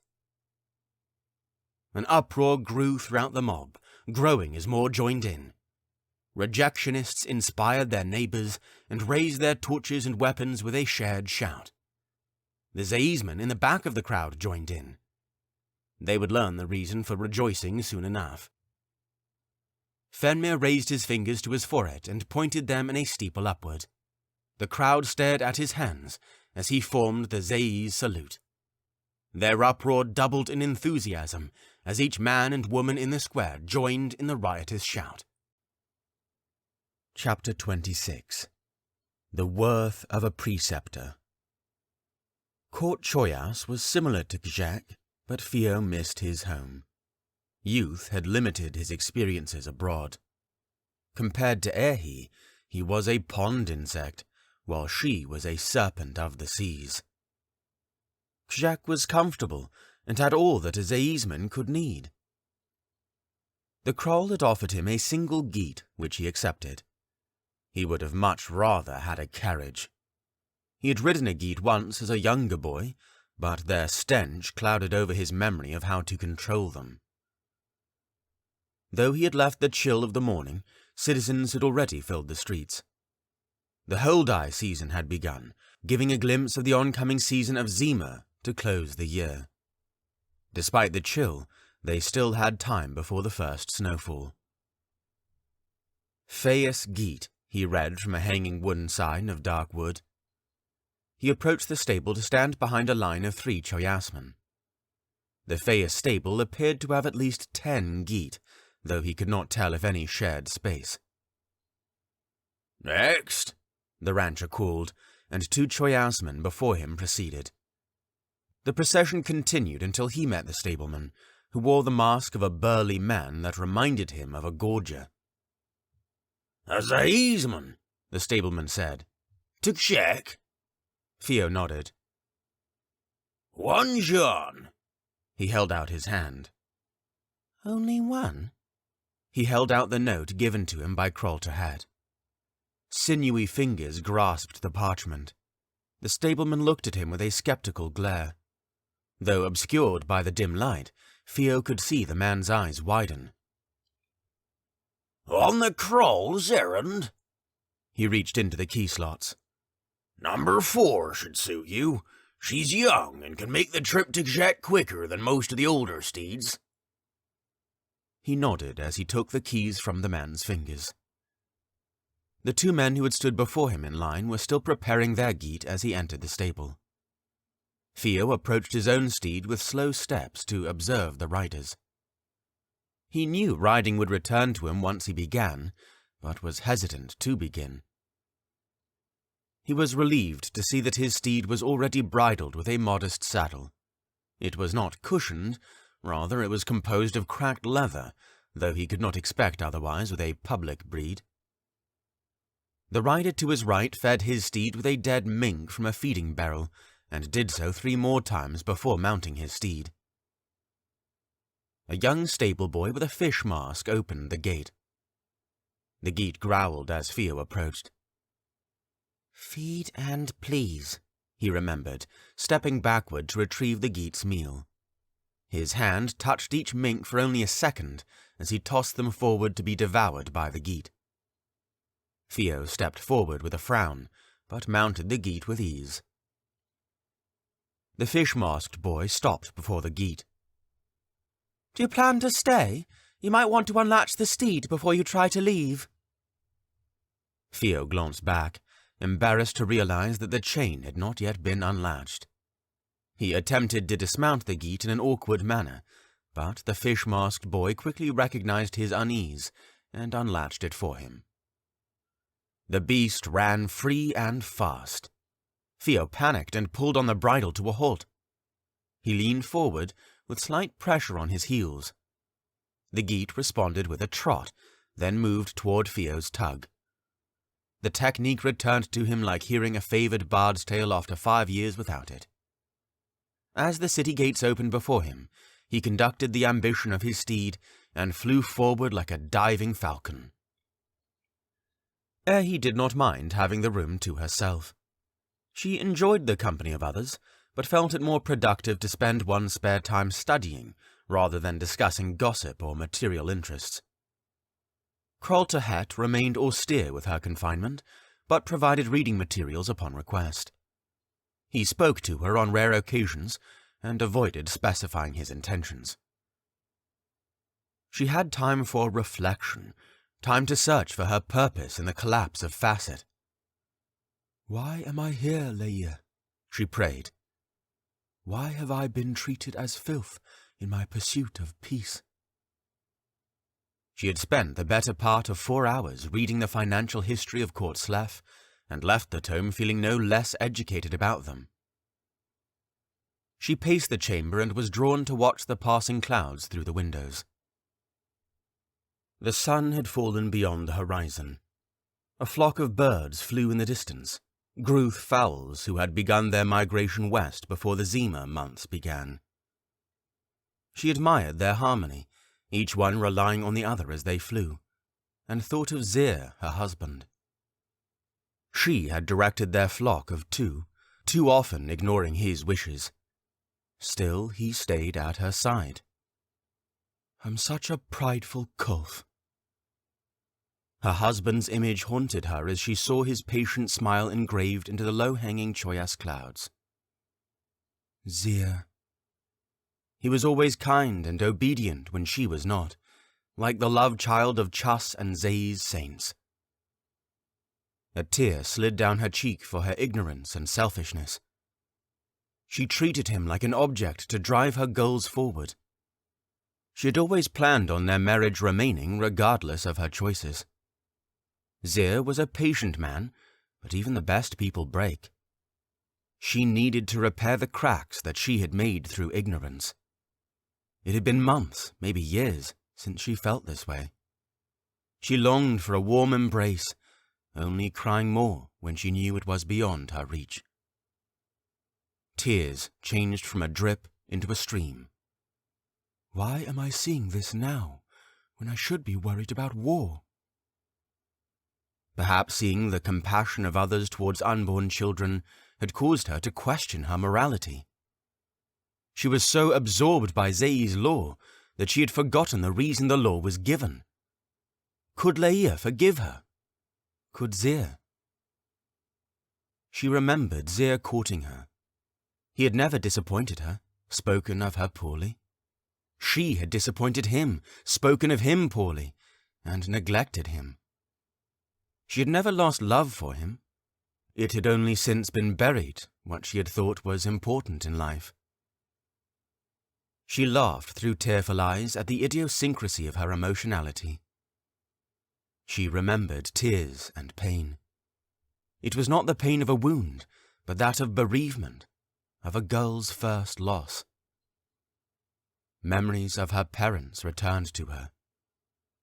Was she ready to face the occurrences of the past once again? The sins of the patriarchy? The bereavement that has never left her whole? She accepted the path of her thoughts. In her mind, she saw the bronze statue of a man in agony, the same statue that remains before the Zei's canton of veneration. She surrendered to the pressure of tears. Chapter 27. A Voice in the Shadows. Yetrick sat against a chamber wall alongside the underlings of the canton, each one bound at the wrists. Blinking, he watched the Slefman soldiers clutching spears. Someone had awoken him early. Slefmen had flooded the canton and taken him captive. What have they done to Royce? What of the other cantons? Had Semi been able to leave the city before its infiltration? Rumors of war had not left him at ease, but the reality of the situation confounded him. How will the Zei's Thanes control the mobs now? Gale, an armoured Slef woman, passed through the halls of the Zei's canton of diplomacy carrying thick manacles. Thane Laisa, though a captive, had requested to use the privy. Gale was to be her escort, keeping the Thane bound by a small chain at the ankles.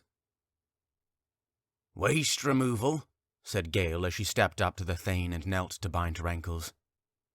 "Thank Leia," said Thane Laisa.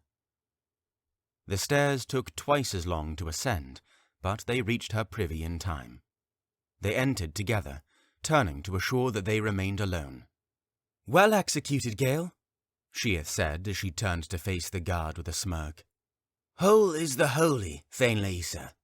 The Slef woman's face turned pale as she shifted her skin to reveal her true Zei's complexion.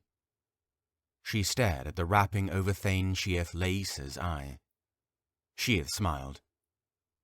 "I knew having a shiftling so close to me would become useful, though I noticed your gait that revealed you as a Zei's woman.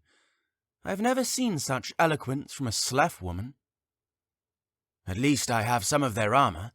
I had to take out one of their guards to retrieve it. Have you learned anything by reading the rebels? How should I free you?" Gale asked. "Don't worry about me right now. I need you to focus on Thane Royce Bellick in the Canton of Agriculture. He is leading the plans to stop the riots, and I'm sure he will be able to find a way around these captors. Sheath arched her back. What do you want me to tell him? Gale took a piece of parchment from her pocket and began to write. A Slefman named Port is holding this canton. I had no problem reading him. He had no idea that I was a Feelman. Gale nodded. These invaders call themselves the Harmony Allegiant. Not only do they seek to aid the dissenters of our court, but they aim to abolish harvesting throughout all of Facet. Sheath waited for Gale to write before continuing. If you see anyone leaving these cantons, that is because they are sending most of their troops to the centre. They hope to join with the dissenters of our court to control the cantons and the Kroll's palace. Make sure Royce knows about this.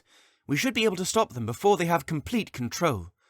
Free Royce if you can. Gale finished writing, then looked up to Sheath. Anything else? Sheath shook her head. Be swift now. Our best chance at success is to hit their army when they are all together. Gale returned to the guise of a Slef woman as she guided Sheath back to her seat of confinement. Gale approached the guards that stood before the Canton of Agriculture, one a Choyasman and the other a Chusman. "I have a message from Sir Port," she said. "It concerns the movement to the city centre. He requested that I deliver it immediately." They looked at each other and opened the doors. She paced ahead, trying to control her anxiety to avoid alerting anyone. She needed to find Royce. While wandering the second floor, she heard his voice and followed it to a study. Royce was bound to a chair near the back wall. 2 guards stood at his side. "What do you want?" asked one of the guards, a Slefman. "Port wants me to deliver this note to the Thane." Gale held up a small sheet of parchment. "And what might that be?" "A proposal for the Zays Thanes." "Let me see." The Slefman took the note from her hand and began to read aloud. "Cattle trade in the north, embargo against priests." He handed it back to Gale. "I don't know what any of this means." "That is because it is for the Thane of Agriculture, not you." Gale dropped her hands to her side and slid the note into her pocket and grabbed a different one with the same shape and tears. "Can I give it to him, Slefman?" The guard nodded. She offered it to Royce, noting that the guards were not watching, and briefly changed the skin color of her finger. Royce suppressed a grin, though it bled lightly through his lips. Unable to retrieve the note with his bound hands, she held it up to his face for him to briefly read. Slef, Choyas, and Chus have invaded, most of the cantons captured. Palace is the last target. They are flooding the city centre to gain Zayi's allies. Act swift. "Can I write a response?" asked Royce. Gale removed a new parchment slip from her pocket and handed it to the Thane with a writing utensil. He wrote with difficulty as his wrists remained bound. He handed her the parchment and dismissed her. The sun had fallen past midday as she left the canton. Guards circled the building, causing her to proceed to a distant corner of the property to read in. She removed the note. There is a hovel south of the courtyard. Enter, find the cellar and the gorger within. If he is free, have him gather the others to free us and seize the centre. Heard them talk. Haleness is still free. Tywing can access the equipment for control of the centre. Seek him after the cellar. Gale returned the note to her pocket and followed its instructions to find the gorger. Why does Royce have some gorger hidden in a cellar? When she arrived at the hovel that Royce had described, she found the courtyard empty of enemy patrolmen. A lock hung from the hovel door's handle, but had been left open. Wooden shelves with hoes and shovels lined each wall and stood guard over a square panel on the floor. She reverted to her natural Zayi's self and lifted the panel to reveal a lantern-lit staircase. She heard heavy footsteps walking towards her. "What is it, Royce? I already—" The Gorger stopped to stare at her. She brushed aside her black hair. He squinted and scratched his head. "You seem familiar. Have we met? Are you an endowed?" "Shiftling," she replied, easing to the bottom step. "We probably met during training." "No, I remember you. You courted Forail." "That dull Gorger?" Blush reddened her cheeks. "Yeah, not the brightest. We spar sometimes. Why are you here?" "Zaiz has been invaded, and Royce needs your help." "Invaded? I thought we were the ones who planned an attack." She noticed the bags beneath his eyes. She nodded. "Well, He stared at the boiling pot on the fire behind him. I can be ready soon. Where is Royce?" "Captive," she replied, and handed him the note. "Very well," he said with a sigh that raised his shoulders. "Why are you in this cellar? Royce can't treat his endowed that poorly." "He didn't want people to know that he was gathering the city's gorges." He returned the note. "So the others that he wrote about are the city's gorges?" The Gorger nodded. "Well, once you take care of that, Royce needs your help to free him. I heard he's the key to saving our city." "Or so he thinks, though I doubt the Kulf is capable." The Gorger laughed. "I'll see it taken care of. So it looks like he wants you to deal with the Thane Tywing in Canton of Haleness. May Leia guide you. What was your name again?" "Gale, and yours?" "Teia." He smiled and gave her the Zaiz salute. She returned the sign and ran back up the stairwell. Gale's side ached as she ran to a gradual stop outside of the Canton of Haleness. Royce was right. The canton was free of invaders. No enemy soldiers stood outside of the canton, and it seemed untouched compared to the other cantons. She entered, reverted to her true identity, and removed her helm to avoid questions. "Take me to Thane Tywing!" she shouted to the first Zaizman she saw. "What do you need with the Thane?" an elderly man asked. She approached him and tried to tone down her voice. "The cantons have been—" "Seized by invaders, so we have heard. Thane Tywing is safe." "I have a message from Thane Bellic." She removed the note. "Follow me." They proceeded down the hall to the Thane's study. The old man's wrinkled hands pulled the door's handle and gestured for her to enter. 3 guards stood on each side of the Thane, who sat behind a desk. "Gale?" Thane Tywing stood. She was surprised that he remembered her name, only having worked together a handful of times. She handed the crumpled note to the Thane. "Royce needs you to lead the offense." His eyes dashed back and forth as he read. "Pardon me." He turns to the guards on his left. "You 3, prepare the gate. 10 will suffice." His focus returned to Gale. "You are coming with me." The Gorger Teia ran to the outskirts of Kjak, away from the rebel forces, and entered a small district on the northern border. The district was forgotten by most of Kjak, who saw the place as a hive for vagabonds and criminals. The Zaiz nobility neglected anything with an undesirable reputation, hence its perpetual existence as a wasted property. It was the ideal location to hide a private Gorger force near the city's hub. Royce and Teia had sent for the city's gorges to gather there 2 days before. Once he arrived, he called everyone together. "Endowed brethren and sisters," Teia shouted.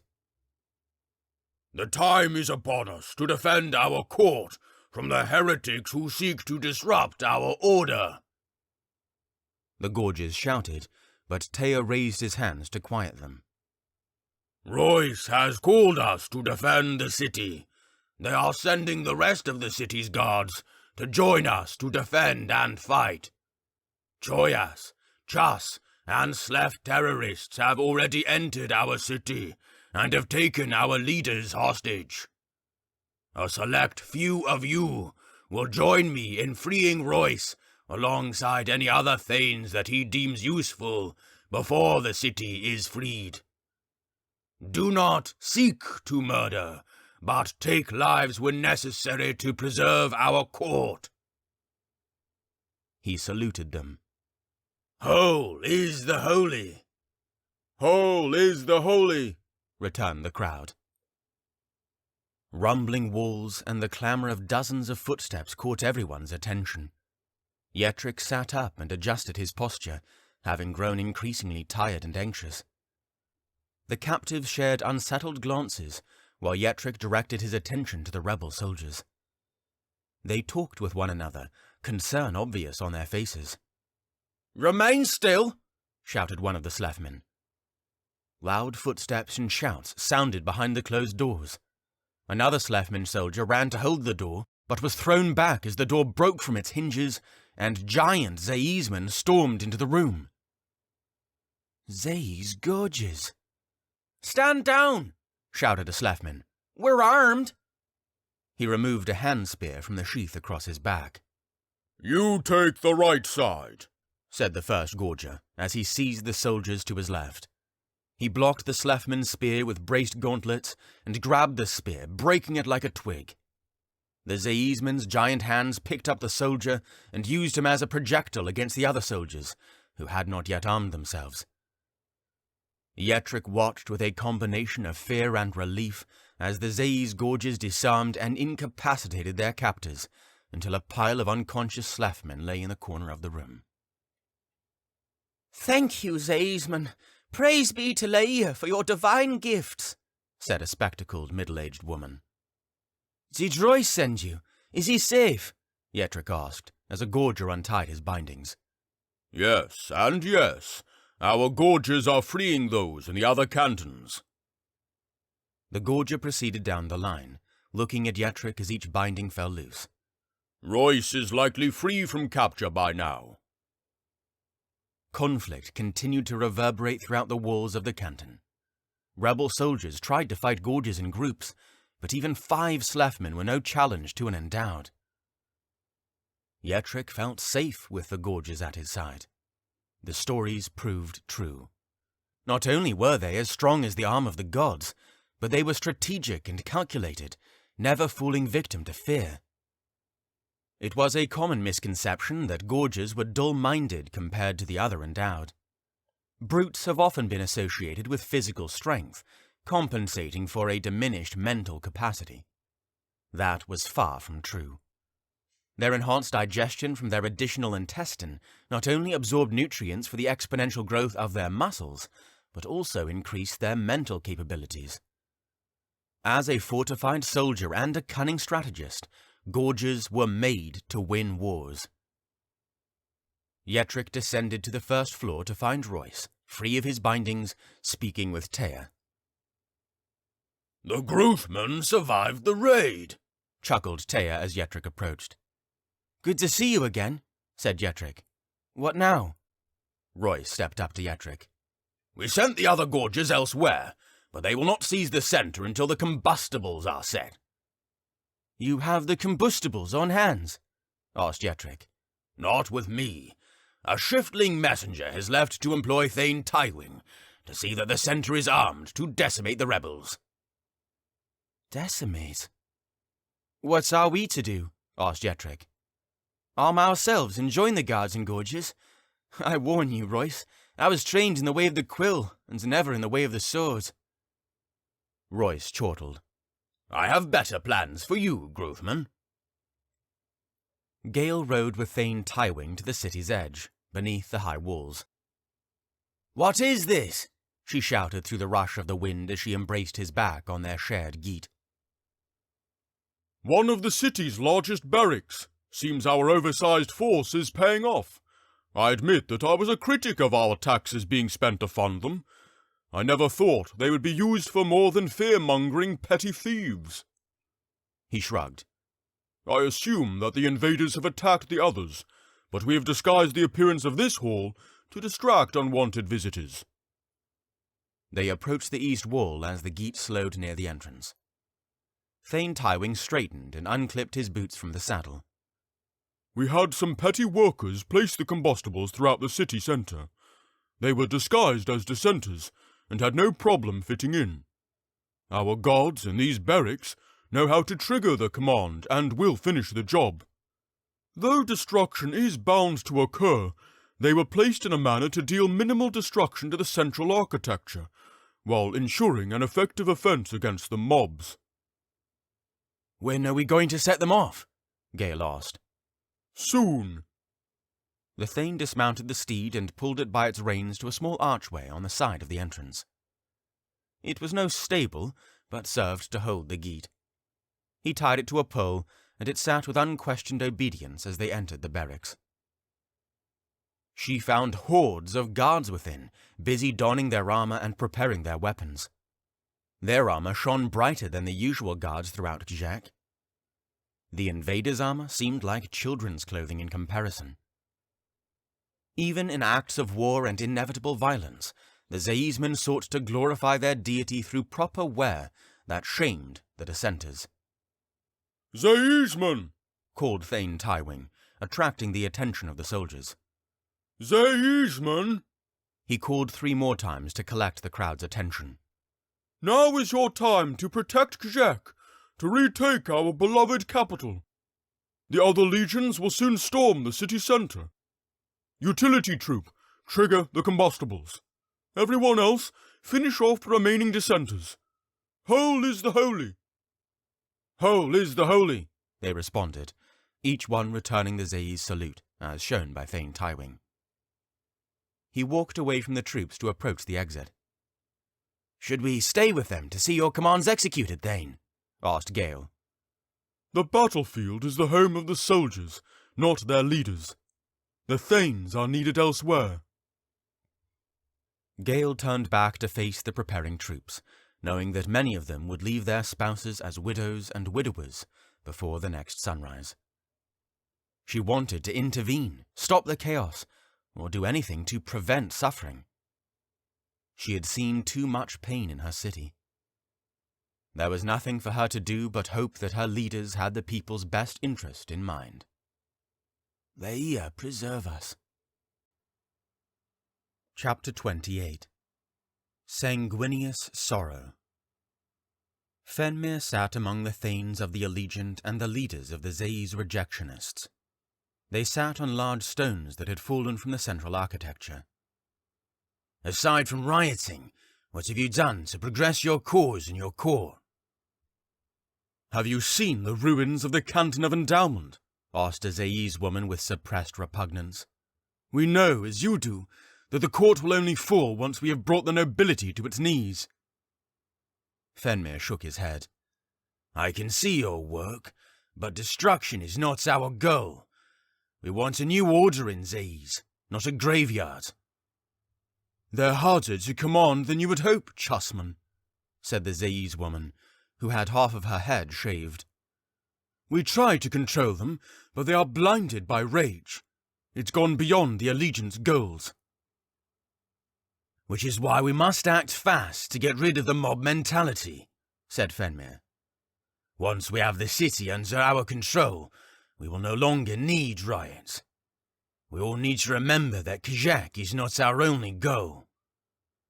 How have you dealt with the Zaismen who do not want to join your riots? People fled the centre as the riots grew. Few people live in the centre. Most of the buildings are business or governmental facilities. Their workplaces became unsafe, so they fled to do their work elsewhere. If we can keep any battles in the city centre, we can avoid hurting the city's inhabitants. Except for those who oppose you. The Thanes stood as the floor rumbled. What is it? Said Phenmir. He pressed through the troops, trying to find the source of the commotion. He grabbed the shoulder of a shouting Zai's rejectionist. What do you see? They are back, sir. They've attempted previously, but they have blocked the streets this time. The Zaisman spoke with dire anxiety and moved as a child escaping his mother's embrace. Who?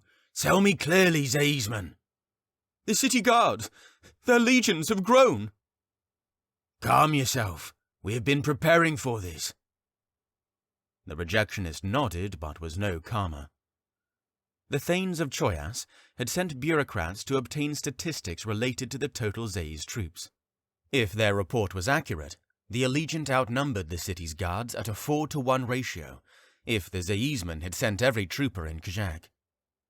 Phenmir guessed that they would send fewer than half their men, only to intimidate the invaders. Phenmir ran to find the other Thanes, commanding them to prepare their troops for defensive maneuvers.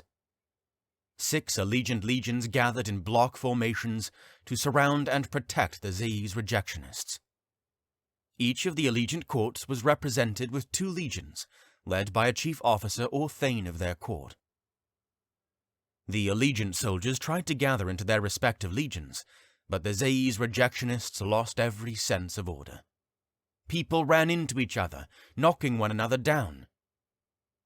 Desert flower! Phenmir shouted. Desert flower! His command echoed over the crowd as the officers repeated it. Allegiant troops shouted to push the Zaisman towards the center. Each Allegiant legion surrounded the most vulnerable Zaisman, while some joined the Allegiant troops. The legions formed into blocks and surrounded the circle in groups like petals on a flower. In their formation, they were able to move outward if necessary, with the entire field in the Allegiant's view. As the troops fell into line, Phenmir gazed at the alleyways and streets that fed into the central sector. The polished sheen of the guards' armor shimmered under the misty moonlight to decorate their condescension to a predisposed victory. Though they were visible throughout the central square, they halted near the final steps into the square itself. Their taunt called the Allegiant troops forward in anger and frustration. Halt! Shouted Phenmir as the troops charged towards the Zai's guard forces. Hold your charges!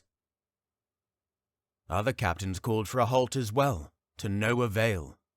All logic flees before the temptress of vengeance. Phenmir stood still as bodies slammed his shoulders forward to chase Zaisman, forcing him forward in their chaotic rush. As the Allegiant troops approached streets leading from the center, Zai's guards withdrew. The Allegiant troops continued their relentless pursuit, following the Zaisman into the streets. A loud rumble echoed in the distance, like the baying of a ritual drum. Phenmir shook, looking in each direction for the source of the rumble. The sound continued, though it approached their proximity with each rumble. His eyes fell to the cobbled street as the sound shook the ground.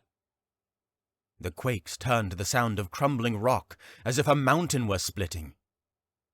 The tumult of collapsing buildings assaulted his ears. We captured the cantons. That should have stopped the...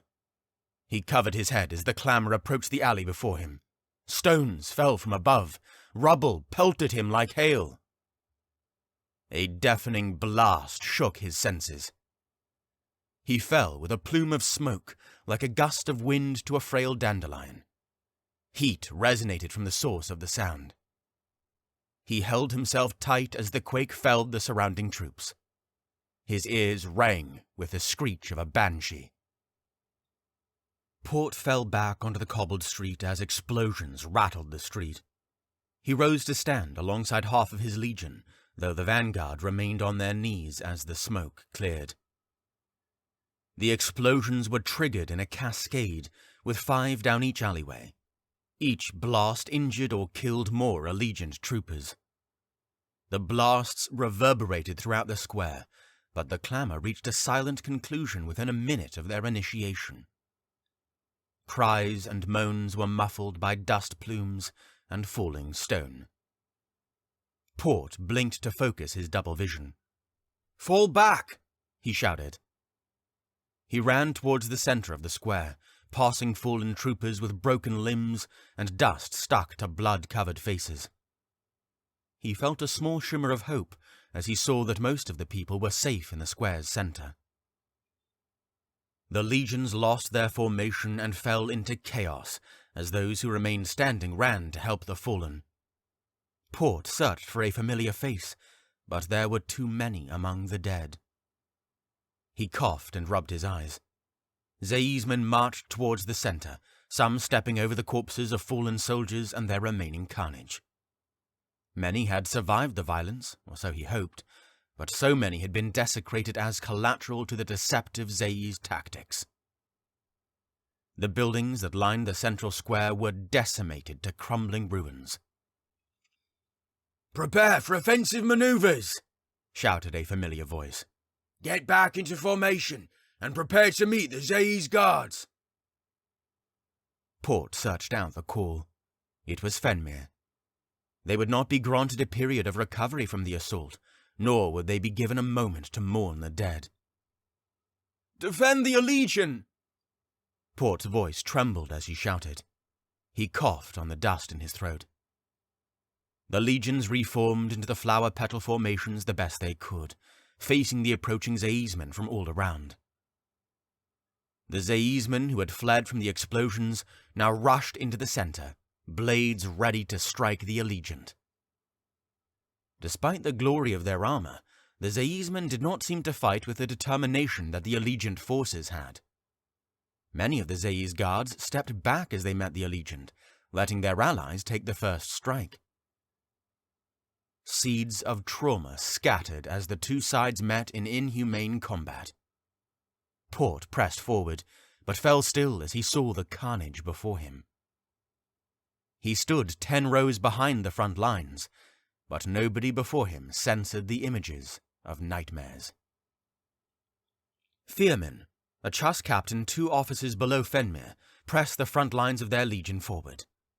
His faith taught to avoid harming others in any manner, but his conscience had quickly subsided to numb him from the violence of war. Ganmir, his friend since birth, swung a sword as he stood at Phenmir's side. They had joined the Allegiant together, supporting each other throughout each hardship of the journey. Phenmir smiled at his friend 2 paces before him, who felled a Zaizman with more armour than either of them. Ganmir advanced to his next opponent, and held his right arm up to block the Zaizman's downward strike. Phenmir impaled a guard and turned to watch his friend claim yet another victory. Ganmir failed to predict his opponent's strike and was struck on the crown. The Zayi's blade caught itself in the Ganmir's skull, losing momentum and stopping between the eyes. Phenmir lost the savour of victory and stumbled back. His sword dropped from shaking palms as he placed his hands on each side of his face. Disoriented, as if he had fallen into a dream, he stared at the surrounding carnage to attempt a return to reality. A moment was all that was needed to tear him from this world. A moment of war, murder to brotherhood that has spanned decades. This was no dream.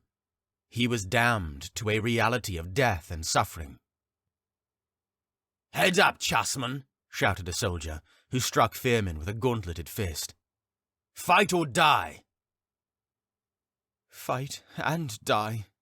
He picked up his sword from the ground. "Forwards, with Cherik beside you!" called a voice to his left. Though many more had fallen among the Chas Legion, the Zayi's Legion had fallen to half its size. Phenmir noticed Zayi's corpses at his feet. We're moving forwards. He tossed his leather cap away and picked up and donned a Zayi's helm. He would not die as easily as Ganmir had. The man next to him followed Phenmir, taking a helm for better protection. Others followed the exchange and pressed on. Phenmir stepped up to face his next opponent, brushing the fallen Chasman to his right. The Zaizman before him lifted his faceplate to clear his eyes. Tears fell to meet the mucus that dripped from his nostrils. He returned the faceplate to the covering position.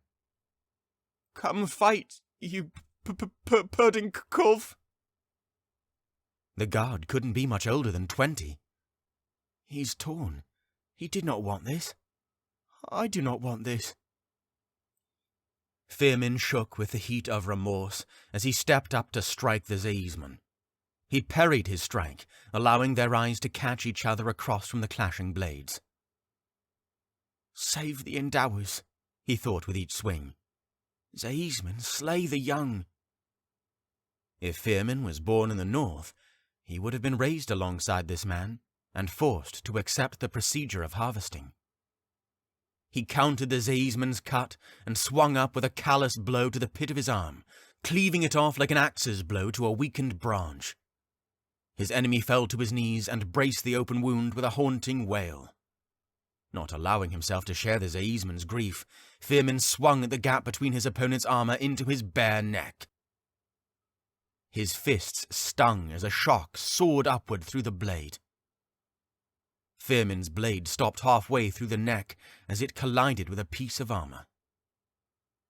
He stared at the body before him, mesmerized by the life that had vanished in a mere instant, like a roach stepped upon by an ignorant boot. The next Zeisman ahead took no note of his fallen comrade.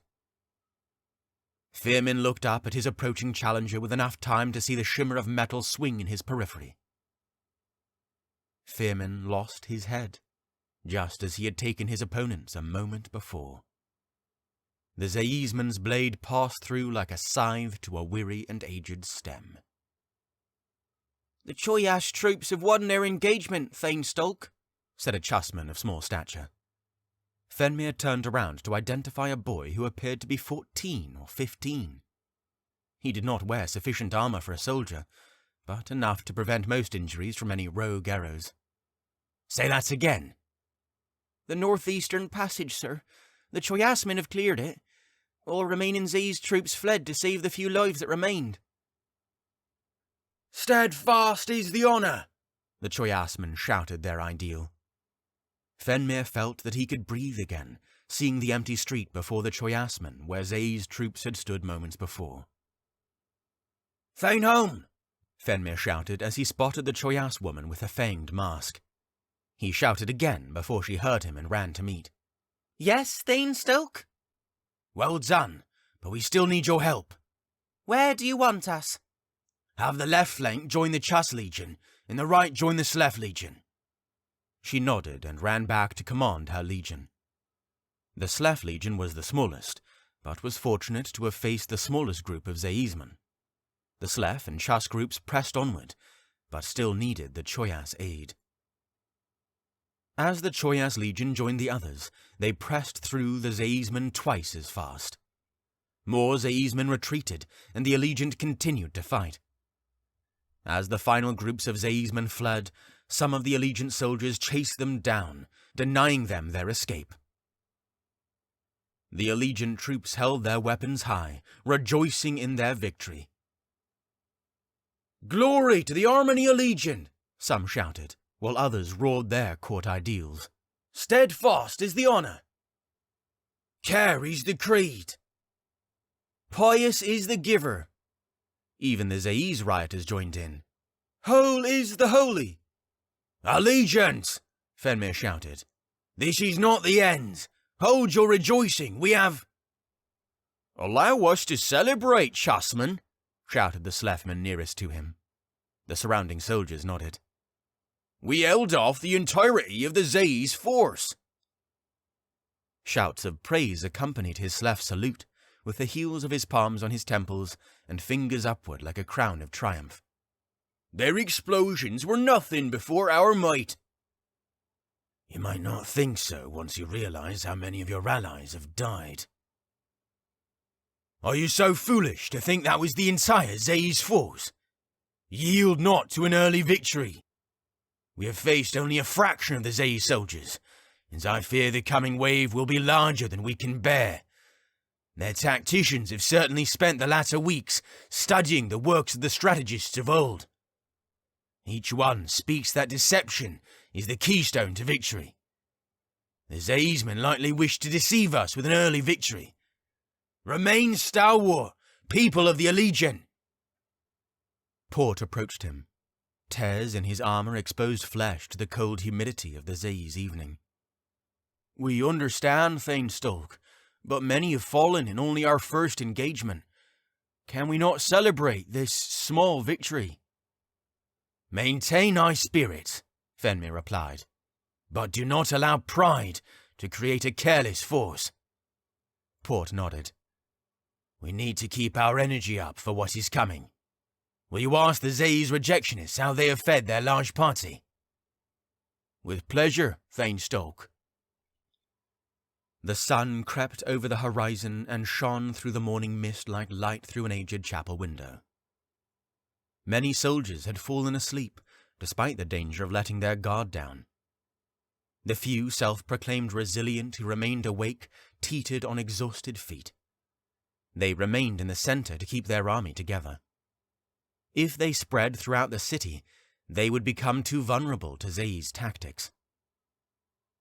Phenmir slept only for a few hours, switching off with some of the other Thanes, making sure a leader was always ready.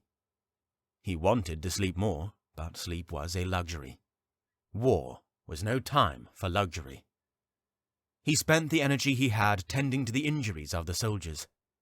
He helped those who had a chance at healing.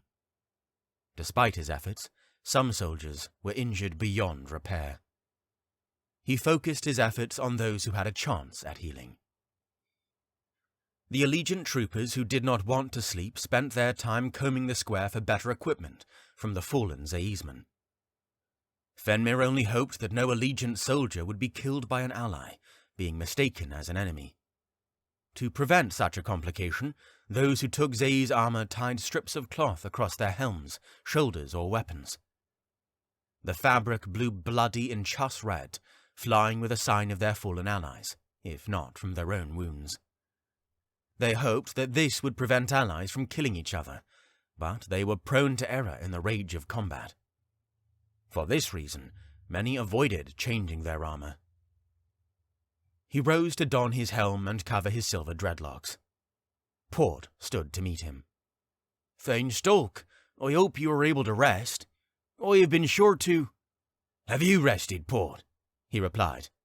"Half an hour or so, sir. Would you like me to prepare the troops?" Phenmir watched the square, noticing that soldiers spoke quietly amongst themselves, while their neighbors slept in slouched positions against fallen rubble. "No," he replied. "Allow them—" He stopped and looked upwards. "What is it, Thane Stoke? Listen!" He whispered with a hand on Port's shoulder and an ear still reaching out in focus. "The northeastern district. Do you hear that?" Port turned to listen. As their armor clattered with movement, others began to wake. The sound of raindrops grew into a clatter of steady hail, though the echo was metallic and the sky was dry. "Fall into position and arm yourselves," Phenmir called. "Have they returned?" "I'm afraid so." Phenmir's eyes remained fixated on the northeastern passage. "Gather and organize your Slefmen. I will see that the Choyas Thanes are ordering their troops." "Already at it, Thane Stoke," said a voice behind him. He turned over his shoulder to recognize the angered mask of Thane Holm. "My admirals have already left for their assigned legions."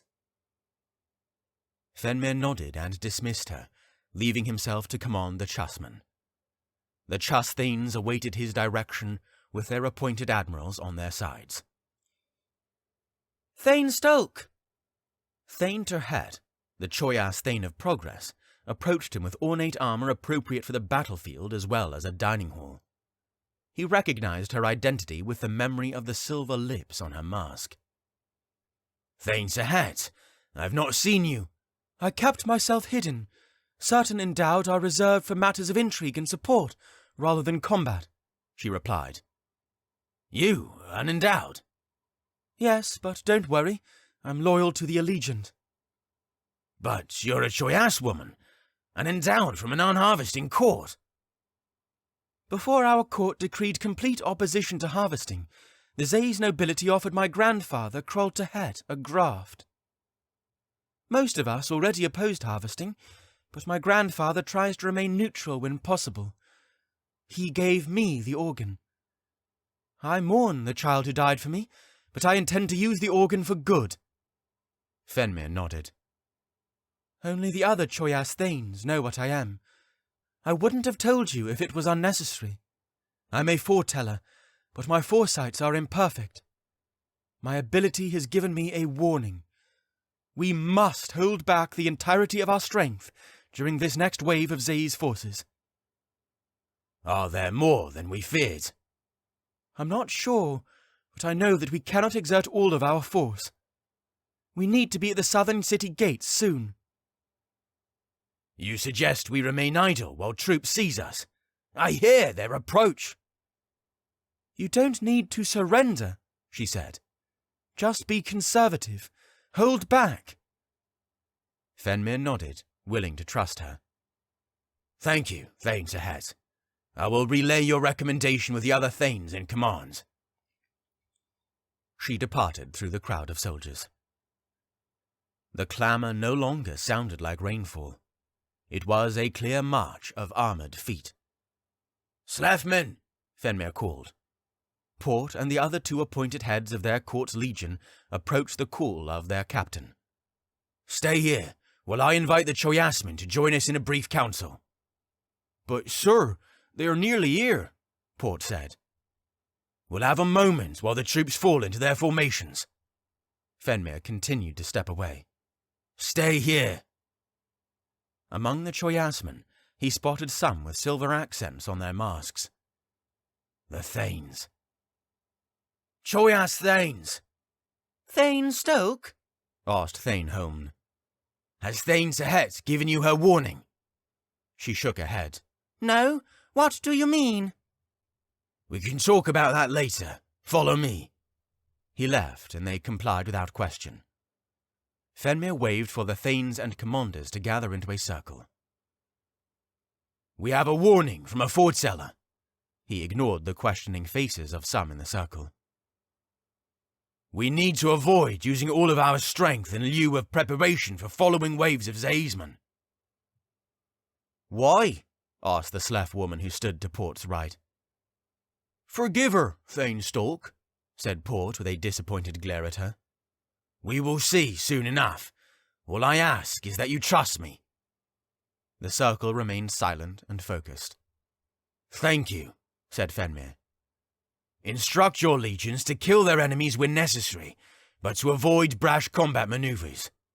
Command your troops into tight formations, shield walls, deceptive angles, whatever it takes to wear them down. Phenmir saluted and dismissed them. Rows of figures shimmered through the morning haze.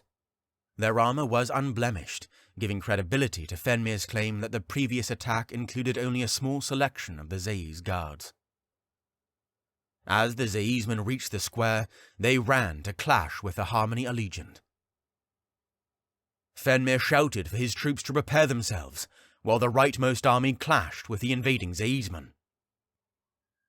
Guys! He turned his head to identify the call that arose from those fighting for their lives. Guys! The Allegiant forces fell back. Gorges! Zay's Gorges! Their shouts were clear as he ran to attend to his allies. Zay's Gorges fought alongside the guard forces. Someone called his name. He turned back to see Thane Tahet parting the crowd as she rode atop a geet. Thane Tahet!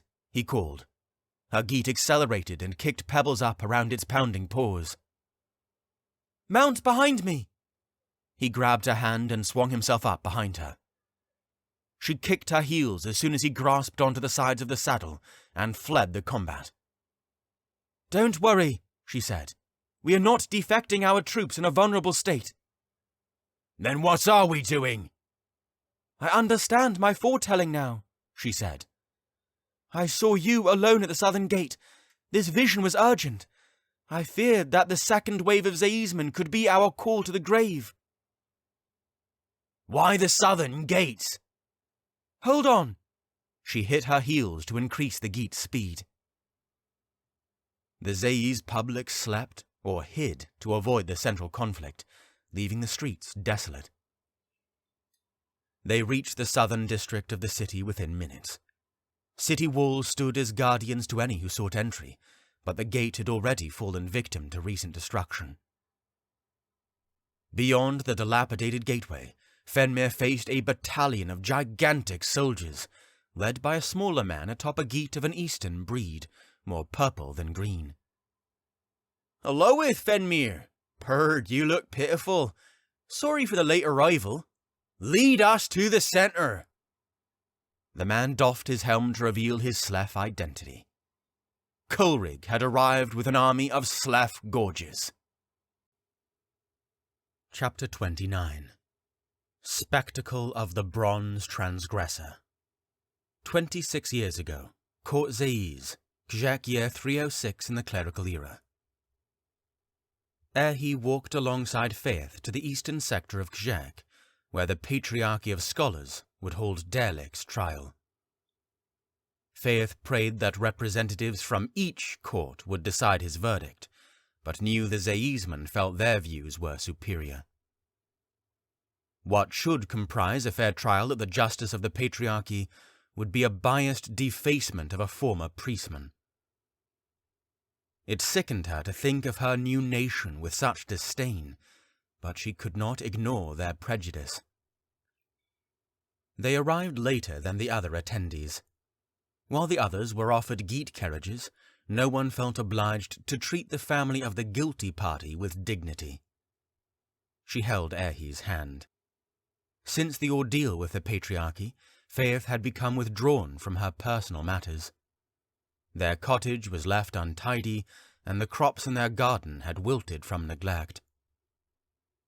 They held the trial in the patriarchal chapter house in Kjek, a few buildings west of the Canton of Scholarship. Attendees left their carriages on the street, while they sent their underlings to attend to the needs of the geat. Aerhee and Faith ascended the short staircase to enter the building. Faith opened the door for her daughter, taking a deep breath to calm herself. The chamber was filled with only 5 non-Zaiz scholars, while 20 Zaiz representatives from their brotherhood sat in on high seats. Is this necessary for such a petty crime? Not only was the Canton of Scholarship represented, but 10 representatives from the Canton of Veneration attended to observe the trial. While the Canton of Veneration oversaw the court's law, the dictates of the Patriarchy trumped even their word. Derlik sat at the head of the room, with his back to the door. "Seat the priest woman in the back left row," spoke the man from the high pulpit. He wore ostentatious robes with bronze embroidery. The Zaiz Thane of Veneration. The robed Gruthman, who sat lower beside him, was dressed in a less ornate manner. Nevertheless, his garb was reminiscent of the standing Zaizmen. Faith felt a new wave of dread overcome her as her husband faced the judgment of 2 Thanes of Scholarship. The Gruthman was more likely to be magnanimous, but Court Gruth still harbored a disdain for priestmen. Aerhee held on to Faith's hand as they took their seats. The 2 guards who stood at the entrance shut the doors.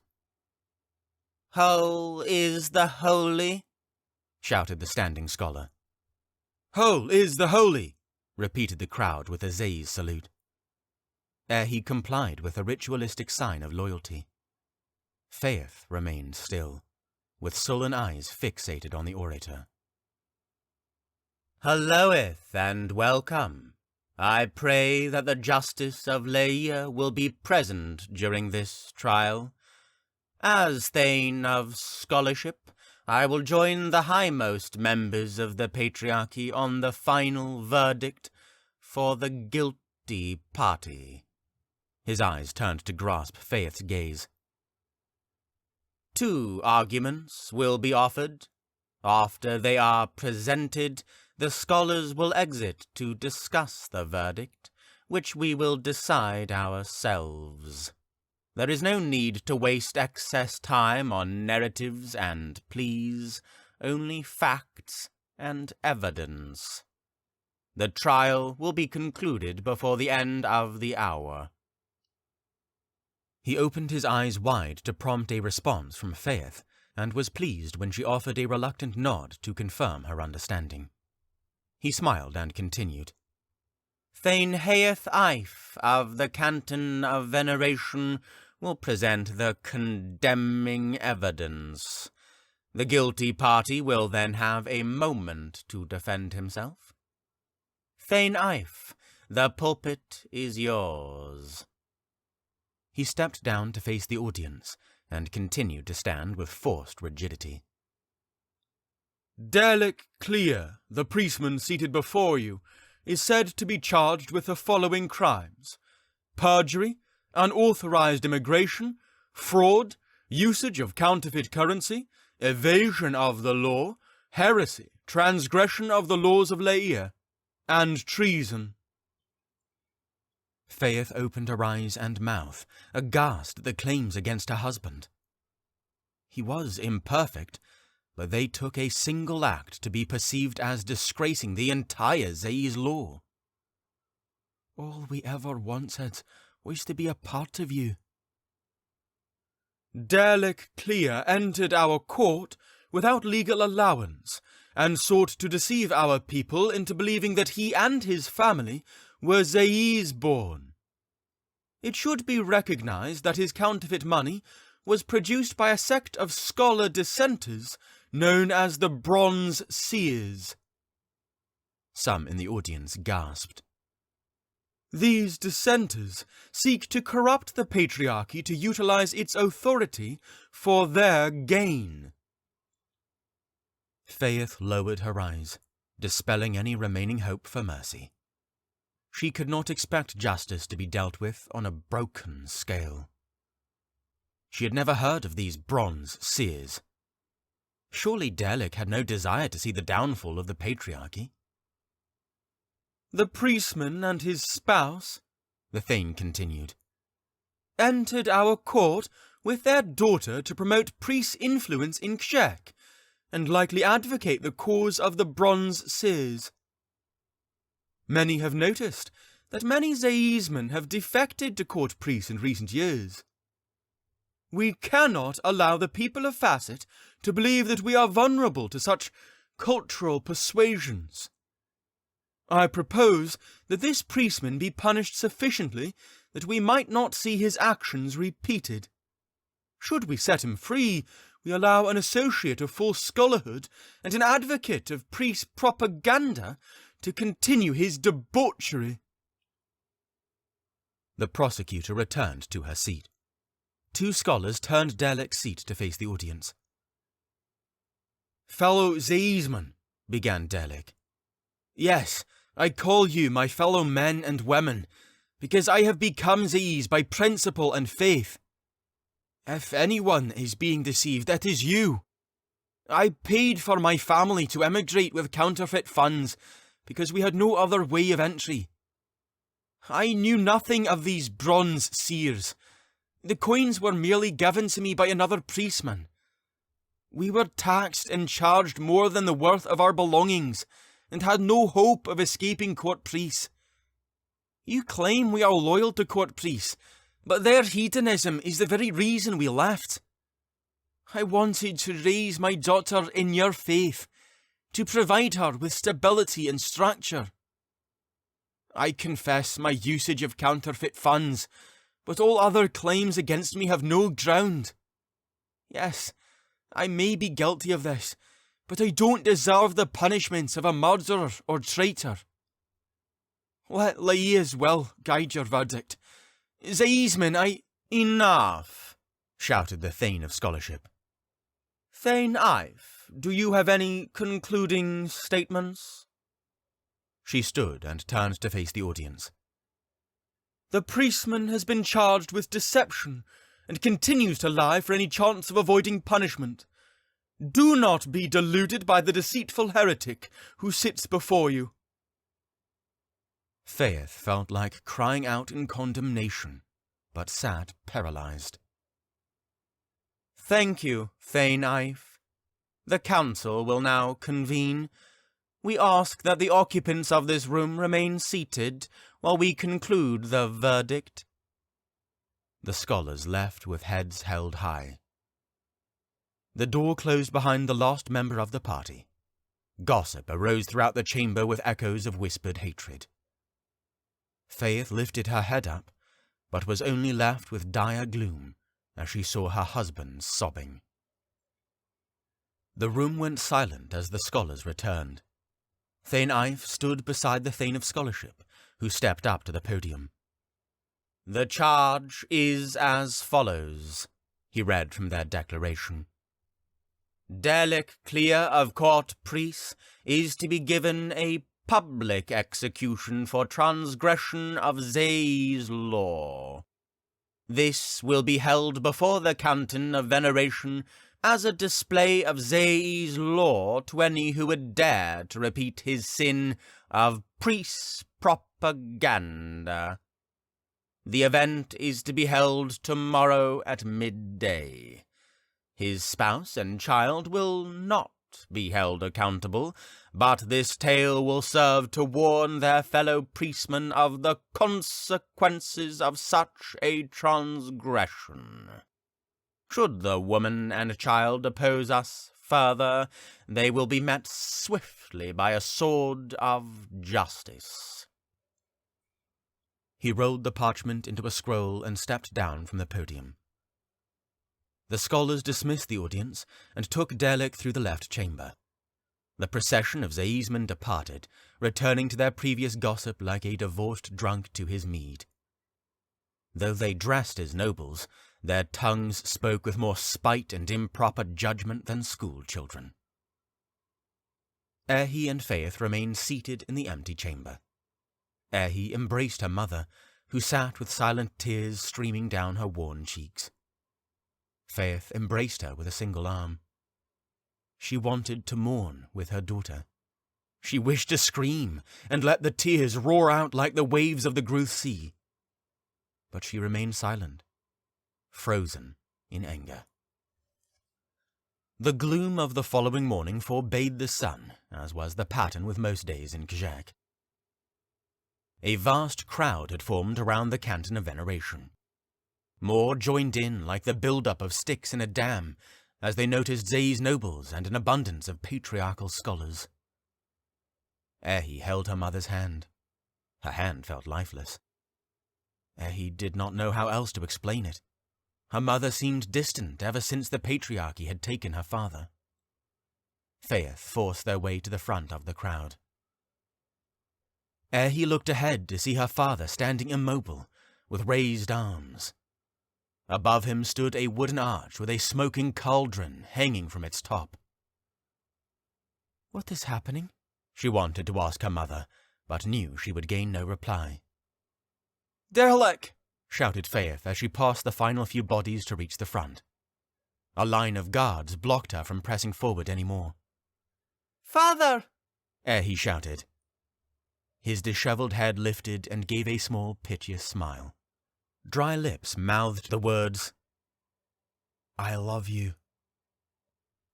"I love you too," Aerhee said. Her mother couldn't speak as she sobbed. The Thane of Scholarship stood with a hand raised to silence the crowd. "Ho is the holy," he called. "Zaisman," addressed the Thane.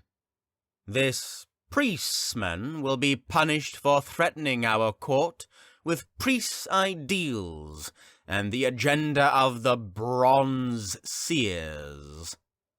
We will eternally capture his sin as a warning for those who are tempted to replicate such treachery. Hole is the holy." He stepped over to address a group of Zaismen who stood beside Derlick. Aerhee didn't know what was happening. "Why would they do this to him? All he ever did was love us." A large hooded man pulled on a thick rope that was attached to the hanging cauldron. Molten metal as viscous as honey poured out and covered Derlick. His cries could only be heard for a second. The liquid metal cooked his skin like an unskinned chicken, sealing him into a metal tomb. "Da!" Aerhee cried.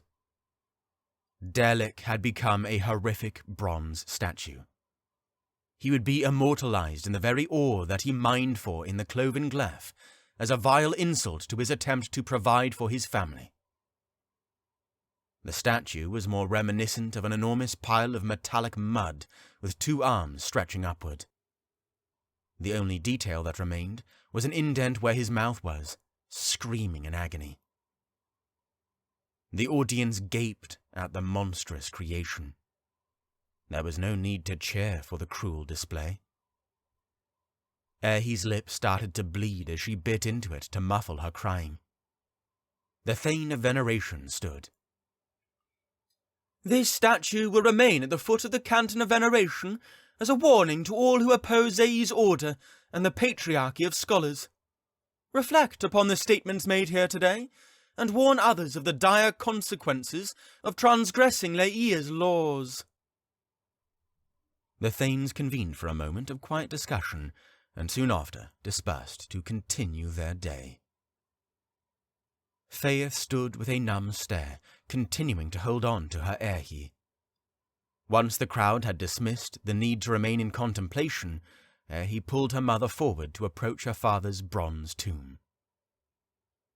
Why? No one listened to Aerhee's cries. Why did this happen? Why did we have to come here? This is all because we left home. I want to go home. I want to leave. Ma, why does it hurt so much? Aerhee, she whispered. She embraced Aerhee. Your father needs our farewell.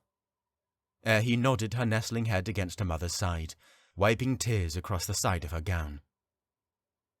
They approached the statue, heat still radiating off of the metal. Will father always be here? I want to stay with him. I don't want him to leave. His shell will stay, but he is no longer here. What do you mean? Hope. Your father has joined Leia in his eternal halls, a much happier realm than this one. How do you know? Leia has taught us that the saints will join him there. I have never met a more valiant man than your father. She looked down to take in her daughter's reaction. We will join him in our own time, but it is our responsibility to live worthy of such glory. She knelt at Aerhee's side. Do not let this taint your view of Court Zae's. This results from human error. These people are guilty of murder. Sinners in the faith do not discredit eternal truth. Aerhee nodded. You will learn this one day, little one. Aerhee whispered her first sincere prayer. Leia, please help. It hurts. Please. The present, Clerical Era 332. I understand it now, Mother, thought Aerhee, as she smiled through teary eyes. The Patriarchy was not guilty themselves, but only those who executed extreme matters to see righteousness re-established. She still believed that they knew her father was innocent, but they had become blinded by prejudice. They had been bigots. It was her duty to make Zae's a better place, not to continue their legacy of hatred. She had failed to do so far, but there was still time to change. Her mother's health declined in the years following her father's death. Her mental stability shook with diminishing hope for justice to prevail in Court Zae's. She died soon after Aerhee left for the southern regions of Kjek in pursuit of education. Despite the years of healing, the loss still hurt. It had scarred and would never heal, but she had learned to live with it. She cried, not worried that anyone would see. Her father had been murdered, or made an example of the consequences of treasonous behavior. The sins of a select few could not be blamed on the entire court. Aerhee held to her Zae's upbringing, not in spite of her father's death, but in honor of the sacrifice that her parents had given to rear her as a Zae's woman. Political reasoning did not inspire her to remain, but it was the spiritual aspect of the Zayi's culture that held her through tribulation. She knew Leia just as she knew her own father. She would remain a Zayi's woman evermore, but the conflict afoot caused her to wonder once again if the political aspect of Zayi's life had begun again to overshadow its religious base. This was her purpose, to correct the wrongs of the Zayisman, to return the focus of their piety to Leia, away from the idol of politics and power. Krol Tahet's visits had diminished, leaving her blind to the conflict abroad. She held on to a hope that an alliance between the Zayis and Choyas Krolls would yield a chance of peace. Chapter 30. Loyalty of the Prodigy. Yetrick shook as he was pulled from his reverie. He turned with the Zayi's thanes to look at the door. Thane Bellic! A Zayi's guard shouted as he entered Royce's council chamber in the Canton of Agriculture. Royce glanced up from the map of Jack, which was spread across a great table of bronze and polished pale wood. Speak, Zayisman! A messenger informed me that the second wave is weakening, and Slef Gorges have joined the dissenting forces. Slef what? Slef Gor... I heard you. You are dismissed, Zayisman. The guard left the chamber. Well then, said Royce after a shaken sigh. He turned to Yetrick. Glad that you heard that, Gruthman. It seems it's time to call forth those assets that you secured for me with the beastlings. Royce, you cannot, with a sound mind, send those fiends to battle, repudiated Thane Leisa. I can and will. He approached the exit, not considering her opinion. Royce, she contested and followed him. This is not about decimating those who do not agree with us. These are human lives. He halted, giving her only half of his face to view. A sinner is not greater than a pest due for extermination. They will learn the inflexibility of the law. Have you already forgotten the statue that stands before the Canton of Veneration? It seems that the example made by the bronze transgressor has become a futile sacrifice. How dare you! She shouted, and stood to follow. Royce sneered. You sound as if you knew who that coward of a priestman was. He shook his head, turning away from her. Yetrick, follow me. Thane Leisa stopped to look at Yetrick, her eyes questioning who he would join. He gave Thane Leisa a sorrowful glare and approached Royce. Don't worry about Thane Leisa, Gruthman, Royce remarked. She doesn't recognize how dire our circumstances have grown. I don't know how the Slefmen found Gorges, but I don't want to waste time on speculation. What's about the Zayi's Gorges? Asked Yetrick. I doubt Taya was able to recruit more than 20 of them. If we are losing strength in our second wave, the Slef Gorges must have outnumbered ours. We captured those Kaisan for combat, and I intend to see them appreciated. Thane Leisa's worries unsettled Yetrick, but he did not want to test Royce. He had seen the extent of the Thane's anger. He followed Royce to the canton's lowest level and met the beastlings in a dim chamber as they ate bread and roasted potatoes. Are they ready? Royce startled Runeth from the entrance. As ready as an overdue pregnant maid. Runeth raised a chalice. Nice to see you again, Sir Yetrick. Likewise, Yetrick said. Dare you get Kahak with jail? I will get Tereath. Runeth turned to Yetrick. Yes, Kahak, the second Kaisan, told us her name eventually, though she was initially unwilling to talk. Royce waved them toward the door. Be swift. Each moment you waste talking causes the death of another Zaismon. Runeth lost his spirited grin and led the party to the menagerie. Once they arrived, Runeth let out the familiar Kaisan call. A twin cry echoed back through the dank chambers. A crack of outside light leaked in through the high-barred windows at street level. Flamed torches caused shadows to dance throughout the chamber, revealing the corpses of the Kaisan's last feast of live lamb. What do you want with them? Runeth unlocked the first cage and entered it, while Jael and Dare entered the other. Go to the central square and join the others who are fighting for our city, Royce instructed. Don't worry about the enemy soldiers at first. Focus on the gorges. Gorges? Asked Runeth. On the side of the anti-harvesting rebels. I don't know where they got them, but that is beside the point. Eliminate their gorges, then focus on the others. Is that clear? Runeth spoke to the Kaisan in a cryptic rhythm. This continued for a minute before he returned his attention to Royce.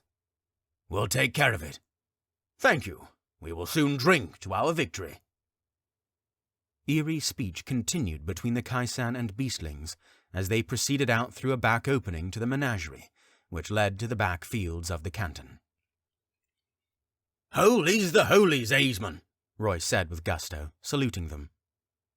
They returned the salute and shout of the Zae's ideal. The beastlings climbed to ride on the backs of the Kaisan, holding onto their antlers as the creatures ran forth on all four limbs, like lean bears.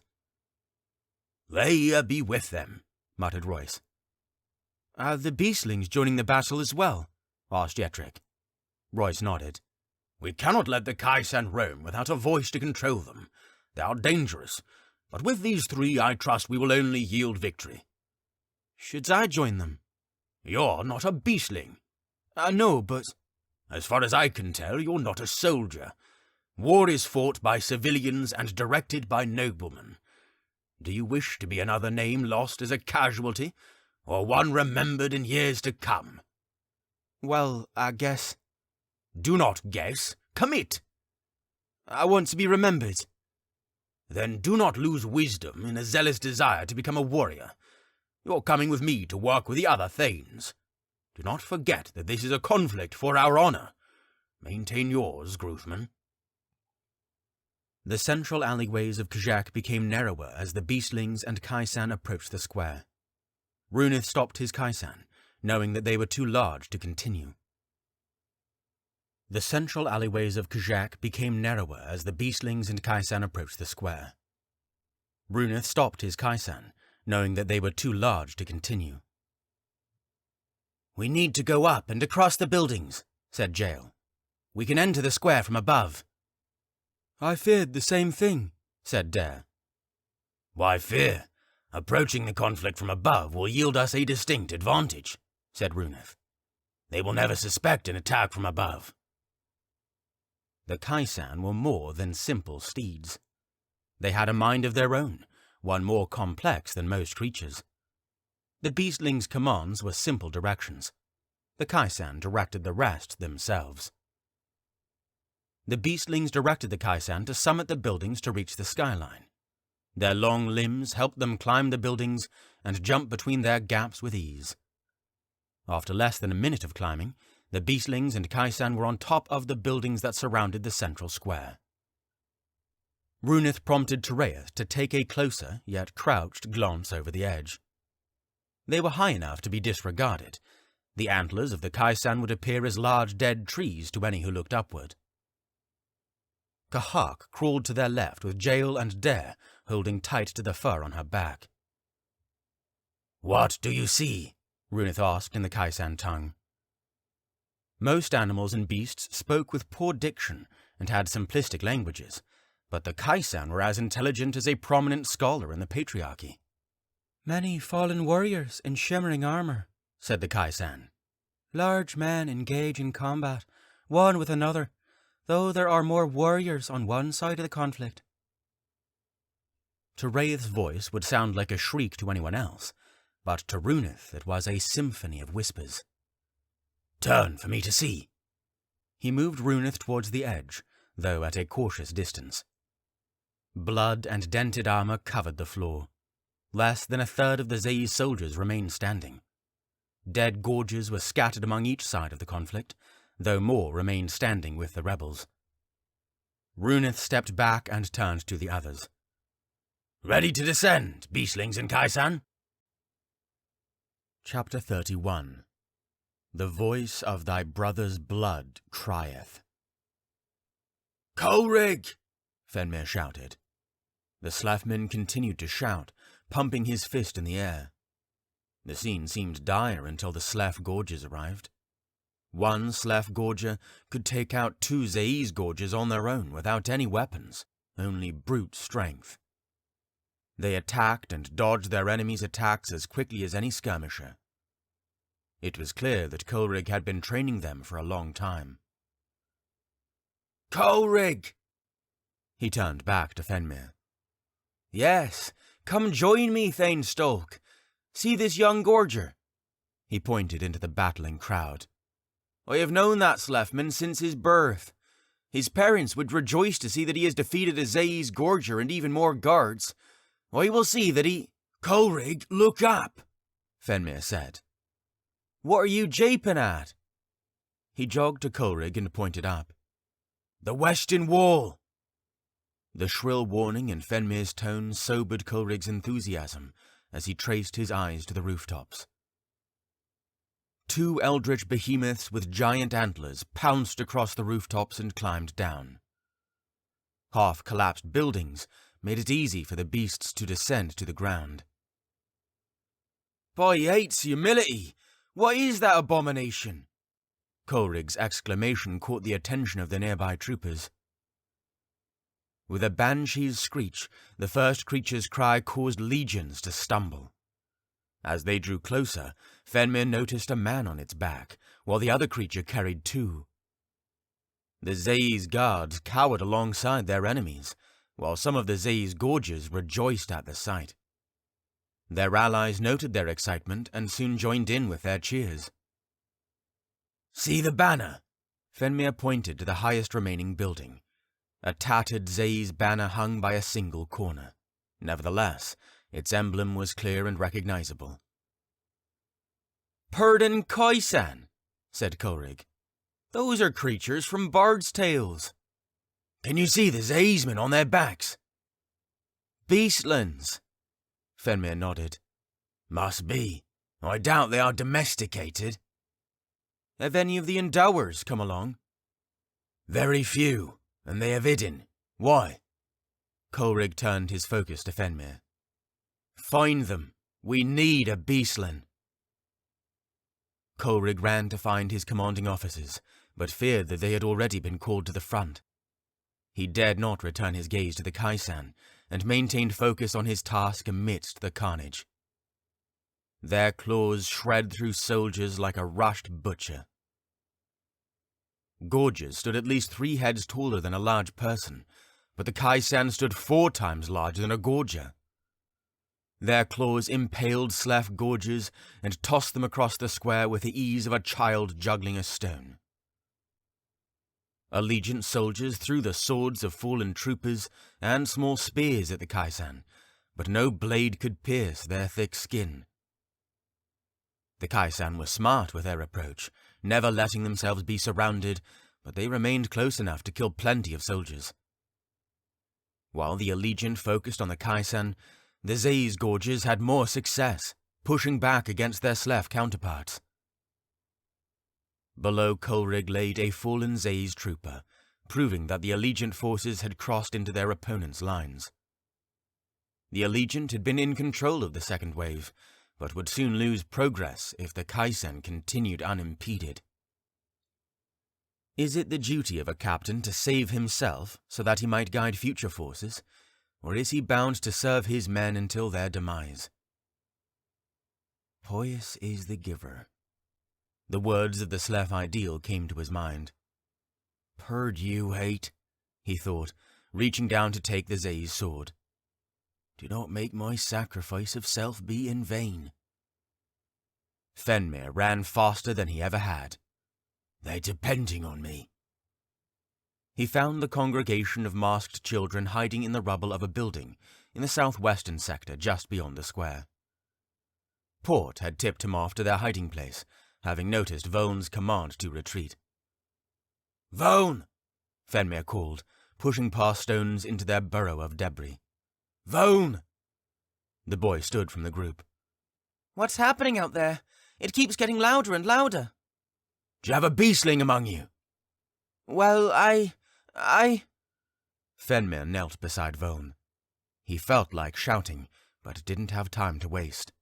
He stilled himself, trying to focus on the Chas ideal that he too often ignored. Vone, we need a beastling. Have any come with you? I don't know, he admitted. You really don't know if there are any?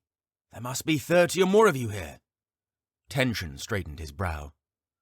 I only know 5, maybe 6 of the Endowers here. You are their captain, Vone. It's your duty to know them well. Do you know all of your warriors? Phenmir smirked and focused on the other Endowers. Are any of you beastlings? A small girl stood from the far left corner, hair dishevelled. Her mask was that of a hawk. Phenmir approached her with a confident grin. She ran to him but kept her distance. She seemed interested but still nervous. What is your name, joyous woman?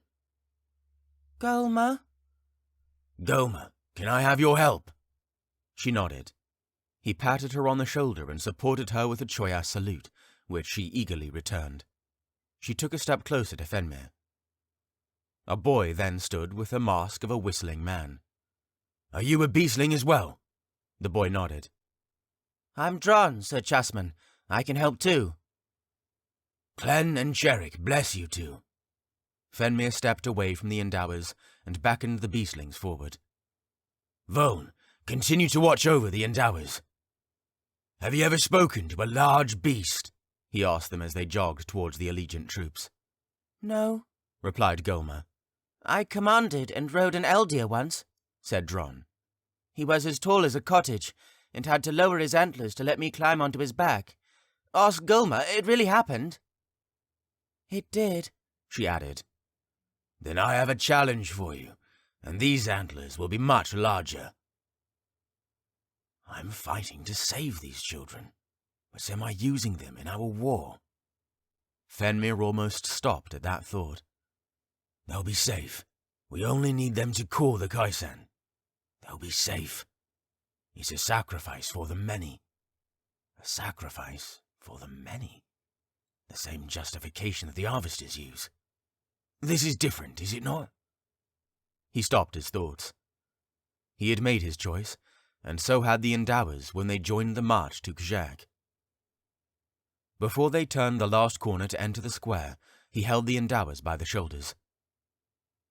Can I trust you two to be brave and hold strong, even when it seems dangerous? His words startled them, but they nodded. I need you two to try to speak to these creatures. They are being controlled by Zei's beastlings.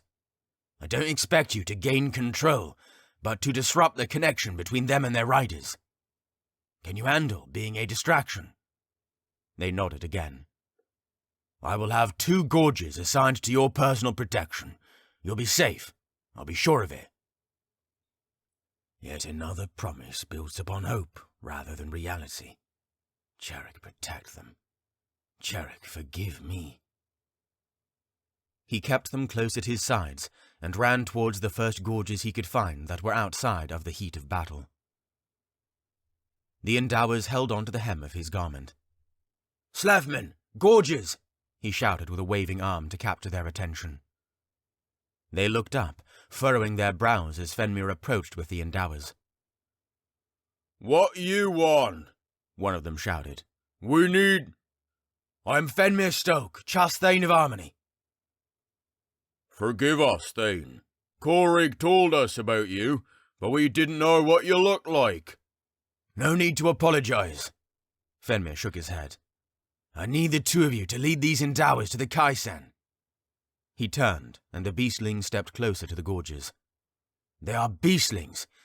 Carry them on your backs, or however you wish, just protect them. What? Why? They're going to help stop the beastling controlling the Kaisan. They turned to look at the Kaisan, who continued to plow through the Allegiant forces. That will work? One of the gorges asked. Phenmir nodded. I hope so. Take them close enough that the Kaisan can hear their calls, but far enough away that the Kaisan cannot reach them. That's it? They will take care of the rest, said Phenmir. Don't let them get hurt. If you command it, we will. Phenmir nodded. May hate and clen guard you. The Endowers ran towards the gorges, who lifted them to hold on to their backs. Not knowing which salute would encourage the members of differing courts, Phenmir felt it appropriate to salute them in the manner most dear to him. Phenmir raised his hands to his chest and made a circle with his fingers and thumbs, giving them the Chas salute. They returned the respective salutes of their home courts and departed to follow their order. Though the war had divided much of Facet, the Allegiant had reunited it in a unification of distant allies. Colerig swung at his Aesman, who impaled a Chusman before him. Each ally that fell ignited a new flame within. He was fueled with retribution for the fallen. He parried the Zaisman's first blow and felt the exhaustion of his enemy's slow strike. Colerig had been a part of the fight for only 10 minutes, but this soldier gave the impression that he had been fighting since the start of the second wave. He took advantage of his opponent's fatigue and kicked him down onto the cobblestone after their swords met for a second time. The kick drained Colerig. Soon he would be just as exhausted as his opponent, but he could not give in. He had to continue. The Allegiant depended on him. The Slefmen depended on him. The Zaisman tried to stand, but Colerig dashed forward to finish him off. He plunged the tip of his blade into an exposed gap in his opponent's armor, piercing his left chest. As his left arm plunged forward, his right was exposed to the Zaisman's strike. His enemy fell with the sword still in his breast. Colerig fell back, holding the stump that remained on his right arm. He had jumped to kill without thinking. Rage blinded him, costing him his arm. He took a step back as the pain crawled up his nerves, though shock kept it somewhat numb. An ally stepped before him to fight the next Zaisman. Colerig stumbled back from the front lines. "You pardon, Culf. You're responsible for more people than yourself." Thoughts of self-deprecation continued as he fled. He needed rapid aid and a stop to the blood flow. His head already felt loose, but he was more in shock from the loss of his arm rather than from blood loss. Little time remained before the second factor would overcome the first. As if a blessing from his god Clen himself, he saw Phenmir attending to the wounds of a gorger just beyond the southernmost left flank. He pressed his hand firmer on the open vessels of his remaining elbow and ran in an adrenaline-fueled focus. "Tourniquet!" he shouted. Phenmir turned to his shout, left the gorger, and ran towards Colerig. He removed his belt and pulled it tight around what remained of Colerig's arm. "I'm sorry, Slefman," Phenmir said as he rushed him to the medical supplies, "but this will require more than a belt." "I figured," hissed Colerig through clenched teeth. Phenmir pressed a thick cloth to the wound. "Another cauterization," he told his aide. "Go grab the materials." The aide nodded and ran. Phenmir continued to press the cloth against Colerig's wound, but their attention was simultaneously averted by a harrowing cry from one of the Kaisan. Dron, the beastling boy, held onto his gorger with arms ringed around his neck. While the Endower hung, the large Slefman covered his ears to muffle the child's beast call that would cause pain to even the vilest of creatures in the Underrealms. "Any luck, little whistler?" asked the gorger between Dron's calls. "I think it might notice me, but—" The sound of a distorted elk call caught their attention. Golma cried out atop the other gorger's shoulders. The Kaisan closest to her replied to her call with a similar screech. "That one seemed to do something," remarked the gorger, who held Dron. "Yes, I think I can match that. Cover your ears again." He nodded and lifted Dron onto his shoulders. Dron screeched with more emotion in his call than in any other previous attempt. The Kaisan replied with a screech and shook as if in pain. Golma called right after him and caused her Kaisan to shake just as the other had. Their calls continued to bombard the Kaisan, straining their young vocal cords of all remaining strength. The Zai's beastlings called at their steeds to focus their attention, but each Kaisan's agitation only grew worse. Each creature was torn between calls from opposing masters, causing them to stumble as an angry drunkard. The closest Kaisan shook like a hound after a rainstorm, and clawed at its back, tossing the mounted beastling from its back. The endowed fell to the crowd, and his mount rampaged forward like a wild boar.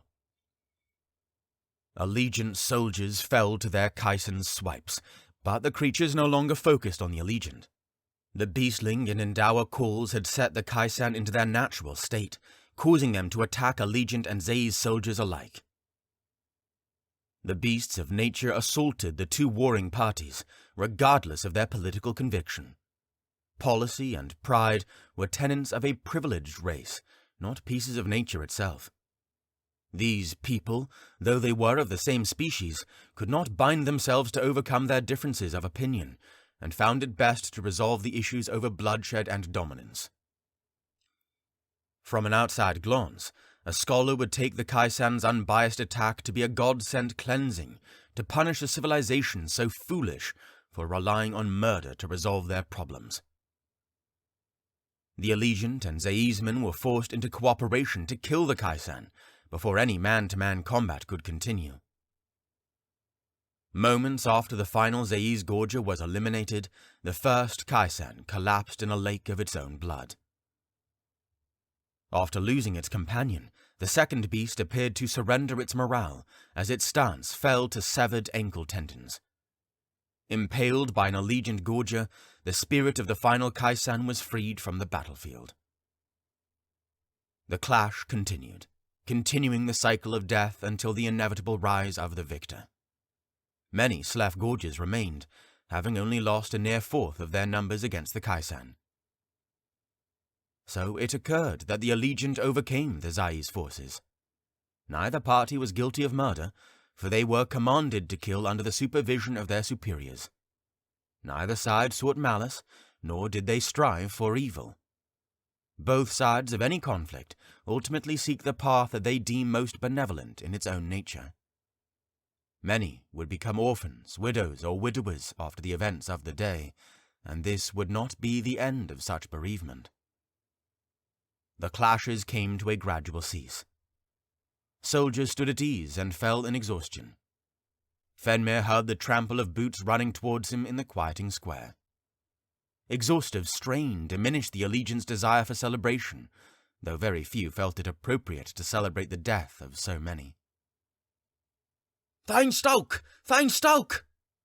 Phenmir gave him his attention with exhaustive hope. His eyes questioned the validity of the soldier's oncoming words. "Is it true, Chasman?" His ears rang, but the battlefield felt more silent. His heart pounded. He wiped the sweat that fell from his brow and focused on the Chasman. "No more than 5 Zai's guards escaped. It is finished. We have taken Central Kjek." Chapter 32. Imperfect Sainthood. Our Kaisan have what? Exclaimed Royce, turning to the messenger who stood in the doorway of the Canton of Agriculture's council hall. The Kaisan have fallen, and the remaining Zai's guards have either perished or retreated. Sheath exhaled deeply. Royce stared at her, but returned his focus to the messenger. Leave. The messenger dashed away. Sheath, Royce said with hushed antagonism. Does it make you happy to see us fail? Does it please you to see our city falling into the hands of these dissenters? Is this what you wanted? I am not happy to see what is happening to our city, but I am glad to hear that the Kaisan have been stopped before they could destroy more of our city. You need... No, Royce, I will not debate further. We have differences of opinion, but we need to find common ground now. I believe your voice to be, on occasion, too liberal with your radical methods. Perhaps I am too conservative in the preservation of life. Can we put this aside before we lose even more? He nodded. Forgive me, Sheath. I think we can all benefit from some clear thinking. You want to go forward together. Do you have any ideas? He turned to the others in the room, Thanes Grom, Latree, and Tywing, alongside Sheath and Yetrick. Anyone else have an idea of where to go from here? I've exhausted mine. Roy stood with open arms. The council members avoided his gaze, each staring off in contemplation. Grom, do you? A knock on the door captured the council's attention. Theo, the case's scribe, entered and took one of the few empty seats at the table. His clothes were dirty and torn. I have a message from Caesar Clear and Kral Tahet of Court Choyas. Everyone's eyes opened wide. Theo relayed his experiences in Feas. How could Aerhee— "Stop, Royce," said Sheath. "Let him talk." The Choyas Kral does not condone harvesting, explained Theo, but he believes that the previous state of Facet was better suited to each court's interests. Complete opposition or support for harvesting is bound to result in massacres, but stopping these rebels might help peace return. Kral Tahet extends his hand in an offer of desperation. I'm sure his proposal has certain conditions, but we cannot know their extent unless you come to Feas. Seeing the state of the city, it seems like you all could use his refuge. "Come to Feas?" scoffed Thane Grom. "Where else would you go?" asked Yetrick. Roy smiled at him. You think we should go, Gruthman? The other Thanes have been captured by the rebels, said Thane Latree. We need to leave before we join them. Why not go to Gruth or Priest? Asked Thane Grom. Too much of a risk right now, said Thane Latree. Choyas is closer, and is a sure way to strike at the heart of the rebels. Turning one of their courts to our side is an invaluable offer. Sheath? Asked Royce. What do you think? I question the sincerity of Kral Tahet, but I fear we have nowhere else to seek refuge. I'm sure Choyas will have the resources for us to communicate with Court Gruth and Court Priest for future alliances. Are you going to join us, Yetrick? Asked Royce. I suppose I have no other option, said Yetrick. When are we leaving? If you insist on going to Choyas, then we must leave immediately, said Thane Grom. We do not need to take much. I can see that the brethren of the Choyas chapter house of the Patriarchy aid our diplomatic stay in their court. Royce nodded. Following our leave, I will send messengers to scout the other cantons, to tell the other Thanes that we are heading to Feas. If the palace remains under our control... They have already captured the palace, Thane Bellic, said Theo. I witnessed its seizure upon my arrival. Royce stepped away from the table. I suppose we have no time to waste. Our canton can only stand as a target for so long until it is captured. Yetrick and I will prepare the carriage. Royce gave the Thanes the Zay's salute and waved for Yetrick to follow him. Yetrick approached Royce as they left the room. A question burned in his throat. Am I scared of Royce? He tried to ignore his anxiety, but could not silence it. Instead, he pushed through. Royce? The Thane turned to him with a raised eyebrow. Do you recall our conversation about the middleman? Royce raised his eyebrow, taking interest. How could I not? I wondered. If beastlings can communicate with the Kaisan, could they speak with the middleman? We wouldn't have time to find the beastlings before we leave, even if they survived. Yes, I understand that, but I know that Kral Tahet works closely with the Choyas and Zowers. Maybe we can ask for his help when we arrive in Feas. Maybe even add a foreteller to our company to guide us on a safe path to the Middlelands.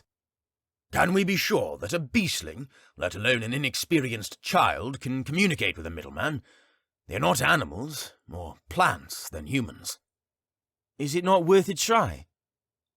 Royce looked at him with a charming grin and chuckled. I would much rather try to build a radical alliance with them than to join a priestman. We can discuss this again once we arrive in Feas. Refine your proposal, and we can speak with Kral Tahet. Yetrick smiled with a forward gaze of self-satisfaction. Royce was far from a perfect exemplar, but he allowed Yetrick to flourish beyond the boundaries of his home court. Royce had a way with people. His silver tongue captured enemies and allies alike. Yetrick did not doubt that Royce could sway the Kroll in his favor. They proceeded out through a back passageway, passing the courtyard to reach the stables. Theo had been an unexpected guest, but the man who sat behind the canton was an even bigger surprise. Runeth sat slumped against a wall. "I didn't know where to go," said Runeth, coughing and spitting bloody mucus onto the ground. Where are the other two?" asked Royce. "Dead. In the center. I fell from the Kaisan onto a pile of leather-armored bodies, buffering my descent, while they had nothing but cobblestone to meet their heads. I guess armor would have been a nice investment." Yetrick studied Runeth's bruised face, bearing a few lacerations compared to the tears in his armament. Though he had escaped, his clothing proved that he had endured a share of man-to-man combat. "Tywing is with us." Royce extended his arm to help the beastling stand. "He can patch your injuries. We are leaving for Phaeus, and you are coming with us." Royce seemed to help the beastling out of pity for his condition, but Yetrick felt his presence was a divine gift to progress his plan in the Middlelands. "Choias," asked Runeth, "are you already surrendering?" "Far from it." The past hours felt like a dream to Yetrick. Turning to Runeth, he recalled experiences with him and the other beastlings. He hadn't had an opportunity to mourn the fallen, but a tear fell as he remembered the two other beastlings. He would never see them again. His small share of grief caused him to tremble at the thought of how Runeth must feel. It was not only Runeth that would feel the sting of bereavement this day. All Zaismen had lost the heart of their homeland. Royce gathered the carriages and Geet, and the company left within an hour of receiving Theo's message. Their fate and the future state of their court had now been given to rely upon a previous enemy, the Kroll of Court Choias. Chapter 33. Echoes of an Ally. Days passed in silence, becoming a span of numb existence. Aerhee saw the rise and fall of the sun, but had stopped counting how many days had passed. The beginning of her captivity instilled fear and panic. She had since become apathetic and spent most of her days in slumber and meditation. She thought of what she would do after she was free, but each idea floated away like parchment in a vassening breeze. A succession of 3 knocks, each one hardened by the usage of bare knuckles on the wooden door, pulled her from her reverie. The visitor entered without an invitation. "Caesar, we've arrived," said Theo. It pleased her to see a familiar face. How long has it been? Weeks? Months? I thought I told you we are beyond titles, Theo. A grin gave a lift to the right corner of his mouth. "As you request, Aerhee." We, you said. Who else? Thanes Tywing, Latrie, Laisa, Bellic, and Grom. She was relieved to hear that Sheath would join them, but was less so thrilled at the presence of the latter two. As well as Runeth the Beastling.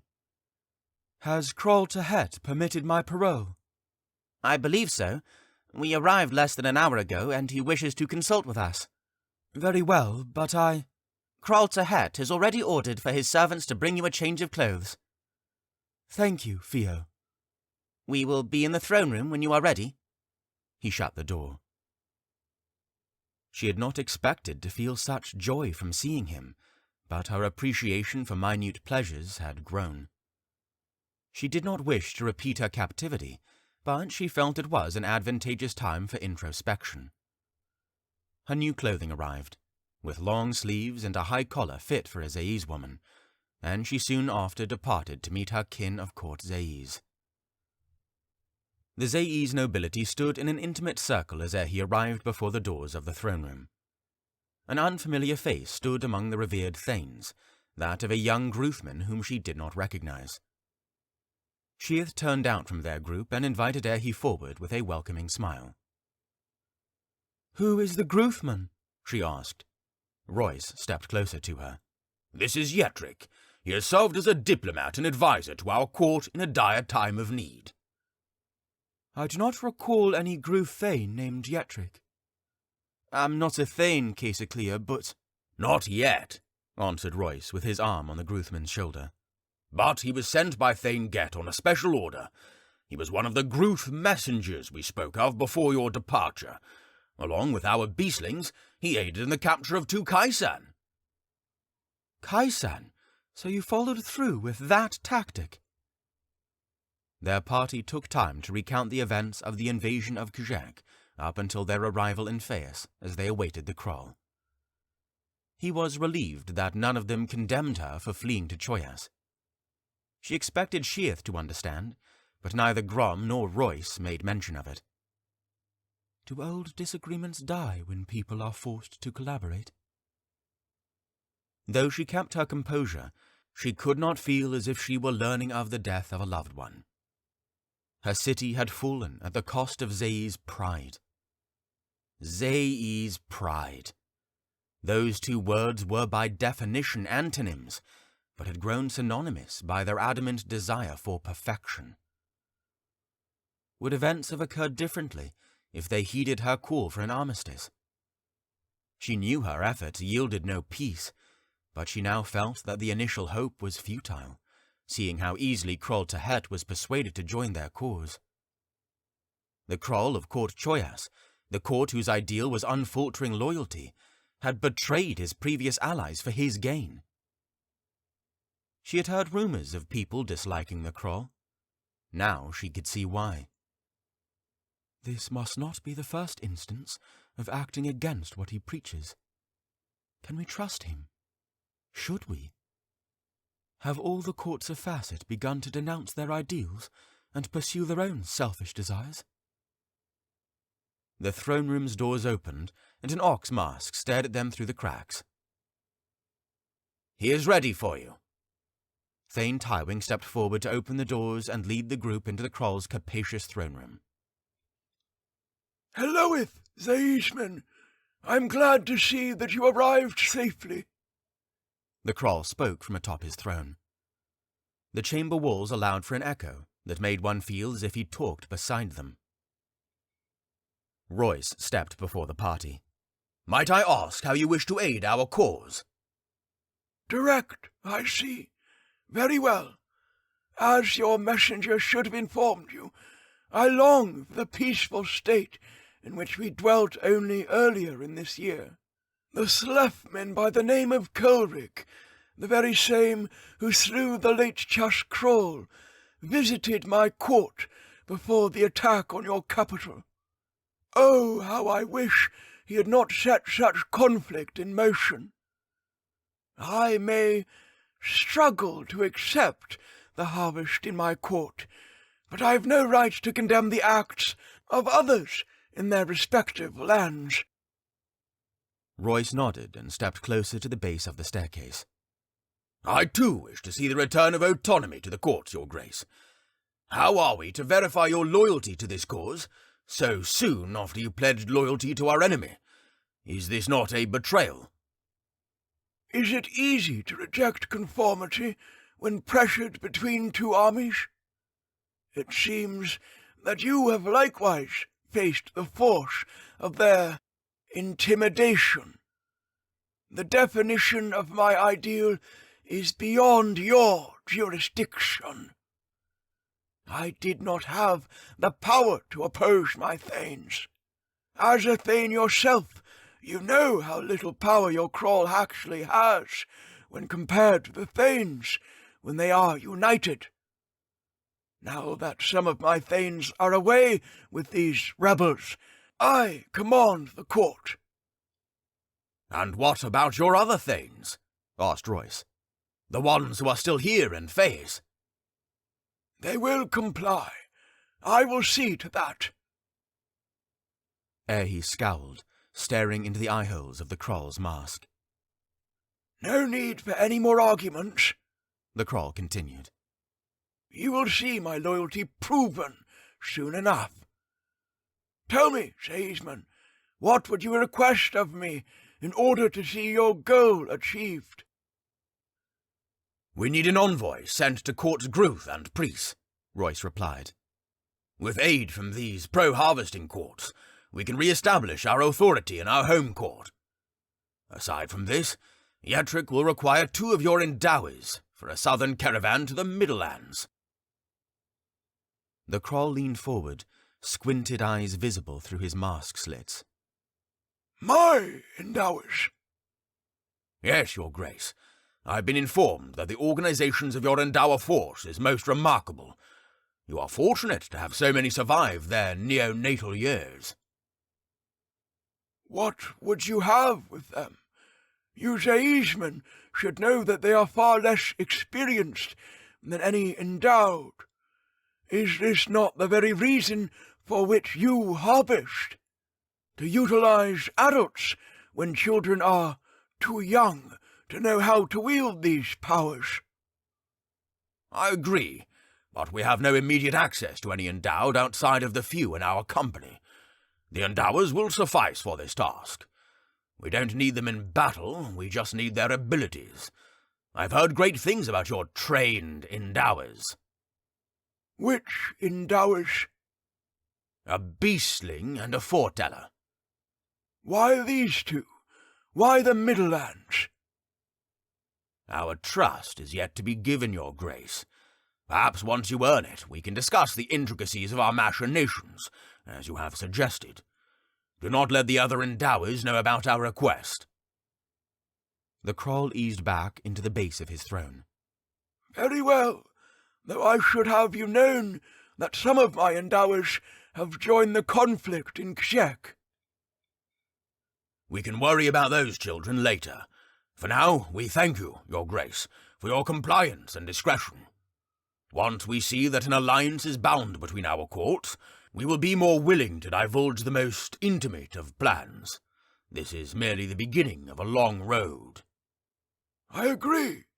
We have much more to discuss, Thanes of Court Age, but you deserve some rest." The Kroll looked down upon one of the guards at the base of his throne stairs. "Take these Seismen to their quarters for the evening." The guard nodded and proceeded towards the door to the throne room. The Kroll turned back to his guests. "I will have a caravan provided for priests to leave on the morrow. Yes, I recognize that this is early, but it is best not to delay. I can see that you have the second caravan to Gruth following success in Priest. Do you have any other needs before the conclusion of this day?" "That will be all for now, Your Grace." Royce bowed and followed the Kroll's guard away out of the room. Sheath stepped to Aerhee's side as they departed. "Aerhee, have you fared well during your stay in Choyas?" Sheath knew Aerhee to not be easily humoured, but the caser gave in to a pitiful chuckle. "How would you feel to be imprisoned when seeking peace?" She calmed herself with an airy sigh. "I suppose many have been in worse conditions. My holding quarters were closer to the Kroll's personal chambers than to a dungeon." "How long did he keep you in there?" "It began only days after I was last seen at the council. How long that has been, weeks or months, I cannot say." Sheath nodded. "And the Kroll, what did you think of him? Surely you have spoken?" "Not as much as you would presume. I have a feeling that he is a reclusive ruler. He was polite enough to provide for my means, and was reasonable with my care, but he seems to have more working behind his mask than he shows."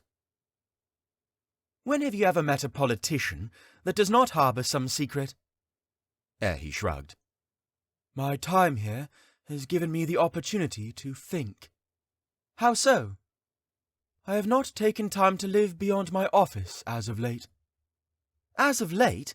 Aerhee, when have you taken time for yourself?" Aerhee let out a nervous laugh.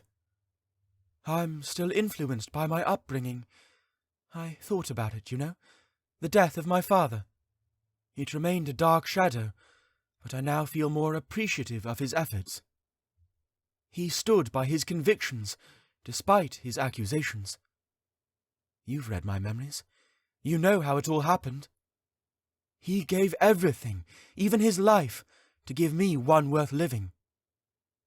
My appreciation was hidden behind my hatred of the She looked at Thane Grom, who walked ahead of them. Hatred of injustice, but I feel like I can let it go. Sheath looked at her friend as if she were a stranger. You do not need to forget the wrongs done to your family. Those Thanes acted outside of the Zay's law. I know, and that's not what I mean. I can recognize their errors and improve myself because of it. There is more to righteousness than solely following the law. It is about one's character and pursuing beneficence for all men and women. I think that is my purpose in all of this, to preserve the heart of our Zay's faith, while the whims of humankind aims to distort it. You speak as a chas woman. Jest as you will, but affection is something I have neglected for a long while. Zir knows more than any other. Sheath smiled at her resolve. I'm sure he would appreciate that. The man has a soul more enduring than any Groofman. Have you ever wondered if harvesting is worth the price of warfare? Death in exchange for more death, under the justification of a higher society. This has become a game of deciding who should perish for the state of our desired society. Am I mistaken? It is well that this was not spoken to Royce, Sheath whispered. He would not stand for such treasonous words. I do not insist on treason. I only propose a question. If two men insist on burning each other's possessions, when does one capitulate in order to preserve what little remains? All sin begins with a chain of gradual justifications. Be careful with your doubts. I will harbour them until they are resolved. Maintain trust in the society that has built you. There is rationality to our methods. She smiled with slight admiration and lingering sorrow, leaving Aerhee to step beside Thane Tywing for an inquiry. Remaining at least 3 paces behind the procession, Aerhee kept to herself and reflected upon her exchange. I was built on principles of loyalty to one's kindred people, not by the admiration of law. If anyone was acting by means of treason, it would be unjust rulers, as they discard the lives of their underlings for their gain. With a feigned, pleasant visage, Aerhee recalled upon the words spoken by those who she thought to be her enemies, finding some truth in their intentions. Care is the creed. Chapter 34. Carmen. Have they been located? Phenmir asked as Port entered the grand hall of the Palace of Kjek, now under their control. Port shook his head. I'm afraid not, sir. The Canton of Agriculture was the last one we captured. Some Zaysmen there were willing to cooperate, and mentioned seeing the Thane departing on a geet carriage, alongside 4 or 5 others. Phenmir nodded. But the other cantons are... Under our control, sir. While we have captured some of the Thanes, it seems that the Thanes of Agriculture, Diplomacy, Aleness, and Veneration have fled. I'll have a scouting party leave within the hour. Port approached Phenmir with 4 cautious steps.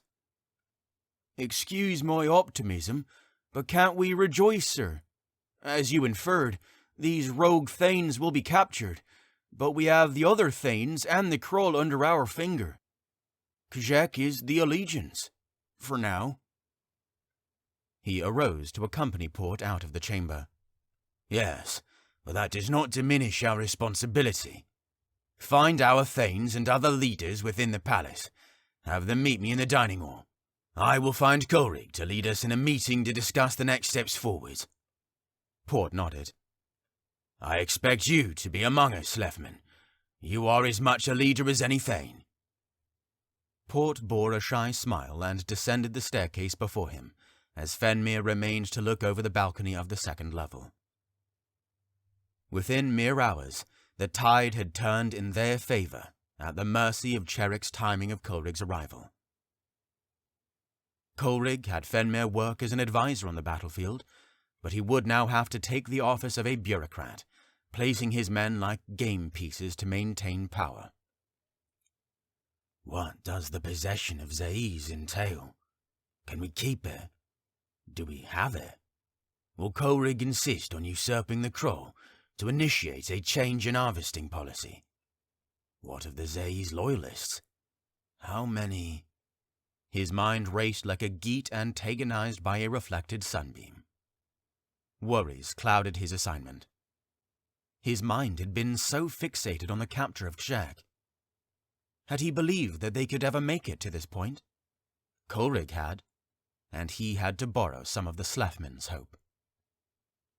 Thane Tahet, the Choyas Kroll's granddaughter, closed the door, entering as the final attendee of their tableside council, making the first gathering since the victory in Kshak's center. Phenmir turned his head to the south end of the table, making eye contact with Coleridge to initiate the discussion. Coleridge remained lackadaisical and stared at Phenmir without any rise, as if he was saying, "You have the floor, Chusman." Phenmir knew that his office as High Advisor would only become more cumbersome as the Harmony Allegiance spread. Phenmir rose and adjusted his tunic. Chusman, Choyasman, Slefman, our first triumph has come. Cheers erupted with banging on the table and clapping hands. Phenmir smiled but lifted a hand to continue speaking. The first, we must recognize, does not signify the overturning of harvesting. We have more dignitaries to persuade and more alliances to forge before all of Facet can agree on ending the harvest. Nods and civil smiles decorated the faces of the council members as hands rose before Phenmir fell back into his seat. "Might I offer a suggestion, Thane Stoke?" asked Thane Tahet. He replied with a nod, and she spoke. "I value the contribution of our Slef allies, but what about the rest of their court? We may coerce the powers of Gruthman to eventually join us, but I find it a fallacy to prolong the procurement of the rest of court Slef." Coleridge bit his lip. "I would be a poor culf of a leader if I had not thought about my people. Yes, Thane Tahet, it would benefit us to have the entirety of my court on our side, but we cannot overlook the state of the people. You all know that the Slef economy is suffering. I know this more than any of you, but if we focus on my court now, we will only drain their resources. Capturing Gruth would ensure that we have a hold on the agricultural epicenter of Facet. We may not need the textile and arts that Priest has to offer, but they will provide more than Slef at this time. We need to stabilize our hold here, and in the other courts first. Taking Slef will cost us more than we would gain." Thane rested against the back of her chair with a sigh. Thane Holm leaned forward, staring at the others through her fanged mask. "I agree with Coleridge. Court Gruth would be an invaluable resource, but we well know how they will perceive our attack on Kshak. If I were a Gruth woman in favor of harvesting, I would expect my court to be the next target after the fall of Kshak. I would not be surprised to learn that the missing Thanes have fled to Thusk to incite the Gruth nobility to prepare for that very danger. With the losses that we have already faced, we need to rest and reinforce our army before another conquest.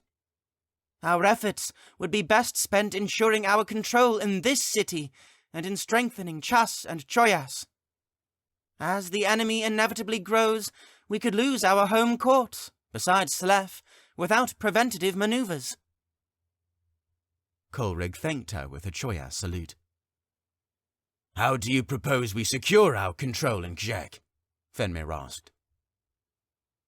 "We will have to divide our power in order to strengthen our pillars," said Coleridge. Some of you will be sent to fortified Chas and Choyas, but most of us should remain here as Kajek recovers. What about the Endowers? Voln asked. Do you want us to return to Choyas? We can send some of you with returning Thanes, said Phenmir. But I would like your aid with me here, Voln. I will appoint worthy chessmen to return to my court, work the rejectionists as a bridge to their Zae's brethren and sisters. You cannot remain here, Phenmir. Coleridge's rebuttal took him by surprise. Your court needs you, Thane. If you want to fulfill your role as the Thane of Harmony, you need to establish your presence in your court, not abroad. Do you not recall how we left them? Phenmir looked at his palms on the table as he reorganized his thoughts. Very well, he nodded. Coleridge offered him the Chas salute. How had he disregarded returning to his home in Sleen? Perhaps the idea has crossed through his thoughts, though it had passed like a crawl through the city centre, noticeable yet untouchable. His anxiety about maintaining the integrity of the court was overshadowed by his longing to reunite with his wife and son. He was too preoccupied with his crusade to write to them. Had Sleen organized itself since the anarchy following the Kroll's assassination? They were victorious. He survived to see his family. Cherik, I think. He felt disloyal to once again believe in his god, now that things had turned in his favour. Forgive me for doubting thee. His loyalty to his god could not be conditional. I pledge to thee my devotion. I am with thee, and forever will be. Warmth filled his chest. But please let us see this victory through. And attend the structural status of the central square, Coleridge said, turning over his shoulder as he noticed Port raising his hand. Please, Slefman. Sir, I understand your concerns, but we cannot abandon the asset of acquiring another core, particularly our core. Foremost, the Slefmen are in dire need of our intervention. You say that they have nothing to give us, but this is about helping all of Facet, not only the Harmony Legion. The longer we wait, the more they suffer. If we leave Court Slef to rot, the enemy will take it as an easy victory to add yet another court to their cause.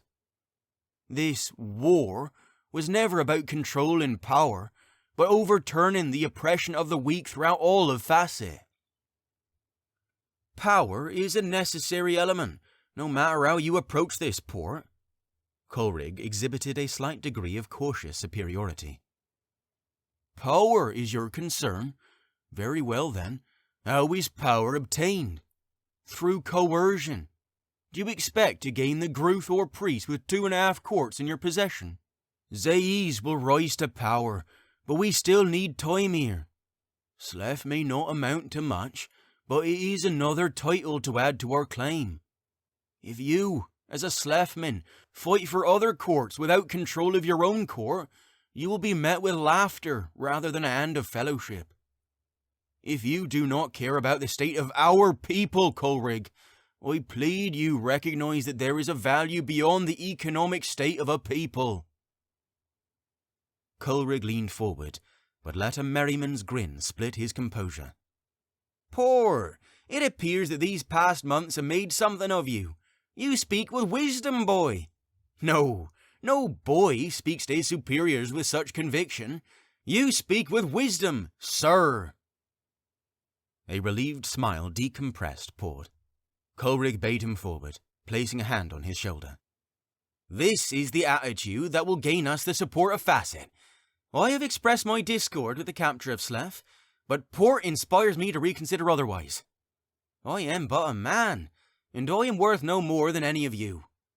Be pleased that I am no priestman, or those humble words would have never escaped these lips. What are we to do then? Has Port persuaded us to seek the poor man's land? I am permitted to say that as a born Slefman. Such words of derision from the mouth of a chessman will earn the strike of my hand. Silence arose, though no tension was felt as the council considered Port's offer. Some whispered, but Coleridge did not seem to mind as he leaned back into his chair. Phenmir inhaled and caught the attention of the others as he raised his hand. I agree with Port. With the value that you have brought from your court, even without the gorges, only a fool would believe that there is nothing else of value for us there. If we wait much longer, the Slav rejectionists will either join our enemy or fall victim to their path to conquering. Is that what we desire, then? Allegiant brothers and sisters? Asked Coleridge. Fortify Zayiz and Chas while we secure Slef for our cause. And Court Choyas? Port inquired. Phaeus could use some assistance, but Kraltaret is already overseeing the progression of our cause. Especially as an anti-harvesting court, I'm sure we have little to worry about, as many of our allegiant remained in Phaeus as we left for Kajak. I would say the same of Court Chas, but they lack stable nobility without a Krall. Am I wrong to reserve our numbers for these 3 courts, rather than sending some to Phaeus, Choyas Thanes? They shook their heads, though Thane Holm moved with slight reservation. Phenmir noted her hesitation and attributed it to his own worries over Kraltahet's rule. Something was amiss with that man. Coleridge stood, placing hands on his hips. So it shall be. Port, you have earned advancement with your valor. Port will lead our forces to obtain the seat of power in Court Slef, as Thane Port Common, the new Slef Thane of Harmony. Interlude 4. Bashan sat on a staircase. It was not the staircase in the Canton of Veneration to which he delivered a prisoner.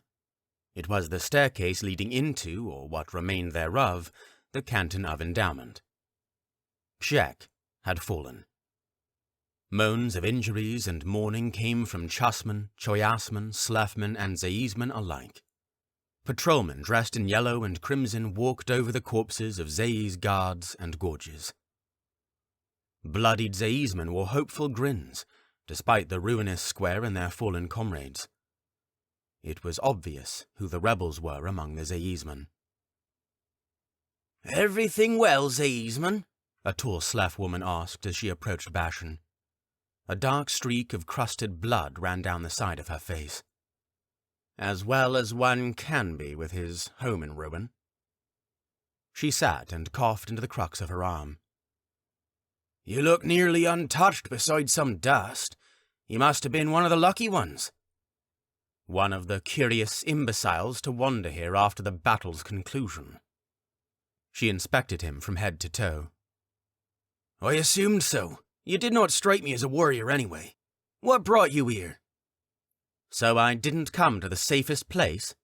He laughed and spit. I was in the Canton of Veneration when this all happened. Your people kept me there until you were victorious. I suppose we are under your control now? Zayiz has fallen? If you are here, I assume you are part of the opposition? Bashan shrugged. I am here to observe. I'm a Zaizman and will remain one until I meet Leia in the life beyond. Her brows furrowed with a squint. He laughed. I will be whatever my people wish me to be, for or against. What am I but a brick in the city's wall? What would you want of me, Slef woman? Would you have me dead for the endowed that I am? I would have you as an ally. I would have every Zaizman as an ally. You want me to plead your cause? Oppose my people? Harvesting is not tied to any nation, merely a choice made by your leaders. Now that your nobility is captive to our alliance, the oppressed voices of the Zayiz and Dowers, those alive and dead at your hands, can be heard. That is a bold dream, Slef woman. A dream that is being actualized. She gestured to the square. What do you say, Zaizman? Me become a dissenter? He laughed. She shrugged. The once dissenters are becoming the new loyalists. Adapt to truth or fall with old allegiances. I was treated as a tool, a mere convenience for the nobility. Bashan chuckled, shaking his head. They have already taken the city. What is there to lose? Pardon me, I'm rebelling against my very identity. He stood. I'm not joining anyone. I'm just here to observe. Chapter 35. A Blue Pledge. Yetrick waved as he watched Thanes Tywing and Laisa leave in a carriage for Court Priest. 2 Choyasmen had joined them on the diplomatic expedition. He wondered when he would see them again. Yetrick did not dislike the other Thanes, but he had developed a kinship with Royce and Thane Laisa. Royce, the unpredictable yet charismatic leader, while Thane Laisa offered sound direction and the affection of a mother. He wondered how they would fare without Thane Laisa's balancing force in their party. Hours after the carriage left, the Krall requested their presence at the foot of his throne. For a brief while, they reviewed the fall of Kjak as Krall Tehet revealed his insights to the Allegiance schemes. Krall Tehet descended the stairs below his throne. He spoke with a subservient tone, one rarely heard from a Krall. Tonight I will host a feast of unity, where I will display loyalty previously unheard of by even the highest Choyas saint. I expect all of you to join. Yetrick approached Royce as they left another one of the Krall's brief meetings. What was that about? Royce raised his brow and folded his arms. I suppose we shall find out soon. Many take Krall Tehet for an odd and secretive man, but it makes me like him even more. Does it bother you at all, the Krall's timing? What do you mean? Asked Royce. Every time the Krall calls us to meet, it lasts for 5 minutes. Why not just send a messenger if he does not want any prolonged meetings? I've wondered as well, but he seems to be reclusive and old enough that his health may be in decline. I am sure the thrill of power and authority grows tiresome and lackluster in the passing of years. If I were in his position, I would abdicate the throne and live out my days in a secluded hamlet. Royce never seemed the type to grow tired of receiving attention. Yetrick brushed off his concerns and followed the others towards their personal chambers. The Choyasmen who served them treated their company with respect to an obsequious degree. Food was prepared for them 3 times a day, more if they requested, and they were never left with an unfulfilled request. Yetrick had been given access to the palace's library, and found himself once again enticed by a foreign religion. An ache of guilt still bothered him for not researching Leia while in Zaiz, but he did not doubt that he would revisit Kjak. Peace would soon return to Kjak. He was sure of it. At least, Royce seemed confident that it would. Doubt and anxiety crept into the corners of his mind like unwelcome imps. Focusing on theology provided an escape. Clen, the god of Choyas, was depicted similarly to the artwork of Leia, and bore alternative resemblances to his god Dilf. A collection of priestly writings from the 94th year in the clerical era suggested that Clen saw all of his devotees as one of equal value, and trusted his authority to the king no more than to the vilest criminal. Earlier texts did not speak of mask use among Choyasmen, causing him to wonder when they had implemented it as a core part of Choyas culture. Their system of trust seemed ironic compared to the secret hidden behind their bound masks. Their breeding pools had grown together so closely that all Choyasmen appeared the same, and only differentiated by the carved images that covered their faces. Yetrick lost himself in study, and had forgotten his need to prepare for their upcoming expedition to the Middlelands. Royce had worked with members of the Choyas Canton of Agriculture to ensure that they would receive proper sustenance while away. Rumors regarding the middlemen were not hard to find, but each one was as true as a hunter's claim to have wrestled a banshee. No one knew exactly where in the Middlelands the people lived, nor did they know what food would be available, so such precautions were made in preparation. They would use a Geet carriage fit for extensive diplomatic tours, rather than for brief noble visits. These models were made to last through a variety of terrains and weather patterns. Additional alterations were made to insulate the inner walls, if they need to rely upon it for their shelter. Yetrick would not deny his worry over the weeks or months ahead, but was thrilled to see his childhood wonders manifest as militaristic exploration. He set his books aside and left his room, noticing Royce's door ajar. He wiped his face and scratched his scalp from fatigue, entering the neighbouring room to see Royce adjusting a collar on newly adorned noble wares. "Excuse my informal attire, Thane Bellic," Yetrick offered a sarcastic bow. "Mock all you wish, but dressing like that will only attract the most rural of farmhands." "You were the one who said that you wished to retire in a hidden hamlet." Royce shook his head, tucking in the frontmost part of his shirt and fastening the highest button. "Are you going to—" "Yes, I will change soon enough."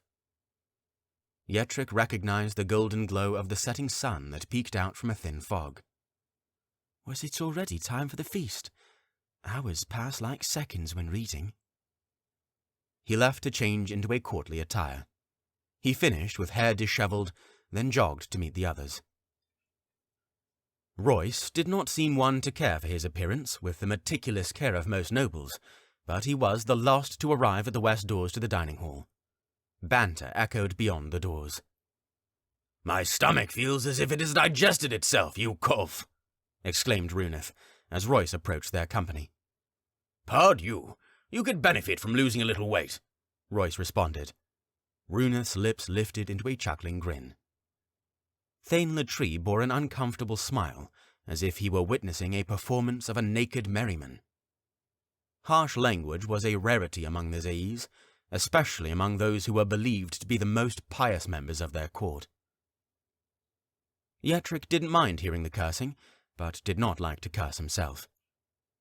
The more he interacted with Zaïsmen, the more he understood that very few lived according to the righteous law that they professed. Thane Latree motioned to the door, aiming to brush off the crude jesting between Runeth and Royce. The company nodded in unison, and Runeth opened the door. The hall was filled with candelabra and chandeliers that reflected the shimmering light. A large grey table with a metallic lining stretched long enough to seat 20 people. The Kroll sat by those who seemed to be some of his thanes. It was not a large group, yet the occasion impressed Yetrick. Kroll Tehet's page, a boy in his late teens, guided them to their respective seats. Yetrick sat on the Kroll's left side, with 2 children between him and the cathedra, each one with an expressionless guard at the back of their seat. The guards were armed with double-ended spears that were more like a blade rather than a standard spear. Although Yetrick felt slight discomfort from their daunting presence, he was pleased that the children were the only 2 backed by guards. Before taking his seat, Royce took no notice of the guards and placed a hand on the backs of their seats. "Who might be our young and dignified guest, your grace?" "You requested 2 Endowers to accompany you to the Middlelands," replied the Kroll. "This is Shira, a beastling." The girl in the quail mask gave a timid smile through the open beak of her carved face. "To her left is Blen, your foreteller. I felt this was an appropriate time to acquaint yourself with your travelling companions." The boy wore the mask of an open mouth, with a tongue to each side, each tongue traced up to touch the outer aspect of his eye-holes. Reacting more enthusiastically than the girl, he sat with a defined posture and gave Royce the Zaïs salute, proud that he knew it. Royce smirked and returned it with a humble bow. He turned his gaze up to the other attendees. "Seeing their silver mask accents, I assume these are your thanes, but it seems some are missing. I particularly remember your granddaughter, and do not see her here." The Kroll leaned forward to speak across the children to Royce, who was now seated. "If you recall, I said that some of my thanes were a part of the crusade on your court." "Ah, yes," Royce nodded. "I have spoken with these thanes," The Kroll gestured to them. "to ensure a dignified meeting free of contention. They know that you are here to help us find peace between our courts. With us are the Thanes of diplomacy, scholarship, utilities, and agriculture. I am sure you will meet my Thanes of endowment, veneration, and progress in due time. Yetrick stared across, seeing contemptuous eyes through many of the Choyas Thanes' eyeholes. Though some of their masks depicted joyful faces, they hid the anger beneath. How does the Kroll hope to join us when his Thanes oppose our cause? Kroll's head arose. Shall we begin? The Zae's company nodded, but the Choyasmen kept still. Helloeth, Zae'smen and fellow Choyasmen. Thank you for joining us this evening. May our gods guide us to see this war brought to a swift end. He took his seat and raised a glass of violet wine and drank it. The feast consisted of multiple small courses that sampled the most renowned of Choyas delicacies. Yetrick loved the variety of Western tastes, which proved much better than the Gruth imitations of their style. The Zae'sman ate at a slower pace, though he could not tell if it was out of politeness or a dislike of foreign taste. Pondering upon it, he recognized that this meal relieved his gustatory lusts from lack of spice in Zae's cuisine. The Choyas potatoes were roasted with pine and topped with a piece of soft white cheese. Zae's potatoes were boiled and were often undercooked. The feast continued on for 8 courses, and more for Runith and Royce, who did not seem opposed to Choyas cuisine. Yetrick expected that the meal had ended, but considered otherwise as 2 guards entered through each door and stood in front of them as they shut all entryways to the feast hall.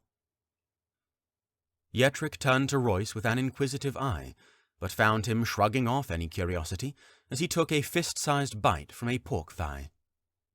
Caesar Clear and Thane Latree were engaged in conversation about the effort put into cooking the first course, which apparently required an entire week of preparation from no less than 10 qualified cooks.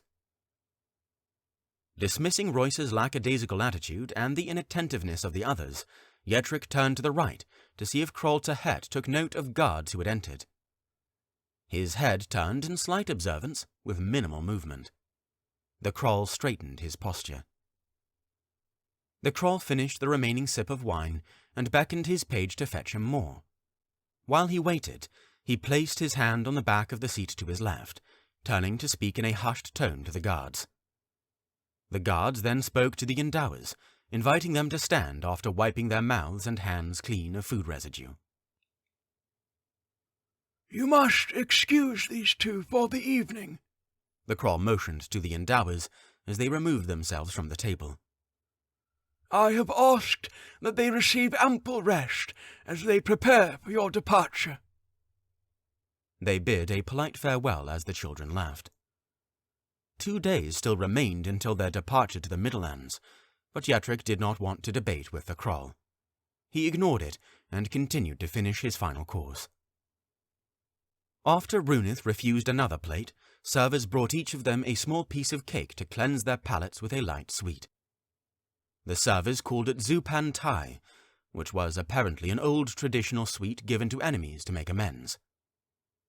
Yetrick took his first bite, savouring the mild sweetness of the purple yams baked into the flour. Honey and butter were browned over heat, then folded into the dough for baking. A light cream was spread across the top in a swirl. He had forgotten the bliss of sweet baking, having become accustomed to Zae's baking that never used more than a drop of honey. Fret not, spoke Kroll Tahet as he took another nonchalant bite from his cake. Over what? Caesar Clear asked. She looked at the Choyas Thanes, who were coughing, seemingly struggling to clear their throats. Their coughs became more violent as each one of them joined in a fit, yet no Zae'sman was affected. Kroll, your Grace, Yetrick asked, are you not concerned about your Thanes? Something is wrong. Distraught shouts had started to echo throughout the chamber. The Choyas Thanes continued to fight for breath, and the Zae'sman stood and shouted, He can't breathe! Somebody help! Guards, quick! The Thanes gradually fell from their chairs, now convulsing with their eyes rolled back. Kroll continued to take small bites from his zupantai. As I stated, fret not and observe. The Kroll's tone turned into a command, like an exasperated parent directing their child. Royce walked over to the Kroll with clenched fists. Your Grace, is this your doing? Kroll nodded with eyes fixed on his plate. Did you poison them? Asked Thane Latree. Kroll gestured to his fallen Thanes with an open palm. Observe! Caesar Clea shouted for someone to intervene, but she was met by a guard's hand on her shoulder, pressing her back into her seat. How else was I to gain sovereignty over these radicals? Said the Kroll. I assure you, they had no intention of progressing our goal. Recognition matched by dread filled Yetric's mind. Blue-tinged mouths were visible through the masks of fallen Choyasmin. Most of the Zae's Thanes remained silent, aiming to contemplate the event that had just occurred. No one wanted to risk receiving a similar fate from the Kroll. Caesar Clea muffled her sobs behind her sleeves. Yetric did not know how to react to the macabre scene. Reality felt distant, and he expected to awaken from a ghastly dream. Reality perpetuated. He awaited the reaction of his superiors as he sat numb and thoughtless. They expect us to trust him. He turned to Royce, hoping that he would do something. Kroll wiped the corners of his mouth and organized the silverware before him to indicate his satiety. I stated previously that I would prove my allegiance. No one dared to interrupt him, each one eager to hear a sound explanation for his massacre, a massacre of his own people. My court has pledged allegiance to those who seek to overturn harvesting. Though I am the Kroll, my Thanes sided with the radicals that stole your capital. You have entered a war, not a conflict of interests, but a war of bloodshed and brutality. Merciless killings will continue until a victor rises. I will see that my other 3 Thanes are taken care of. With these Thanes out of my way, he gestured to the corpses on the floor, I alone dictate the politics of Court Choyas. Those dissenters can never convince the entirety of Facet to plead their cause. They will prolong the war while you strive for a restoration of free policy. Am I mistaken? Thane Latree shook his head. I will provide all that I possess to return to a warless state. I hope this evening's example is enough to show my persuasion. Royce extended a hand to the Kroll. Thank you for your devotion in such dire times. Yetric felt guilty once again for hoping that Royce would resolve the insanity of the situation. He should have expected that the Thane would only agree with the Kroll's extreme display of loyalty. Caesar Clea stepped back from the end of the table, distancing herself as far as she could from Kroll She departed through the back doors without any indication of her intentions. Chapter 36. Cries of Propitiation. Larceny could not be considered a crime under the shade of Kroll massacre. Aerhee left the palace with only the most necessary of her belongings and took one of Kroll Geet to return to Kjek. She would not declare that she acted in all rationality, but she was unwilling to work beside any Zaeisman who abided by the actions of a murderous Kroll. The Zae's Thanes would see her as a traitor, but they were deceived by their sense of blind obedience. Aerhee had sworn to be the most valiant servant of Leir, and this was not a departure from her ways. It is significant to note the difference between policy and law. Obsequious servitude to Leia, with continual correction of faults, was a tenet of Zei's belief. Harvesting was not a principle of their belief system, but a mere facet of modern society.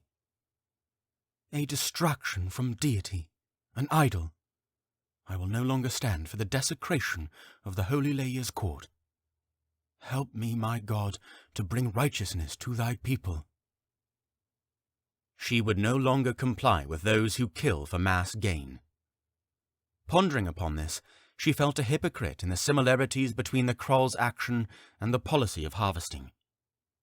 The bitter taste of guilt arose within her at her past pontifications for the need to harvest. She felt as if she saw the murder of a hen for the first time after a lifetime of eating its meat. Sin is easier to permit when conducted behind a curtain of ignorance. She fled through the city gates. The rainfall was light, no more than an occasional drip from a cracked basin. Her departure was so unforeseen that she overlooked the need for food along the way. She was bloated from the feast. Acid scratched the back of her mouth from running right after eating. She could skip a few meals, but the Geat would require more sustenance to maintain a brisk pace. A few weeks remained in the hold-eye season until the arrival of Zima. Whispers of the lattermost season of the year touched Aerhee as frozen flakes fell from the sky as she passed over the border into Court Zei's. She had endured a night of sleepless travel, but the sun was hidden behind clouds, obscuring the time of day. She made it to Court Zei's before reaching a second nightfall, or so the little daylight she saw led her to believe. She removed her map with cold fingers. It was Choyas made, and therefore provided details on their side of the border. It would be useful to direct her to Kjek, but did not identify any villages or stops on the Zei's side of the border. Rather than sleeping on the roadside under the dying branches of a shrub or tree, she determined it would be wiser to risk prolonging her fatigue in search of any inn. She had to make it to Kjek as quickly as possible, but reminded herself that she still had to survive the journey. The sky changed from a dark purple to a pale grey. After what seemed like 4 hours following the sunrise, Aerhee was relieved to find billows of black smoke rising from the east. Following the smoke signal, though being sure to memorize her point of deviation from the main road, she entered a small village previously unknown to her. The local inhabitants identified it as Ghek, but did not blame her for being ignorant of its existence, for it was only found on most rural maps. She followed the largest smokestack to a tavern. An experienced traveler learns to recognize that no matter the land or culture, a tavern can always be identified by a welcoming spirit and an alluring scent of mead dancing with seared meat. 10 people sat inside, eating and drinking with light banter. She assumed them to all be locals due to the poor weather, but was surprised to see that 3 of the customers were Chusmen and 2 were Slefmen. Travelers were not uncommon on the road from Kjak to Feas, but Aerhee had no doubt as to why they were here. She stared at them and approached in humility. The Zeisman, and presumed owner, wore an apron with dark stains from hands that held burnt, greasy meat. "Helloeth," she greeted, trying to cast off judgment of his rough appearance. "What is your price for a night? I'll be out before midday tomorrow." "What brought you here? Surely you don't—" "I just need a bed." He scowled but reverted back to a yellow-toothed smile. "1 patir." She nodded and handed him the coin. She was thankful that she had some in her purse, never having to pay for her stay in Feas. He took a key from beneath the counter and placed her coin in his apron pocket. "Down the left corridor, the first chamber on the right side. Leave the key on the bed when you leave." She smiled and retrieved the key, stepping back to pace around the room. The Chusmen and Slefmen spoke with gusto, laughing without the shame of being noticed. She was not shy, but this felt more like a confrontation with her past and future self. Prideful against newly humbled. Leia had given her this opportunity, one that she could not shirk. Their stares collected on her as she approached. Her boots were not tailored for travelling, and carried a hard sole that hit the wooden floor like a horse on cobblestone. "Helloeth, gentlemen." She noted that one of the chessmen was a burly woman, and more muscular than any of the men. "And mistress." A bald chessman with a moustache that fell off of the edges of his lips faced her. His scowl morphed into a smirk as he offered a hand to shake. "Evening, Zay's woman." She shook his hand. "Are you members of the group that seized Kjek?" The bald chessman returned his attention to Aerhee. "Are you a rejectionist or a loyalist?" "Neither, but I am no enemy of yours. Who controls Kjek?" Krolveen has been deposed by the head of the Allegiant. "The Allegiant?" The Harmony Allegiant, a coalition of Quartz, Chas, Choyas, and Slef, to overturn the policy of harvesting throughout Facet. "So you are members of this Harmony Allegiant?" "It is too far to turn away. You've found them. Now proceed." "Indeed." His hand fell to the hilt on his right hip. She forced a smile. "I need to speak with the leader of your coalition. I've met him before, a chessman." "Thane Stolk?" asked the Slefman. "He's not the—" "What authority do you have?" interjected the chessman. "I have more authority than any Zay's bystander that you will gain in your proselytizing, chessman. Provide me with a chance to speak with him, and you will be compensated for your cooperation." She revealed the coinage in her personal bag. "We are not mercenaries," said the chessman. Aerhee showed a confident smile. "I did not suggest you were." "It can't hurt," said the chesswoman. "We could use some extra payment." "We were sent to gather rejectionists, not bribes," replied the chessman. "Maybe she can help us gather more," pleaded the Slefman. "She must be a rejectionist." "She said she wasn't." The chessman turned back to her. "Are you?" "I'm willing to provide your leaders with intrigue from the Zay's nobility." The chessman turned from the circle to hear her offer. "Why would we trust the credibility of your gossip?" "I told you before, I met that chessman Stolk while in Face. He was with a Slefman. Porth was his name." "Captain Port!" exclaimed the young Slefman. "Yes, Port, that was his name. Young, anxious." "Meeting with our captains?" said the young Slefman. "She must be an ally." The chessman held a hand up to silence his comrade. "Why were you in Fayes, let alone with our superiors?" "The road to Kjek is long enough for such a story," she said with a sly grin. The chessman chuckled. "The name is Rentik. Let's see what this story holds." Rentik left the others to continue their work in the village while he accompanied Aerhee to Kjek. Aerhee left the others with coins to rent Geet for their journey home, as she and Rentik took the carriage that they had arrived in back to Kjek. As they rode, Rentik shared some of his story as a rejectionist, seemingly hoping to gain insight into Aerhee's credibility. A chessman from East Sleen, Rentik claimed that he had joined the Allegiant 3 years before the Kroll's assassination. 2 years after the Pact of Provence enforced harvesting in 4 of the 6 courts, he was coerced by Slefman rebels to join their organization. Following the Allegiant's plot to assassinate the chessman traitor, he left his wife and 2 sons in the care of his sister and her family, knowing that it was his duty to Cherek to see harvesting abolished. He spoke with such conviction and emotion that he and Aerhee shed tears twice upon the road. She was not as willing to give full discretion of her life, but admitted to being the caser. She could not recall ever having such a positive conversation with a chessman, let alone a mere trooper. As promised, he delivered her safely into Kjek, to the doors of the Kroll's palace. Much of the central square and its surrounding districts were left desolate, as expected, but the restoration efforts had already begun. Scaffolding lined the sides of collapsed canton walls, as Slefmen, chessmen, and choyasmen alike laboured to repair them. They left their geet to be directed to the stables by young Slef troopers on the side of the palace. As she followed Rentic up the staircase to the main doors, she was relieved to see that he would see her inside, rather than leave her to enter the Harmony Allegiance territory on her own. Members of the Harmony Allegiant filled the frontmost chamber, dressed for all manners of occupations.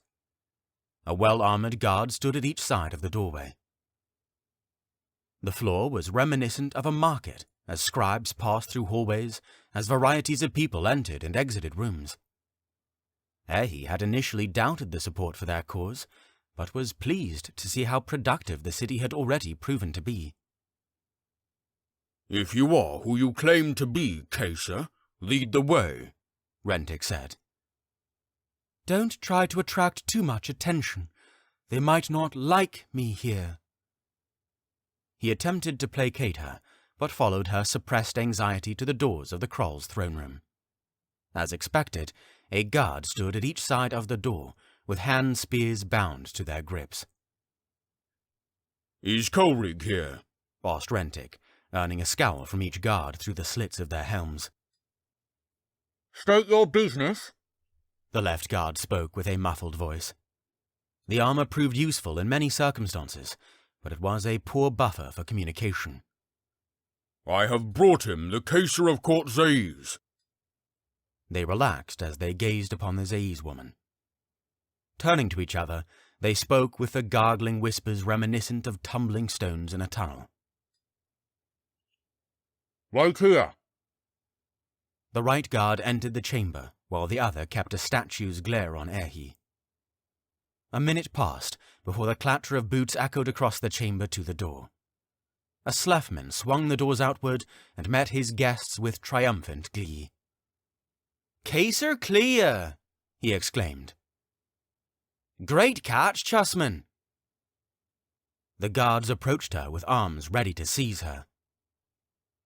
No, Colerig, this is—" Rentic waved his hands to dispel the confusion. Aerhee stepped back despite their momentary halt. Sir Colerig, she spoke with a worried wrinkle in her brow. It is time to confess, she told herself. You are ready to change. This is only the beginning. I wish to advocate your cause. I want to join the Harmony Allegiant. Epilogue. Final verse of the first ballad. Zir? Footsteps approached the door and opened. Aerhee? Her husband stared back at her. She ran to embrace him. Her arms weakened and fell onto his slender yet broad shoulders.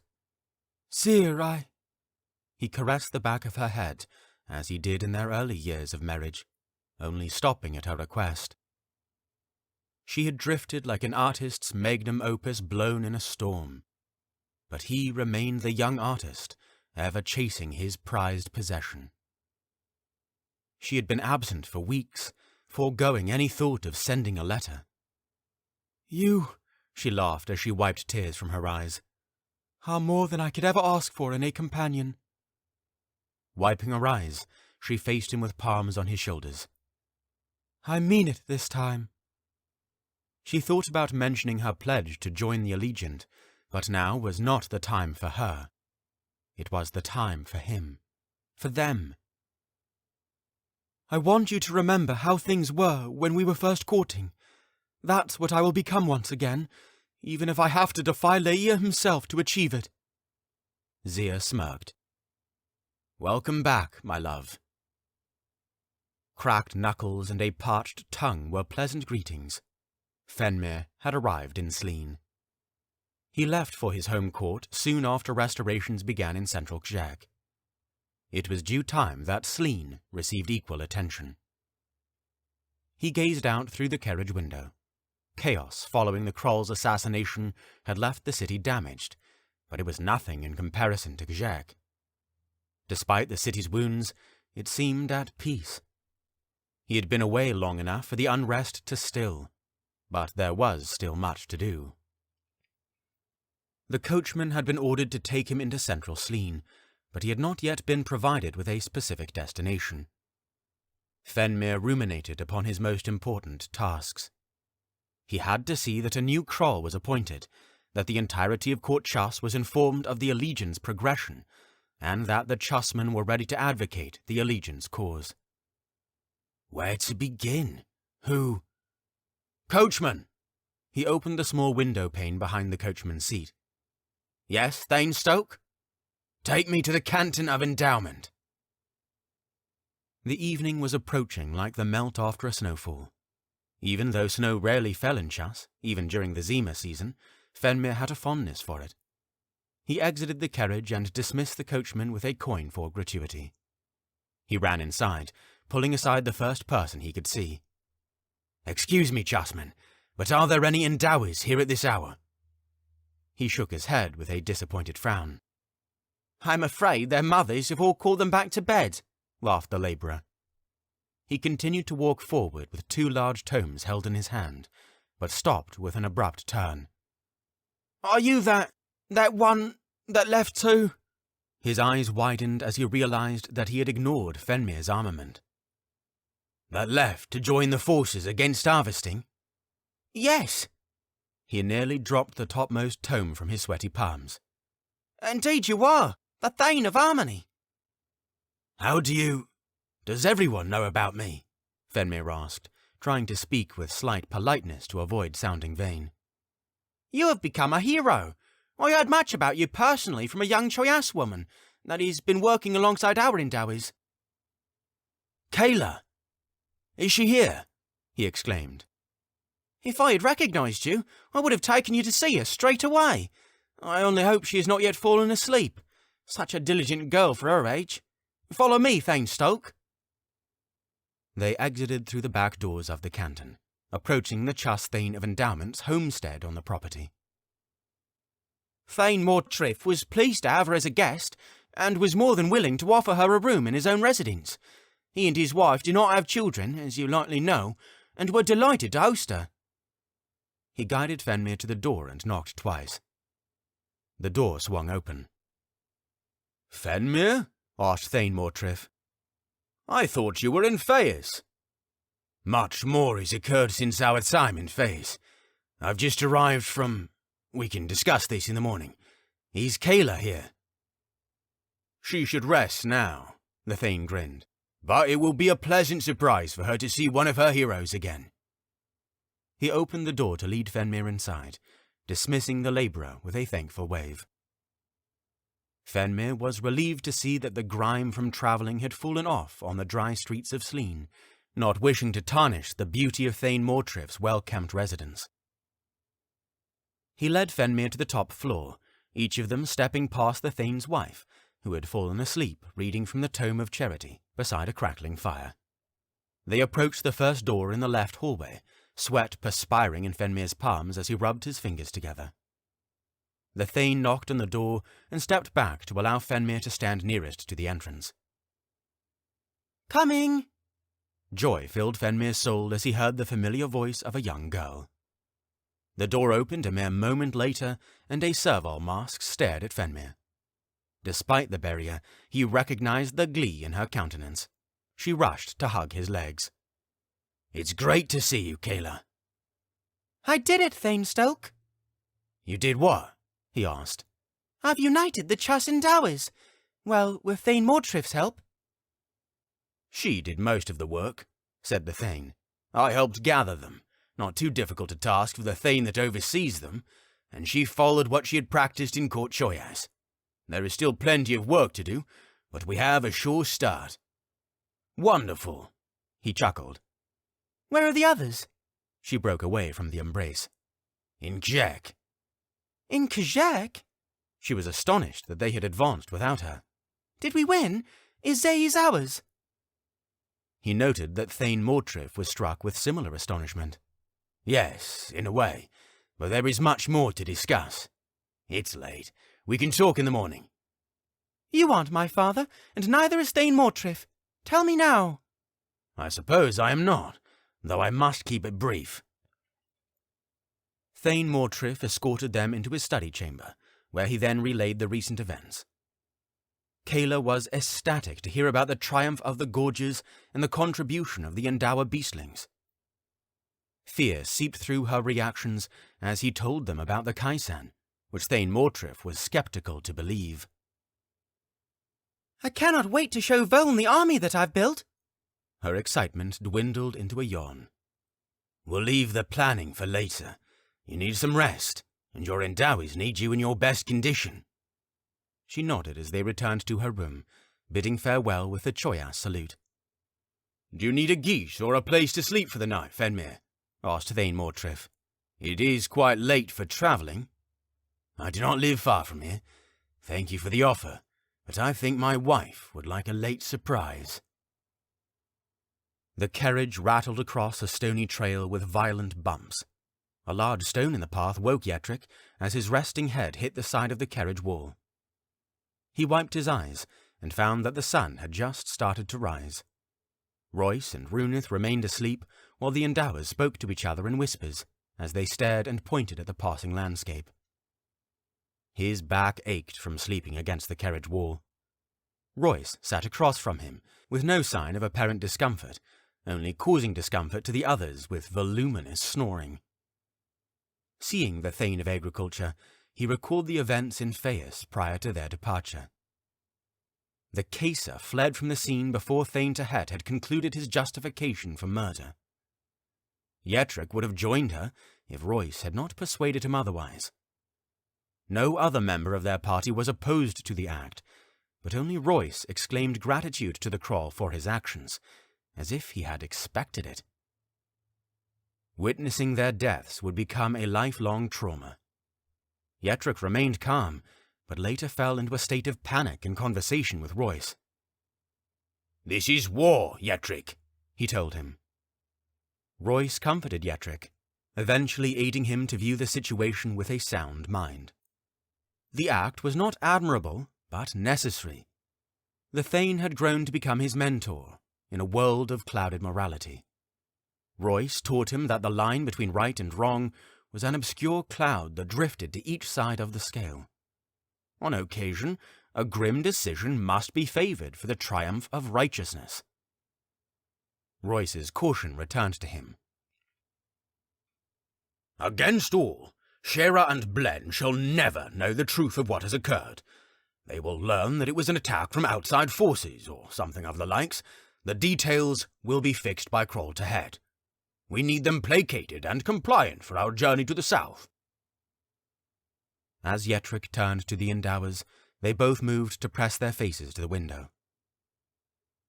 "Tree people!" shouted Blen, with the tongues on his mask pressed against the window. "No, that is what children call them. My mother calls them crop people," retorted Shera. "We are children, but—" "Middlemen is the proper name," said Royce, awakened by their exclamations. "Crop people is the term used in bards' tales." Yetrick was lost to wonderment as he pressed himself between the Endowers. "Stop the carriage! We've found them!" Royce opened the small window latch and informed the coachman to halt their progression. "They've noticed us," Yetrick told Royce. Royce called for the Endowers to return to their seats. "Blen, have you had any visions about our interactions with them?" "The young leaf clings unto the branch." "What?" Royce scowled. "The young leaf clings unto the branch," repeated Blen. "Those words have been stuck in my head ever since we started on the bumpy road." "Any vision?" "No, just words.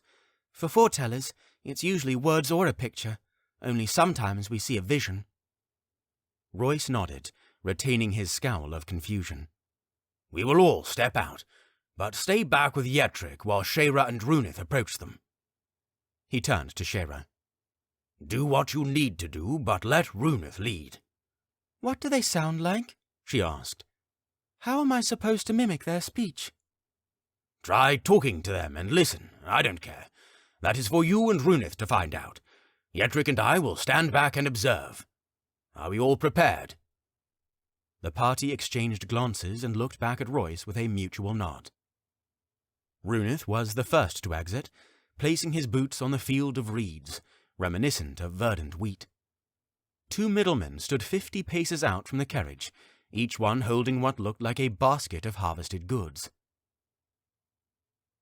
As Runeth and Shera neared the alien beings, Yetrick recognized the term crop people was not far from the truth. Their bodies were the shape of a human, but were made of a conglomeration of twisted vines. The only variation from their pattern was their faces, pale and smooth skin of marble, like a masterpiece sculpture, and eyes with an astonishing yellow glow. Runeth held Shera's hand as he approached the most proximal of the couple. "Helloeth," he said, watching for any reaction. Shera took a deep breath in and let it out in a harmonious pattern. Sniff, puff, puff, sniff, puff, sniff, puff. Sniff, puff, puff, sniff, puff, sniff, puff, repeated the middleman. "What in Laia's name was that?" Runeth asked Shera in a harsh whisper. He spoke with his breath, so I did the same thing. "You understand it?" Yes, you try. "How?" asked Yetrick. Shera shrugged. I don't know. It just feels natural, like talking to you. We talk with words, they talk with breaths. Runeth hyperventilated, lacking the characteristic pattern that Shera had breathed with, to no avail. The middleman stared at him in silence. "I don't get it." Sniff, puff, puff, sniff, puff, sniff, puff. Runeth turned behind him to see that Blen was approaching them with the same pattern of respirations, Yetrick close at his side. Puff, sniff, sniff, sniff, puff, sniff, puff. The middleman seemed exhilarated by the second Endower's response. It lowered its basket and began to approach the Endowers. "Stand back!" Royce shouted as he approached them. The middleman took no note of his warning. No, Royce, they want to talk. Shera and Blen approached the middleman. The Endowers spoke with the middleman and were soon joined by the second with a symphony of respiration patterns. "The young leaf clings unto the branch," Yetrick quoted Blen's prophecy. "What?" Royce asked, turning his attention to the Yetrick. The young are the Endowers, and the branch is the middleman." Royce gave no hint that he understood. "Beastlings cannot communicate with them. It is the Endowers. Middlemen can speak with Endowers." Yetrick took in the actuality before him as the legends of his childhood were manifest. Shera and Blen would provide adequate diplomats for the initial peace offerings, but were the abilities of the Endowed truly obsolete in middleman communication? It seemed that the mystery of the Endower births had some connection to the middlemen. Only the Endowers could speak and understand the language of breathing patterns. The middlemen were the key to unraveling it all. This has been Elegy of a Fragmented Vineyard, Paladins of the Harvest, Book 1. Written by Caden Love. Narrated by Adriel Brand. Copyright 2024 by Caden Love.